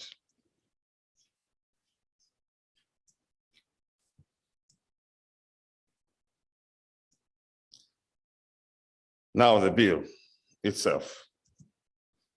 When the task force was formed, we made sure that the bill was accessible to each and every member of Parliament. We also made sure that each and every member of Parliament was aware of the contents of the bill and the importance of the bill. This bill caused a lot of problems in the country because the press picked it up, and in some cases they were sensational in their headlines. Politicians also picked it up and they reacted differently. Even the president of the country was actually involved in this bill. It became the topic of discussion in the country. So the motion to table the bill was filed to allow Parliament to debate the bill so that we expand the grounds to allow for safe abortions. Strong opposition towards the bill was present from both sides of Parliament. The government side was against the bill. The opposition side was also against the bill. Yeah, it's amazing. The point is, because of cultural pressures and religious pressures, most political parties in the country did not want to be associated with this bill. And they didn't even want their members to participate in this bill. So it was not easy to get support from members, but the task force was still working despite this. We presented this bill in Parliament, and it was on the order paper. We deliberately left it there for some months for people to assimilate it. But eventually, last year in March, we had to present. And the story is shortened here, but it's a long one. Because when the day came to present the bill, we had organized ourselves.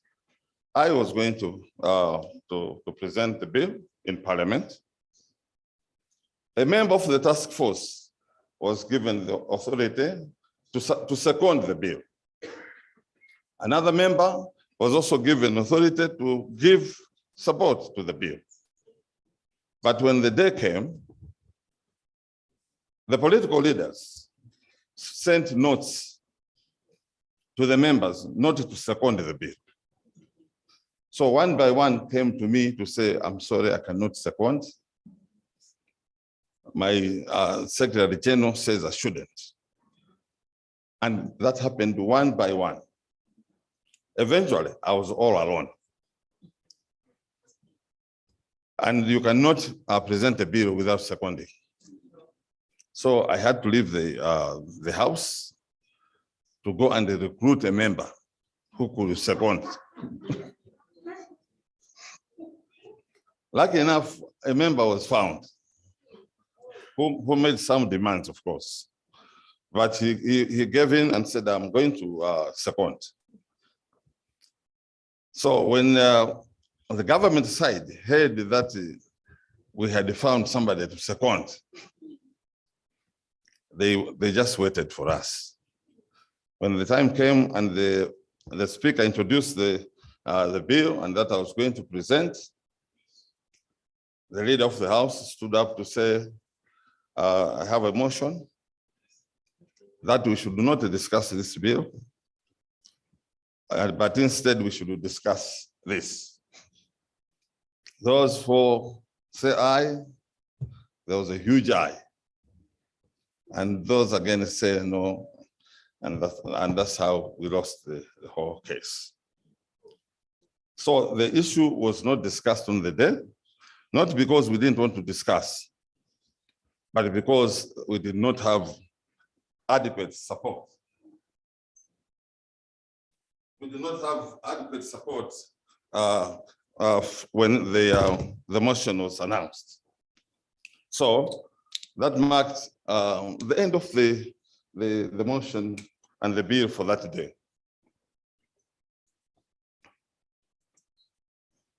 Now, what do we do after that? We at Parliament sat down to think about what was going on. We saw that there was lots of opposition from government side, from the political side. That's also the opposition side. We saw that during that week, church religious leaders came to Parliament to lobby members of Parliament not to vote for that bill.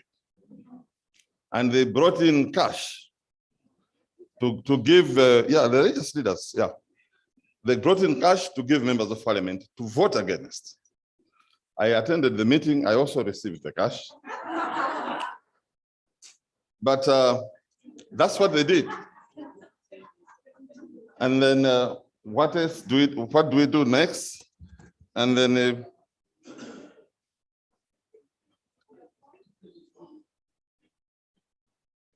we've got surveys that has assisted us in looking at what we are going to do next. For example, they employed a country resource person who is stationed at Parliament This person has been organizing workshops for members of parliament to discuss this further. And they've also provided funding for some projects. One, for example, is a project for youths in 2 districts. And there's also another project for interfaith meetings in 2 districts as well in the country. So that's what SAFED is currently doing. Maybe a bit more than this, but this is what is to my knowledge. I can also say that Parliament has also got its own reaction to this. And our reaction was that the committee felt that there was need for civic education. It was not adequate. We found that most members, the religious leaders were influencing people in the villages to vote against this. Some were preaching in churches against members of parliament voting for this bill. So there's also resistance from traditional leaders. You know, in my country, when we were young, when a person sleeps with a woman who has had an abortion, the man had sudden death. So this is a myth, okay? But we used to hear about it when we were young, that if you sleep with a woman who has had an abortion, you die immediately, more or less. But when I grew up, I tried to find out from the scientific side what that disease is. I've never found it to this date. So it's indeed just a myth. But then it plays a huge role on the traditional side, where people oppose this bill because they feel that that's the cause of death, sudden death in men. Now, we also observed that political parties resisted this. Why? Because the political parties don't want to be known to be the one that is advocating for abortion. Therefore, political parties are distancing themselves from this bill. Members of parliament are also resisting in a way. They understand and they can vote for this bill, but they're scared that should they be known or seen to be supporting this bill, they may not be re-elected. Now, the biggest thing actually is community ignorance. Most people in the villages do not know the effect of abortions or the complications that happen, or even to know that the deaths that are happening amongst the girls in the village are due to complications in abortion. They don't know that. They think that they die because of a disease. And therefore, because of that, there isn't any pressure from the village in terms of wanting this law to be changed. Now,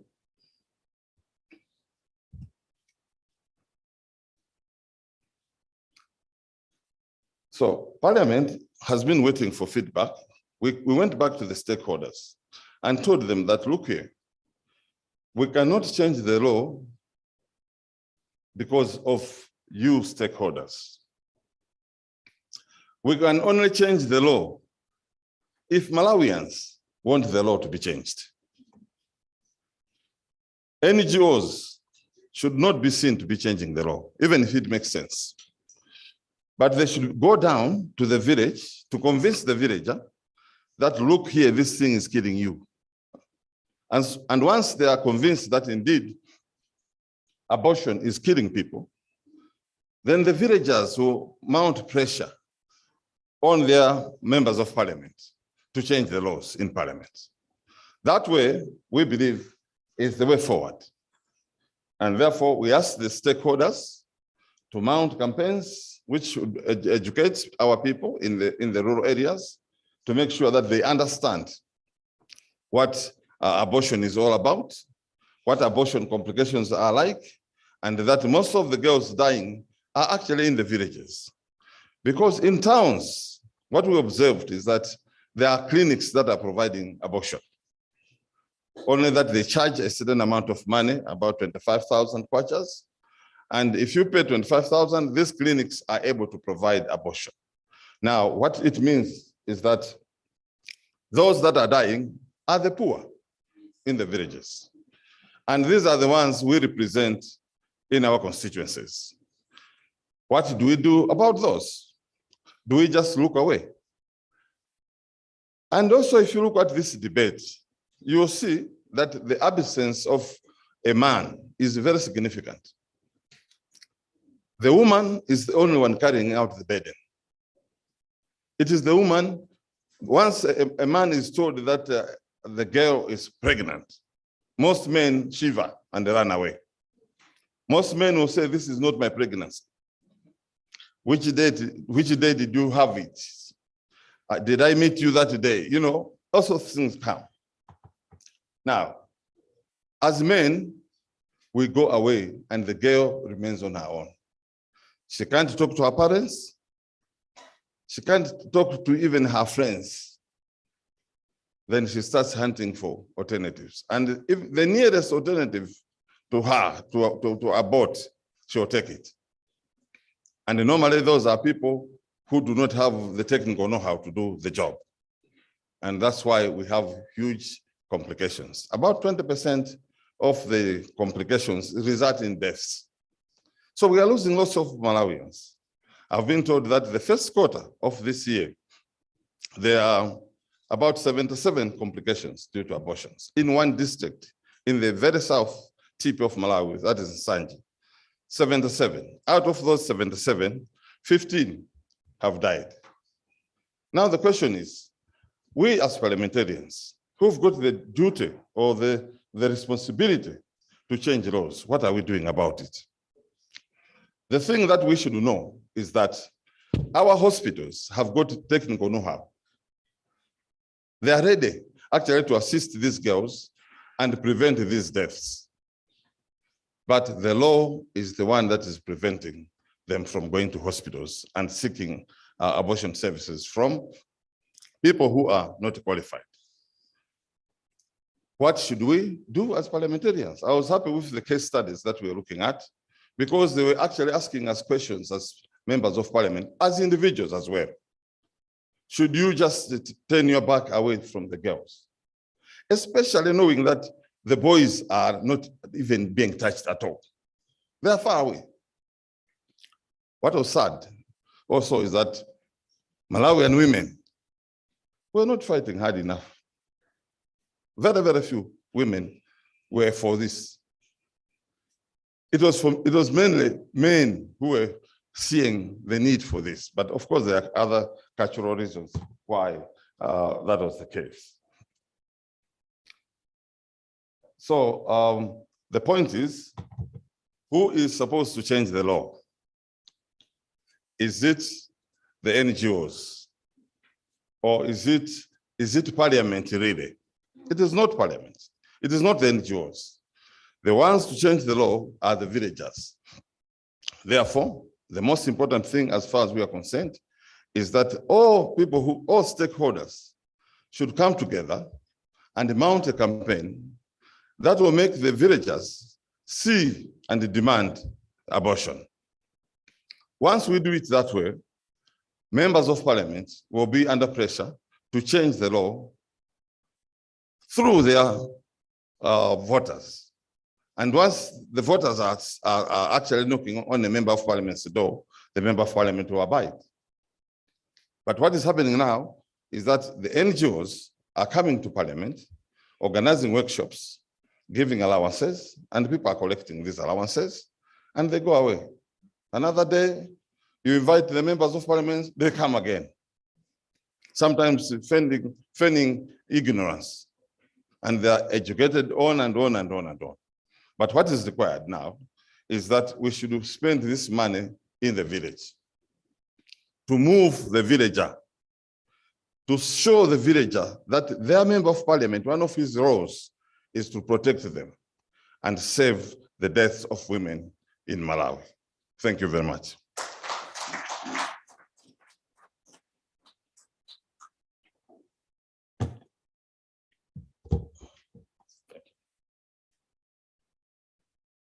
Thank you very much. Another round of applause. I will not dilute that testimony. And I think you've answered it through group work. He ended with, does public opinion lead or follow? I can ask another question. Who are the duty bearers? How many laws have been changed because of villagers? How many have you changed whether or not the villagers want or not? I think that is for you to look at the political landscape and look at the realities. Now, oh, I see hands. I knew this one is going to make us slip here. Okay, I cannot say no to Mama. Honorable said yes. Any questions? Any clarifications, any motivations? Because that was as testimony from somebody who's a champion in this area. I see, okay. Tanzania, Namibia, Lesotho, Dako. Honorable, yes. Thank you very much, Madam SG. I'm very happy and pleased with doctor's presentation. And I would just like to mention one thing, maybe it was left out intentionally or just they forgot it, that we are, as we are discussing this issue of unsafe abortions, we are forgetting one thing. Death is one thing, but then we're also forgetting that for those who do it outside hospitals and properly, the girls, if they survive, they end up, majority, end up missing having children because they get, you know, they disturb the internal part of productive organs. So they get married to very happy husbands and, you know, loving in-laws, but they end up not having children because they did it in a local way. So I just want doctor to take note of that. And we have witnessed in my area a lot of people. I don't say that all who miss children had unsafe abortions, but majority, especially, you know, these things, if they are in secondary school, they temper with dating in Form 2. Form 1, not many. Form 2, they know that I am now in proper secondary school. So when they do it and they don't have safe abortion, they end up missing kids and they're unhappy. Thank you. Thank you very much. I think that was, you've answered the question. The issue is, do we make abortion safe or unsafe, or do we let the status quo prevail? And indeed, the complications that you referred to were mentioned, but I'll give the Honorable Dr. Matthew to just give a sweeping comment after the honorable members have made the interventions. Namibia. Thank you, SG. I'm Paula Cooper from Namibia. Before I move over to my point, I just want to add to what Honorable have said about after getting married. After getting married, probably these ladies have issues with conceiving, or there will be mental issues as well. So I just wanted to make a quote that abortion has never healed the wounds of a ripped out heart and soul, but just smooth it for a moment. Now, in case of Namibia, I just wanted to come to what Honorable have mentioned in his presentation, that in case those ladies that have passed on would have been assisted by the hospital, but the laws in Malawi does not assist them to do that. Now, I wanted to move over to give a scenario of the Namibian case.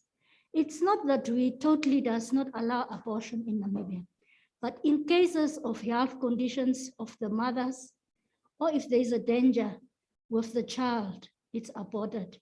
It's on health grounds now. And also in cases of rape, it's also allowed that abortion, legal abortion takes place. But now I wanted to find out from Malawi whether they also do not have such few easy laws in place to assist this young woman. Even married women, apparently, according to the information we got during the public hearing of legalizing abortion from a medical doctor, gynecologist, is that even married women are coming to them to abort children due to certain factors that are taking place that you have mentioned. So in cases of that, how does Malawi treat it and how are the laws in Malawi? Thank you very much, Honorable. Richard, you can also come in there. You did mention earlier on to say you heard members saying abortion is illegal, whereas there are conditions that govern that provision. So you come in with Honorable Dr. Lesotho. Thank you very much, SG, and thank you for the very enlightening presentation on the case study, Malawi. I think the presentation has just presented to us the cracks of the formation that we've been trying to do with our various parliaments. Lesotho's case is slightly different, but more or less like the one that's been presented regarding engagement of the members of parliament and trying to, make them pioneers of issues around abortion. Like they did, we had a task team, and I think the cracks that we are seeing here is that much as the task team is there, and we're trying to address the issues of abortion from the top, where we are trying to work around legislation, but really the root is from the people that are impacted by the unsafe abortion realities, that they need to be informed, educated, and be the ones that actually influence the process for change going upwards. This is a very similar experience to what we had in Lesotho in 2012, because there was an attempt to actually legalize abortion, and it was actually even on special cases, like the ones that we've been talking to, the cases of the cases where there's rape, incest, or the life of the unborn baby is actually at risk. And this was met with such brutal force by the civil society and even some members of parliament, like the case is with Malawi. It was now a battle in parliament, and it was used as a political tool. Thank you. It was used as a political tool, and that bill failed to pass because there was actually a lot of engagement on the ground by the civil society, threatening the members of parliament, threatening the response, threatening the proposed approach, which was sort of top down, where we would have had this bill, and it would have actually transformed the status quo to what we're talking about right now. Now, my question is, seeing that we feel it's important to mobilize the villagers, and it's clear that the villagers need to be mobilized by some of activists like members of parliament. Now, how do we divorce the process of talking or mobilizing the villagers from the influence or the undue influence that might be seen to be coming from MPs on the ground? I'm trying to determine how this one works out, because at the top, it seems like members of parliament are forcing the situation. You move from the bottom, you're still trying to influence the process. And that one actually talks to you now. It could go directly to your constituency or whatever, because you'll be trying to engage on the process from the bottom. Granted, there's a lot of education that we are talking about, but how do we actually divorce that process from the same way that it has transpired from the top, where you might get threatened once again at the top that you are the driver of this unnecessary process whether you do it from the top or from the bottom. I just want to understand how this one works out so that we take it from here as a dynamic way to work around the process. Thank you. I think the sharing will continue the whole night. And I see so many hands because I think it's triggering a lot of thinking and introspection. And that's exactly what we wanted. But one day won't be enough. Honorable members, I see 3 more hands. I need your guidance. I was going to allow the presenters to say something. Should I take the hands? Okay, there are 2 hands from Seychelles and 1 hand from Zambia. And then I allow, now I will not see anybody. Please, Dr. Matthew and Angola. Okay, then I'm going to run away from here to see no hands and allow Dr. Matthew and Richard to come over once you're done for them to answer, and then we move on to the last session. Honorable Esperang, and then I have. Thank you, Madam SG. I won't be long.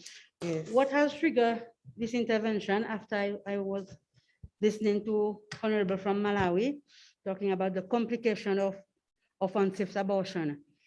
We haven't touched the complication yet of unsafe abortion.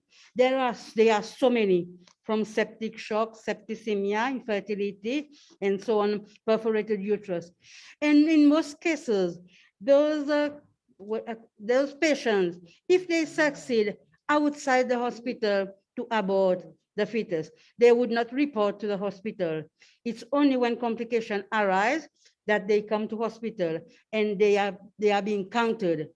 What I wanted to say, the figure may be much more higher than what is recorded, because the cases that succeed outside hospital, that does not report to hospital, are not counted. So I was saying that the percentage may be much more higher than what is being recorded. Thank you. Thank you. The evidence is overwhelming. Some of us see these in our families that never get reported. So I think the point has been made. Zambia, and then I come back to Seychelles, and then Angola. Thank you, Madam SG. To me, it sounds like the topic is quite vague when we talk about abortion. I think it would have been better if we agreed on what abortion is and look at other circumstances that could be factored in. I just want to say this in advance. I have a problem where a young lady decides to fall in love, and most of the times maybe against the parents' wish, she falls pregnant and the young man says, no, I can't be responsible. Unless you abort, then the relationship is over. Then we say she has the right to abort and so on. That's where I have a problem, unless it's clarified to me. Otherwise, I think that we need, if we're going to have this as a law, it's got to be to the point without leaving any lacunas. Because for me, when we just say, we talk about abortion without really hitting the nail on the head, even when we go back to, as a parliamentarian, we try to sell this to our electorates, we need to make them see exactly why this is necessary. Otherwise, it's something that we're going to keep on going around the circles. And obviously, if we keep going around the circles, we won't have something substantive. So I think that the topic is quite vague. It's not streamlined to help us look at what has to be done, because I'm one that really is against abortion, to be honest, but I think I'm not dumb to see a woman who can be saved if the fetus was taken out. I would be dumb not to allow that. All I'm trying to say is the issue to be quoted with human rights and failing to streamline the abortion itself. I think that's where I have a problem. Thank you. Thank you, honorable member. Now Madagascar, no, this issue won't end. Angola, Angola, then the last one will be Madagascar. I think the honorable member has brought in a point of view, and I believe it's becoming broad because of the landscape, the legal landscape in most of the countries, where we don't have the same legislative, provisions that govern this issue. So I think that is why it's broad and it's been discussed from liberal to conservative to flexibility clauses that are found in most of our countries. Yes, Angola and then Madagascar. Oh yeah, okay. Apologies. I think I have skipped Seychelles, Angola, and then Madagascar. Seychelles first. Thank Seychelles, you. yeah. I'll be very short with maybe proposal. Madam Chair, the SDGs, UHC, and the Maputo Plan of Action will end in 8 years from now. So if we don't meet the sexual reproductive plan of action or achieve, then we might be in problems. Just probably thinking loud whether the parliamentarians or other countries have thought of undertaking a strong oversight role on the budget of the Ministry of Health, especially for those that have reported with abortions, because for those that have not reported, you cannot count them in. Those that have reported with complications on unsafe abortion, and probably this will have a baseline on the amount of cash that has spent only on unsafe abortion due to complications. And probably this can be used as evidence to flag out during the budget debate, and at the same time, maybe bring a motion within that same environment to showcase how much money is being spent on this particular issue, rather than spending the money with the community in the education of the children, in you name it, you name it. So this is my contribution. Thank you.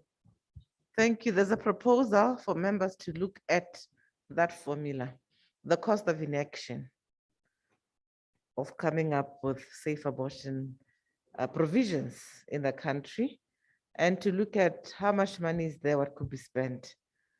Madagascar, Angola, and then Madagascar. Because what the members underline is that all of us have the data. Let's look at it because it is a required reporting component. Muito obrigado, senhora secretária-geral. Permita que levante pouco a máscara para falar melhor e mais rápido. Eu gostava de partilhar essa questão no seguinte. Em Angola, o Parlamento discutiu amplamente com elementos da sociedade civil, com as universidades e com vários outros elementos a questão do aborto, porque o aborto em Angola era considerado crime até há 2 anos. Também discutimos com as igrejas, porque as igrejas cristãs, principalmente a Igreja Católica, disse que não ficava de acordo. Tivemos que ponderar determinadas questões para não haver um conflito entre o governo e as igrejas. Então, houve a revisão do Código Penal e no Código Penal decidiu-se incluir os casos em que a mulher corre risco de vida, tanto a mulher como o bebê. Então, nesses casos, ouvidos os médicos também, concluiu-se que era melhor autorizar que quando surgissem casos destes, por exemplo, casos de estupro, casos de incesto e outros casos de violações, que seria melhor autorizar que se fizesse um aborto desde que os médicos certificassem. No caso em que uma mulher está grávida e com os exames agora que existem e que podem mostrar o estado do bebê na barriga, desde que tivesse algum caso de anormalidade, também será autorizado o aborto. Então, o nosso Código Penal agora, neste momento, autoriza que se façam os abortos nessas condições. Por outro lado, temos agora alguns dados estatísticos sobre os abortos inseguros.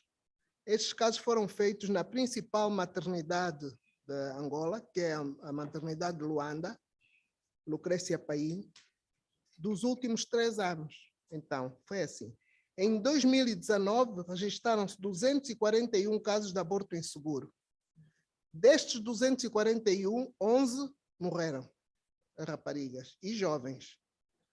Em 2020, registraram 164 casos. Já houve um decréscimo, mas houve um número de mortes maior, 13 mortes. Em 2021, tivemos 134 casos.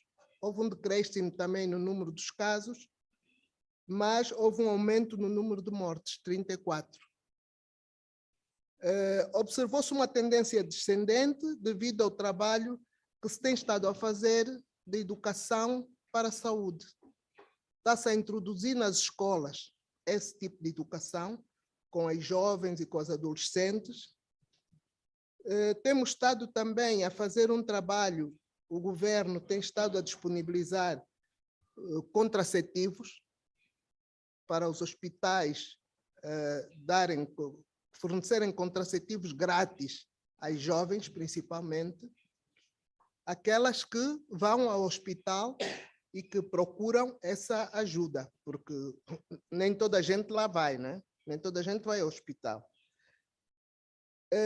Na distribuição de casos por idade, verificou-se uma maior percentagem de casos de aborto inseguro nas faixas etárias entre os 20 a 24 anos. Portanto, estes números rondam 31% dos casos. Mas isto não diz respeito ao país da totalidade. Nós estamos agora a fazer um trabalho com o Ministério da Saúde, com as maternidades das províncias todas, para fazer um levantamento exato e termos os números globais por país. Neste momento, os números que temos só dizem respeito à maternidade de Luanda. Portanto, eu penso que um trabalho de educação, a nível de escolas, a nível de universidades, a nível da sociedade civil, a nível das comunidades, acho que deve resultar em certa medida. Não na totalidade, mas em certa medida deve resultar. Uma outra questão é dos governos também criarem melhores condições de saúde para as populações. Porque às vezes os centros hospitalares onde há condições são só na capital. Então é preciso, agora nós estamos também a fazer isso, a melhorar e a pôr centros de saúde e hospitais melhor apetrechados, formação dos técnicos de saúde, para que, de facto, haja melhor saúde a nível da população toda. Não é possível fazer a curto prazo, o país é muito extenso, mas creio que é uma linha que se pode usar para atenuar estes casos de aborto inseguro e resolver, talvez não na totalidade, mas ajudar com os casos da saúde sexualmente reprodutiva. Tanto a esse nível, como mesmo a nível do HIV, também estamos a falar nisso. E até trouxe alguns gráficos que depois vou fazer chegar para entregar, para ficarem aqui, que é para terem estes dados aqui no fórum parlamentar, podem precisar em qualquer altura. Muito obrigado. Thank you very much, Honourable Member, for that offer. The members are quite happy with that contribution. Madagascar, and then that's it, Honourable Members. Otherwise, we're going to sleep here and we have to go. We only have one more presentation, then closing remarks.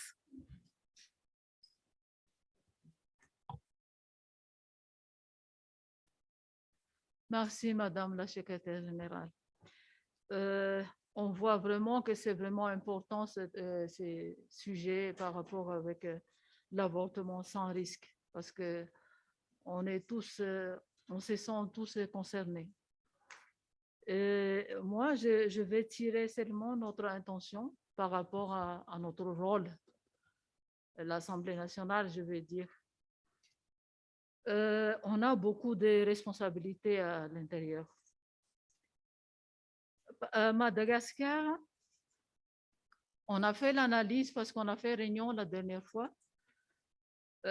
C'est les grossesses des mineurs, des enfants moins de 18 ans, sans le mari ou les responsables à côté, c'est à cause de viols ou de la pauvreté. Ils gagnent l'argent, ils font des rapports sexuels et après, c'est la grossesse. Mais ça augmente et ça empire encore la pauvreté dans leur famille. Donc, comment on va faire? Et c'est qui va le faire? C'est qui va... Nous, notre rôle ici, c'est pour voter les lois ou bien proposer les lois pour les biens de notre pays. Je vais dire, pour les cas de Madagascar, les VBG, c'est-à-dire les violences basées sur le genre, on a déjà, heureusement, on a déjà voté la loi 2019-008 en 2019. Et il y avait aussi la planification familiale 2017-043, mais on a voté qu'en 2018. Mais c'est déjà bon. Donc, moi, je pense que c'est la troisième package de cette loi-là, c'est l'ITG. Pour nous, on commence par les ITG. Je veux dire, si la grossesse commence à grossesse, menace avec l'enfant ou la maman. Donc, je vais dire, par rapport à notre l'avortement sans risque, il y a déjà les statistiques à Madagascar, 900 enfants chaque année qui font leur avortement à risque. Et c'est vraiment dangereux. Il y en a qui, comme on s'est dit tout à l'heure, et même les présentations des champions tout à l'heure, c'était vraiment, on a tiré beaucoup de leçons à l'intérieur. Donc, moi, je pense seulement que c'est à notre rôle, nous, le Parlement, de faire la sensibilisation, éducation et quelque chose d'autre pour que on va voter ça au sein de notre Parlement. Ça dépend de notre motivation, je vais dire. Mais je voulais seulement tirer notre attention que on va vraiment faire quelque chose, la loi qui est vraiment bien pour notre pays. Moi, par exemple, en 2013, j'étais élue députée indépendante. Mais quand c'était fini ma mission, les 5 ans, je me suis dit, j'ai pas encore, il y a encore des missions que je n'ai pas encore accomplir. C'est-à-dire, nous ici, c'est seulement des passages. Et quand on quitte ici, on pense que si j'étais là, si j'étais encore là, je devais faire ça, je devais faire ça, je devais faire ça. Et maintenant, je vais dire à tout le monde, nous présents ici, qu'on a encore le temps de faire quelque chose, donc on doit le faire. C'est tout. C'est à nous de motiver les autres qui ne sont pas encore motivés. Merci. Honourable members, give yourselves a round of applause. I think this has really made us reflect at many levels. As I invite Dr. Matthew and Richard to come forward, at the core of these discussions were, what is your role as a member of parliament? What is the citizen's role? If a citizen said to you, don't do this, is it true that you will not do it? Or there are factors that are taken into consideration for that consideration to actually be taken on board. On the other hand, evidence. Does evidence lead, or is it something else that leads in the way that we take decisions? We know that it's a mixed bag in that instance. And we recognize that we are working in a space that is highly contested, that is not just limited to one formula of taking decisions.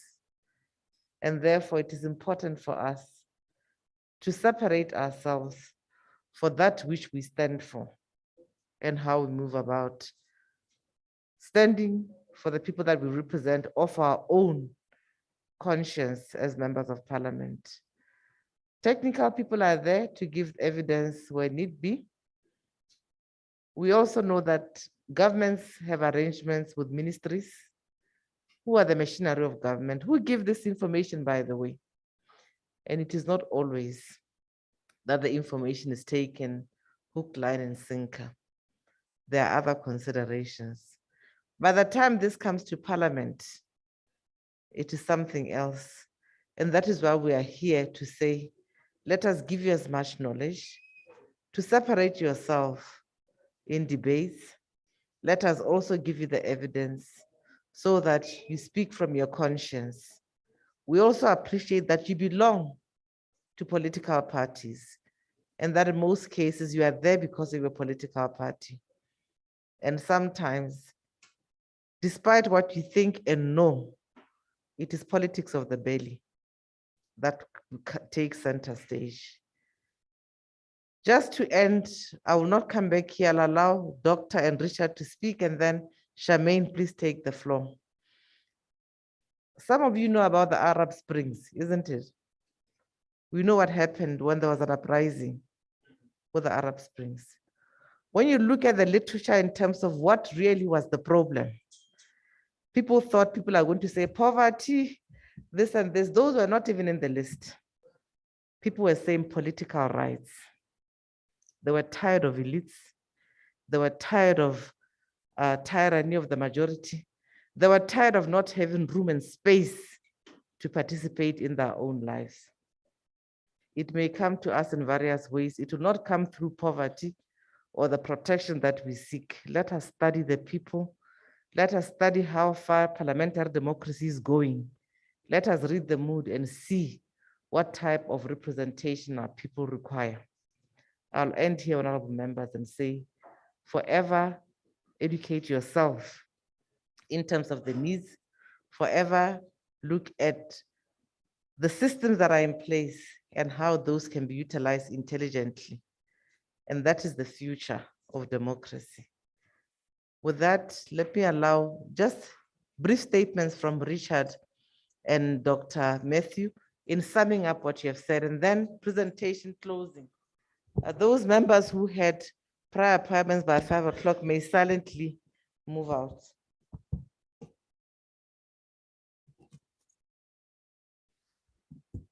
Thank you, Honorable SG, and thank you, honorable members. I think first and foremost, as I said right at the beginning of my statement, these are very emotive issues.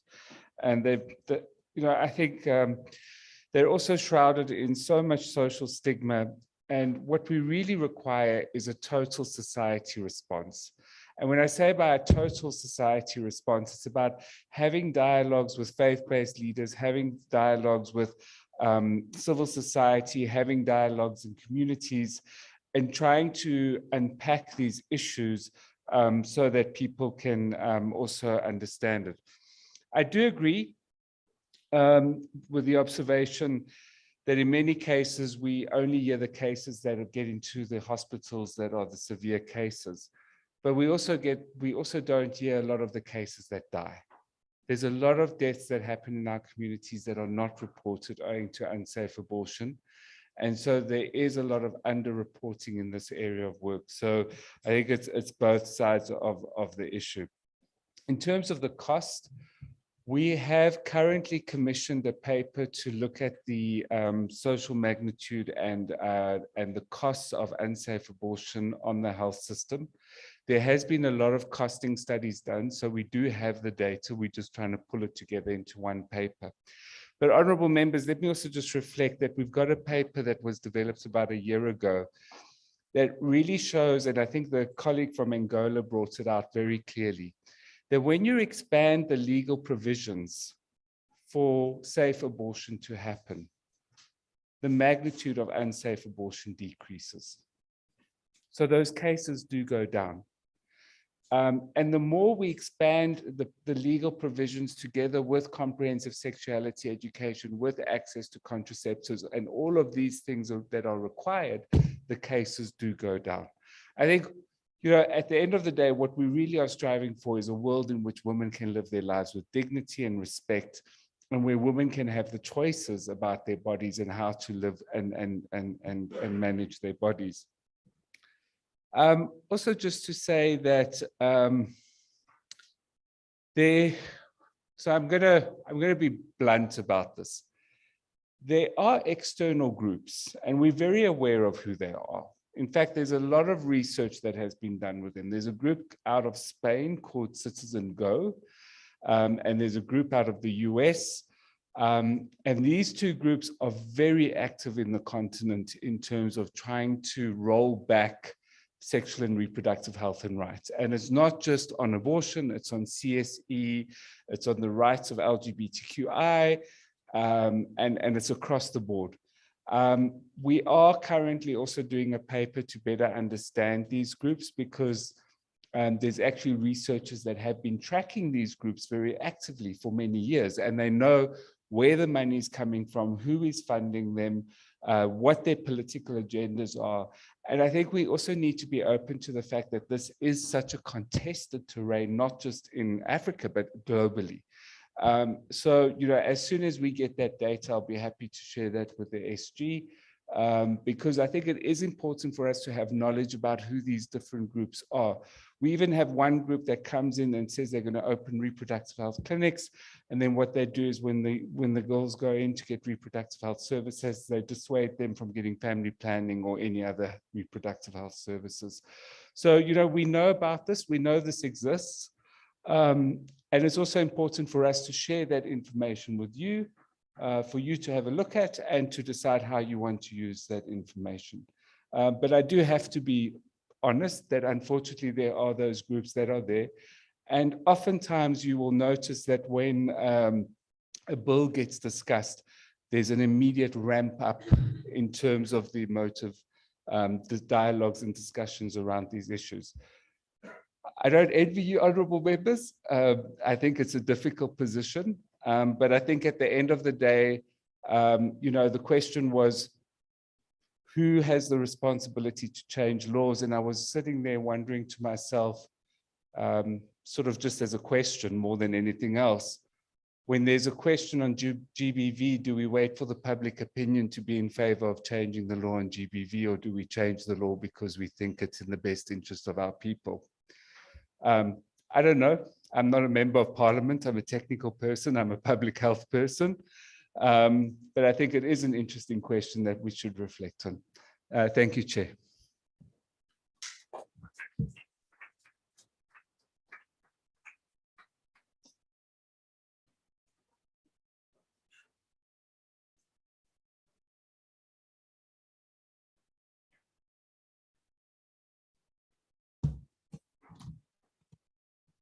Good afternoon, once again, honorable members, Madam SG, all protocols observed. I think the last two presenters, Dr. Matthews Ngwale and Richard, have made my job very, very easy. So this is going to be a very short presentation. So bear in mind that the roadmap that we currently have is still in draft format. And then some of the discussions that we've had throughout the day today, including the recommendations and the answers that came out of the case studies, are also going to influence the finalization of the roadmap. So what we have currently is based on the recommendations that were shared by honorable members of parliament from a dialogue that was held last year in April 2021, as well as subsequent discussions and engagements with members of parliament at national level, as well as other key stakeholder groups. Ronald, if you could kindly project the presentation. I'd shared the presentation earlier on email. So if you could kindly project the presentation. But whilst that is being done, I think I will respond to the honorable member from Tanzania. I'm not sure if it was Tanzania or Namibia. I think it was Namibia, on the circumstances under which abortion is permissible in Malawi. I'm not sure where the question came from. So currently in Malawi, it's permissible under only one condition, and that is to save the life of the woman. So even in cases of rape or incest, that is not considered. So hence the advocacy and the drive towards expansion of the current bill. So what I had also put in my presentation was just a snapshot of the status of safe abortion laws and policies. I will not touch on that since that has been presented already. But what I'll go ahead and talk about is where we are currently. I'm not sure if the presentation is going to be projected.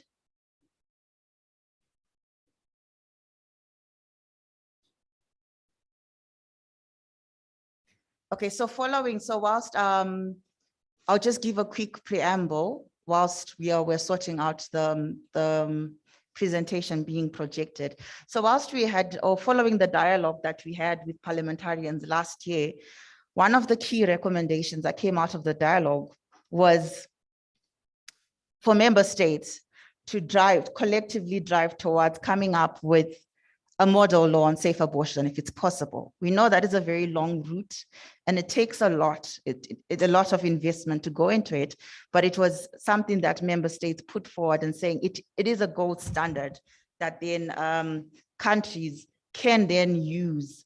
As Madam SG and the other speakers that came before me alluded to, we have a very different legal landscape in the region where we have countries that are considered liberal, like South Africa and very recently Mozambique, and those that are considered to be moderately restrictive, where you have Zambia, where cases of socioeconomic status are even considered now, and you have other countries that have slowly moved there, and moderately restrictive, where the majority of the countries fall, where the three circumstances, cases of rape, incest, as well as where there's a threat to the woman's life or when there's fetal anomaly is concerned. And then you move down to countries that are highly restrictive, where we have Madagascar, for example, where there's the outright ban as of 2017. And then you also have Malawi, where the consideration is only saving a woman's life. So we have a very varying legal landscape. And now when we talk about minimum standards, there aren't really minimum standards within the region. That's why it is varying. So what the regional roadmap is trying to do is, if we could come up as a region collectively, come up with a harmonized response, or come up at least with a minimum package, which is the shorter route, and the longer route, of course, being the model law, a gold standard to which member states can aspire to. But whilst we are aspiring to the ideal, we have something at least that guides us, that is in line with some of the commitments that have been made, framed within the Maputo Protocol, framed within the SADC SRHR strategy, framed within commitments that have been made under universal health coverage, as well as sustainable development goals. And having a full appreciation and understanding that unless we have a holistic approach to ensuring that women and adolescent girls across the region are able to fully enjoy comprehensive sexuality, so comprehensive sexual and reproductive health and rights, including access to safe abortion services, that we are always going to have a gap. When we talk of issues to do with maternal mortality and morbidity, for example, when we talk of issues of gender equality, when we talk about achieving SDG 3, which is focused on health and well-being. So as much as some of the topics are not comfortable, we're also looking at how then do we prioritize some of the key issues. And Madam SG, one of the questions you'd asked earlier was what interventions can be done before the legal changes? I think one of the issues that were framed within the draft regional roadmap is having a shared understanding and appreciation of the challenge that we have at hand. And that can only be done through rigorous capacity strengthening and capacity building of various stakeholders, including citizens. So that and moving the debate from morality. So issues of safe abortion shouldn't be based on morality, but rooting the debate in issues of public health, in issues of human rights, in issues of health development, and how we then attain some of the commitments or the targets that we have framed under different frameworks and strategic documents. And I think one thing that I'll share, I think the presentation is coming up now. I think one of the things that I'll also share, thank you very much, sir. So we are going to move and skip all of this here. So if we could kindly go to sorry, let me just go back. If we could kindly go to slide number 7. I think we'll start from slide number 7. Oh, okay, that's all right. So I'll go straight to, okay, so this is taking it back. Sorry, where should I aim this? Is it here? Right, okay, that's all right. Okay, so this is where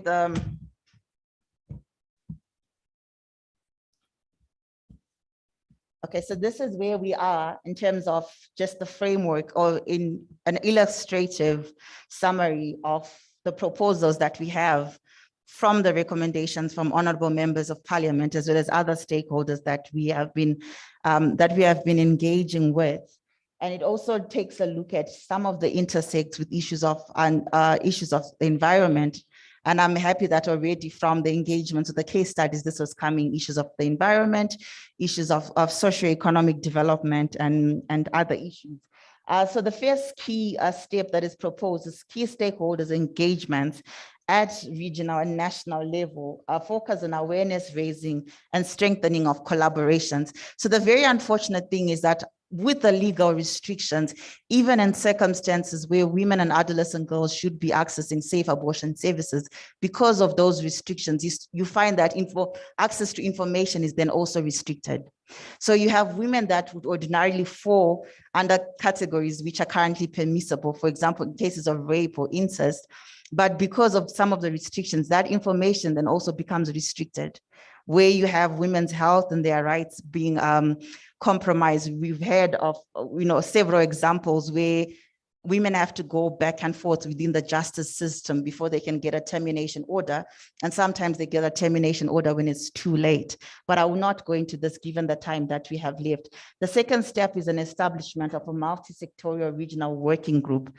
And the third one being regional and national policy literacy drives for political, religious, traditional health, and justice leaders, focusing on working models and best practices rooted in evidence. So responding to the lived realities of women and adolescent girls across the region, as well as having public hearings and mass engagements of communities and interest groups, unpacking current laws and policies and where we are proposing to move the region. I think this has been discussed extensively in the need to have the citizens buy in. And then lastly, member states' engagement, endorsement of the regional documents. So this being either a minimum package of services or a model law as recommended by honorable members of parliament in the last engagement. So I'm going to unpack each of the steps, but I'll share, in the interest of time, Madam SG, I'll share the presentation with honorable members of parliament so that you can also appreciate what we had included. But it's mainly really, I'm very happy that most of the proposals that we have, or the steps that we have within the regional roadmap, were also the discussions and the recommendations that were coming from the floor, from the respective honorable members of parliament during the deliberations on the case studies. For example, looking at the issues of limited policy literacy amongst the different groups and the impact, for example, of some of the restrictions that we have, the impact of some of the cultural practices and cultural beliefs, and also understanding that some of our responses or the attitudes are also coming from cultural and religious beliefs, hence the need for a holistic or comprehensive approach as we move forward. And then also strengthening partnerships. I think we cannot overemphasize on this. Partnerships, with parliamentarians, with civil society, with members of the media, because they also have a critical role to play in terms of changing the public narrative from issues of morality and actually bringing out the critical issues.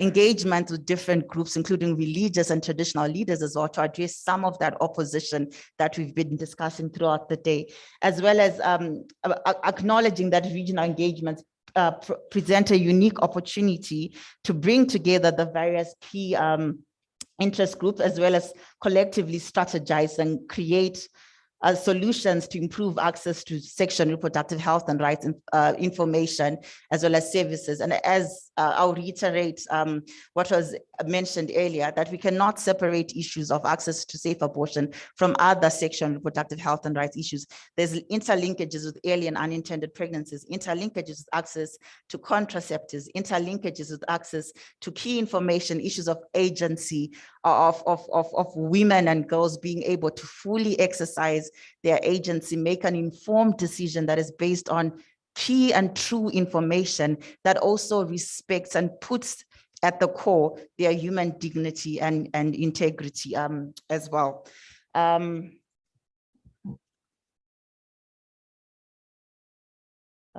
Sorry. So it seems. Okay, so this is just elaborating the illustrative summary that I had given. I think I will not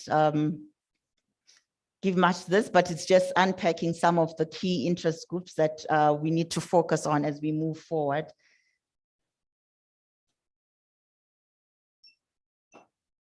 So as you know, and also just looking at working models, I think it helped us today having Malawi, for example, is to share what is currently happening in Malawi, but it was also good that we had examples from Angola, for example, where the law recently changed and the impact of, or the positive impact of changing that law and how it has gone far in terms of saving lives. We also have examples from Rwanda or Ethiopia, for example, where in cases of rape, they've dropped the burden of proof, because in most countries, you still had issues of women and girls sometimes failing to access a police report or termination order because there's a lot of back and forth between the medical facility as well as the police in trying to get that evidence. So then it saves on time to drop the burden of proof that when one presents a pregnancy and they state that it's as a result of rape, the service is immediate.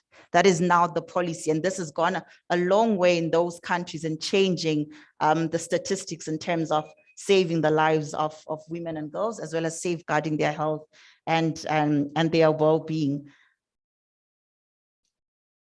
I think I will, this is the last slide, no, second from last slide, just looking at coming up with a draft regional document where that's a minimum package of services, or in the long term, looking at an ideal model law, but looking at how we can then strengthen and consolidate the commitments that have been made in various frameworks and strategies at global, at regional, as well as priorities that have been put forward by member states at national level in line with national priorities around development, as well as safeguarding the health and the well-being of women and girls amongst other citizens. And then just lastly, ensuring that there's a rigorous engagement with member states to ensure that there's a buy-in, that the document that is then produced does not become a white elephant, but that we move away from rhetorical commitments and move forward to ensure that we catalyze and translate commitments that are made into actual action that benefits and saves the lives of women and girls across the entire region, ensuring that, you know, we are making those investments that we need to make, that when we make commitments, for example, under the SDGs, under universal health coverage, it's not just rhetorical talk, but there is an actual commitment and investment that is seen, whether it's at national level, gender sensitive budgeting, for example, whether it's ensuring that there's access to commodities to actually prevent early and unintended pregnancies, which subsequently become the statistics that we have on unsafe abortion. And just lastly, making sure that we are moving at a fast pace. We have the shared agency, as Richard mentioned earlier. I think I'll mention this in closing, that when the analogy that he made of a plane crash, whenever we have a plane crash globally, there's a public outcry and there's a drive towards addressing the issue to ensure that it doesn't happen again. But what we have in the region currently is we have multiple Airbuses that are crashing every year in their tens, multiplied by their 20s, multiplied by their hundreds, and each one is full of women. If you can imagine that, if you can have the same agency and public outcry over the lives of women and girls that are needlessly lost, all these lives and the statistics that we are preventing, all of these can be saved. And also addressing issues of injury, of disability, of illness that comes from consequences of unsafe abortion. With that, I submit. Thank you.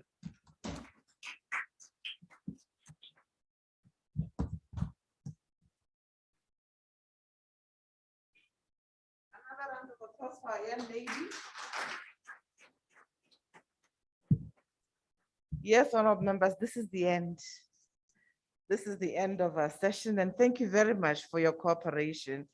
I need not highlight what has been said, but just for the purpose of our record takers, I think we've highlighted the human rights obligations that states must develop comprehensive policies and programs to reduce maternal mortality rates.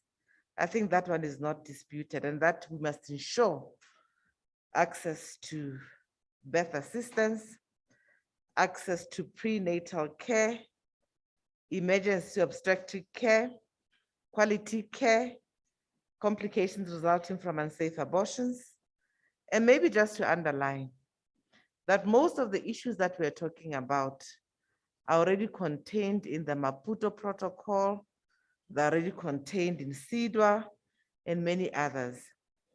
And when we pick reports, like it was said earlier, you find that year on after year on, human rights bodies have urged states to remove barriers to reproductive health care, such as high costs, and to ensure that essential medicines for pregnancy, related complications are registered and available. This is some of the things that have been encouraged. And it has been made clear by the United Nations Committee on the Elimination of Discrimination Against Women, CEDAW. They've made it clear that states must take measures to ensure that life and health of women are prioritized over protection of the fetus. This is where I will end with just a summary of what has been discussed today and what has been indicated. Now that we also have a committee on the Regional Model Law Oversight Committee, that committee, which is made out of chairpersons of our standing committees, may wish to look at what the treaty monitoring bodies have indicated on what targeted measures they should take in this regard, particularly around maternal mortality and vulnerable groups that we are told have been disproportionately affected and have not been getting attention.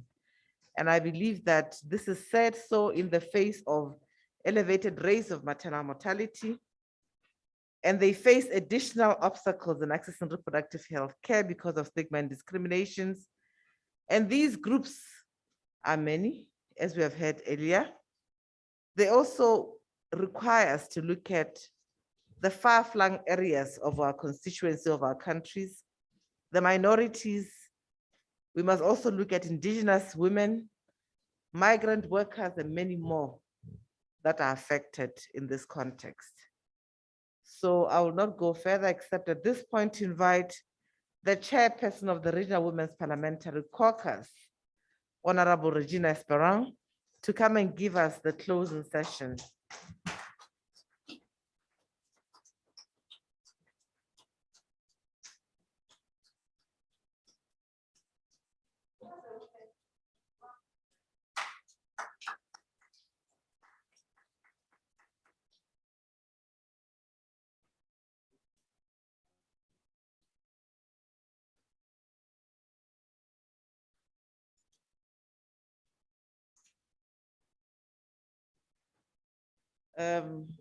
Do we have any housekeeping issues before these remarks so that members can leave immediately?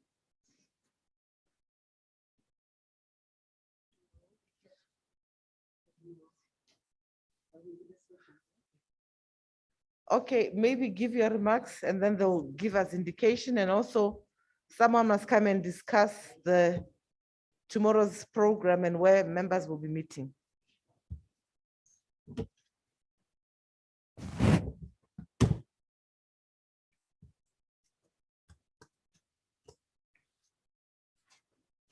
Honorable Member of Parliament, Secretary General for SADC-PF, SADC Parliamentary Forum, Ms. Buemo Sekoma, esteemed resource person, distinguished participant, SADC-PF Secretariat, staff from National Parliament, ladies and gentlemen, good evening. I say good evening because it's already past 5. Is the translation on?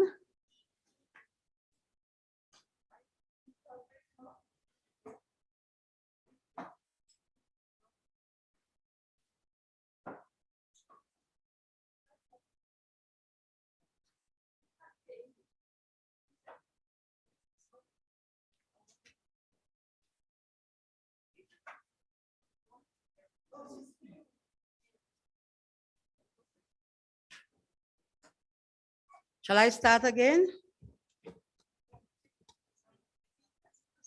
Okay, I proceed. It is an honor for me to be given this opportunity to say few remarks as we come to the end of our meeting today. From the onset, let me take the opportunity to extend my sincere gratitude to all honorable members who attended this meeting.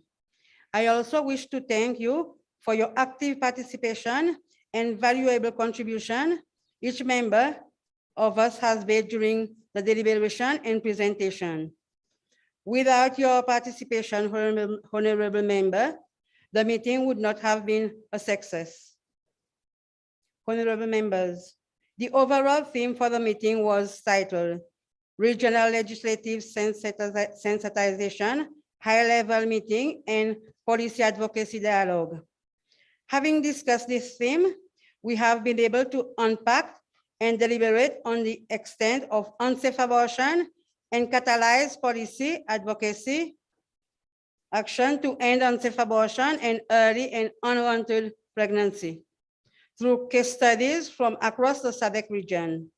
We have also been able to learn more on the existing strategy instrument and policy pertaining to safe abortion and early and unintended pregnancy in the region. We have made some resolution from the meeting. Now what remains is for us to follow up in our respective country and see how best the instrument and policies in relation to safe abortion and early and unintended pregnancy could be implemented. Honorable members, let me also express my sincere gratitude to our distinguished partners, SAFED, and the resource person for sparing their time from their busy schedule to come and make presentation to us. Special thanks goes to Honorable Macford Sibanze of Eswatini, who took us through a survey that was done in some SADC country. Honorable Dr. Matthew from Malawi, who explained how members of Parliament had live testimony to better understand the situation in Malawi and what happened when a bill was brought to the Assembly to expand ground for safe abortion. And Honorable Marie-Jeanne from Madagascar talked about recommendation that came out of a dialogue last year and the need to have working model and the public outcry to save life of women. Thank you, our esteemed guests, for sharing with us experience from your respective countries on the issue under discussion. The presentations were quite informative and consequently, we have learned quite a lot. Further to that, the discussion on the case studies have offered us an opportunity to learn more on the extent of unsafe abortion and early and unintended pregnancy in the region. And now we have a clear picture on what is happening in the region. Honorable members, ladies and gentlemen, as I conclude my remarks, allow me to thank all those who have worked tirelessly to make this meeting a success. particularly our Secretary General and her staff. Once again, let me thank our cooperating partner, particularly SafeEd, for their continued support to us in various ways. Without your support, our work would have been much difficult. Honorable members, with these few words, it is my singular honor to declare the meeting closed. I thank you very much for your attention. My heartfelt thanks to each and every one of you as you retire after this long day. Obrigado, merci beaucoup.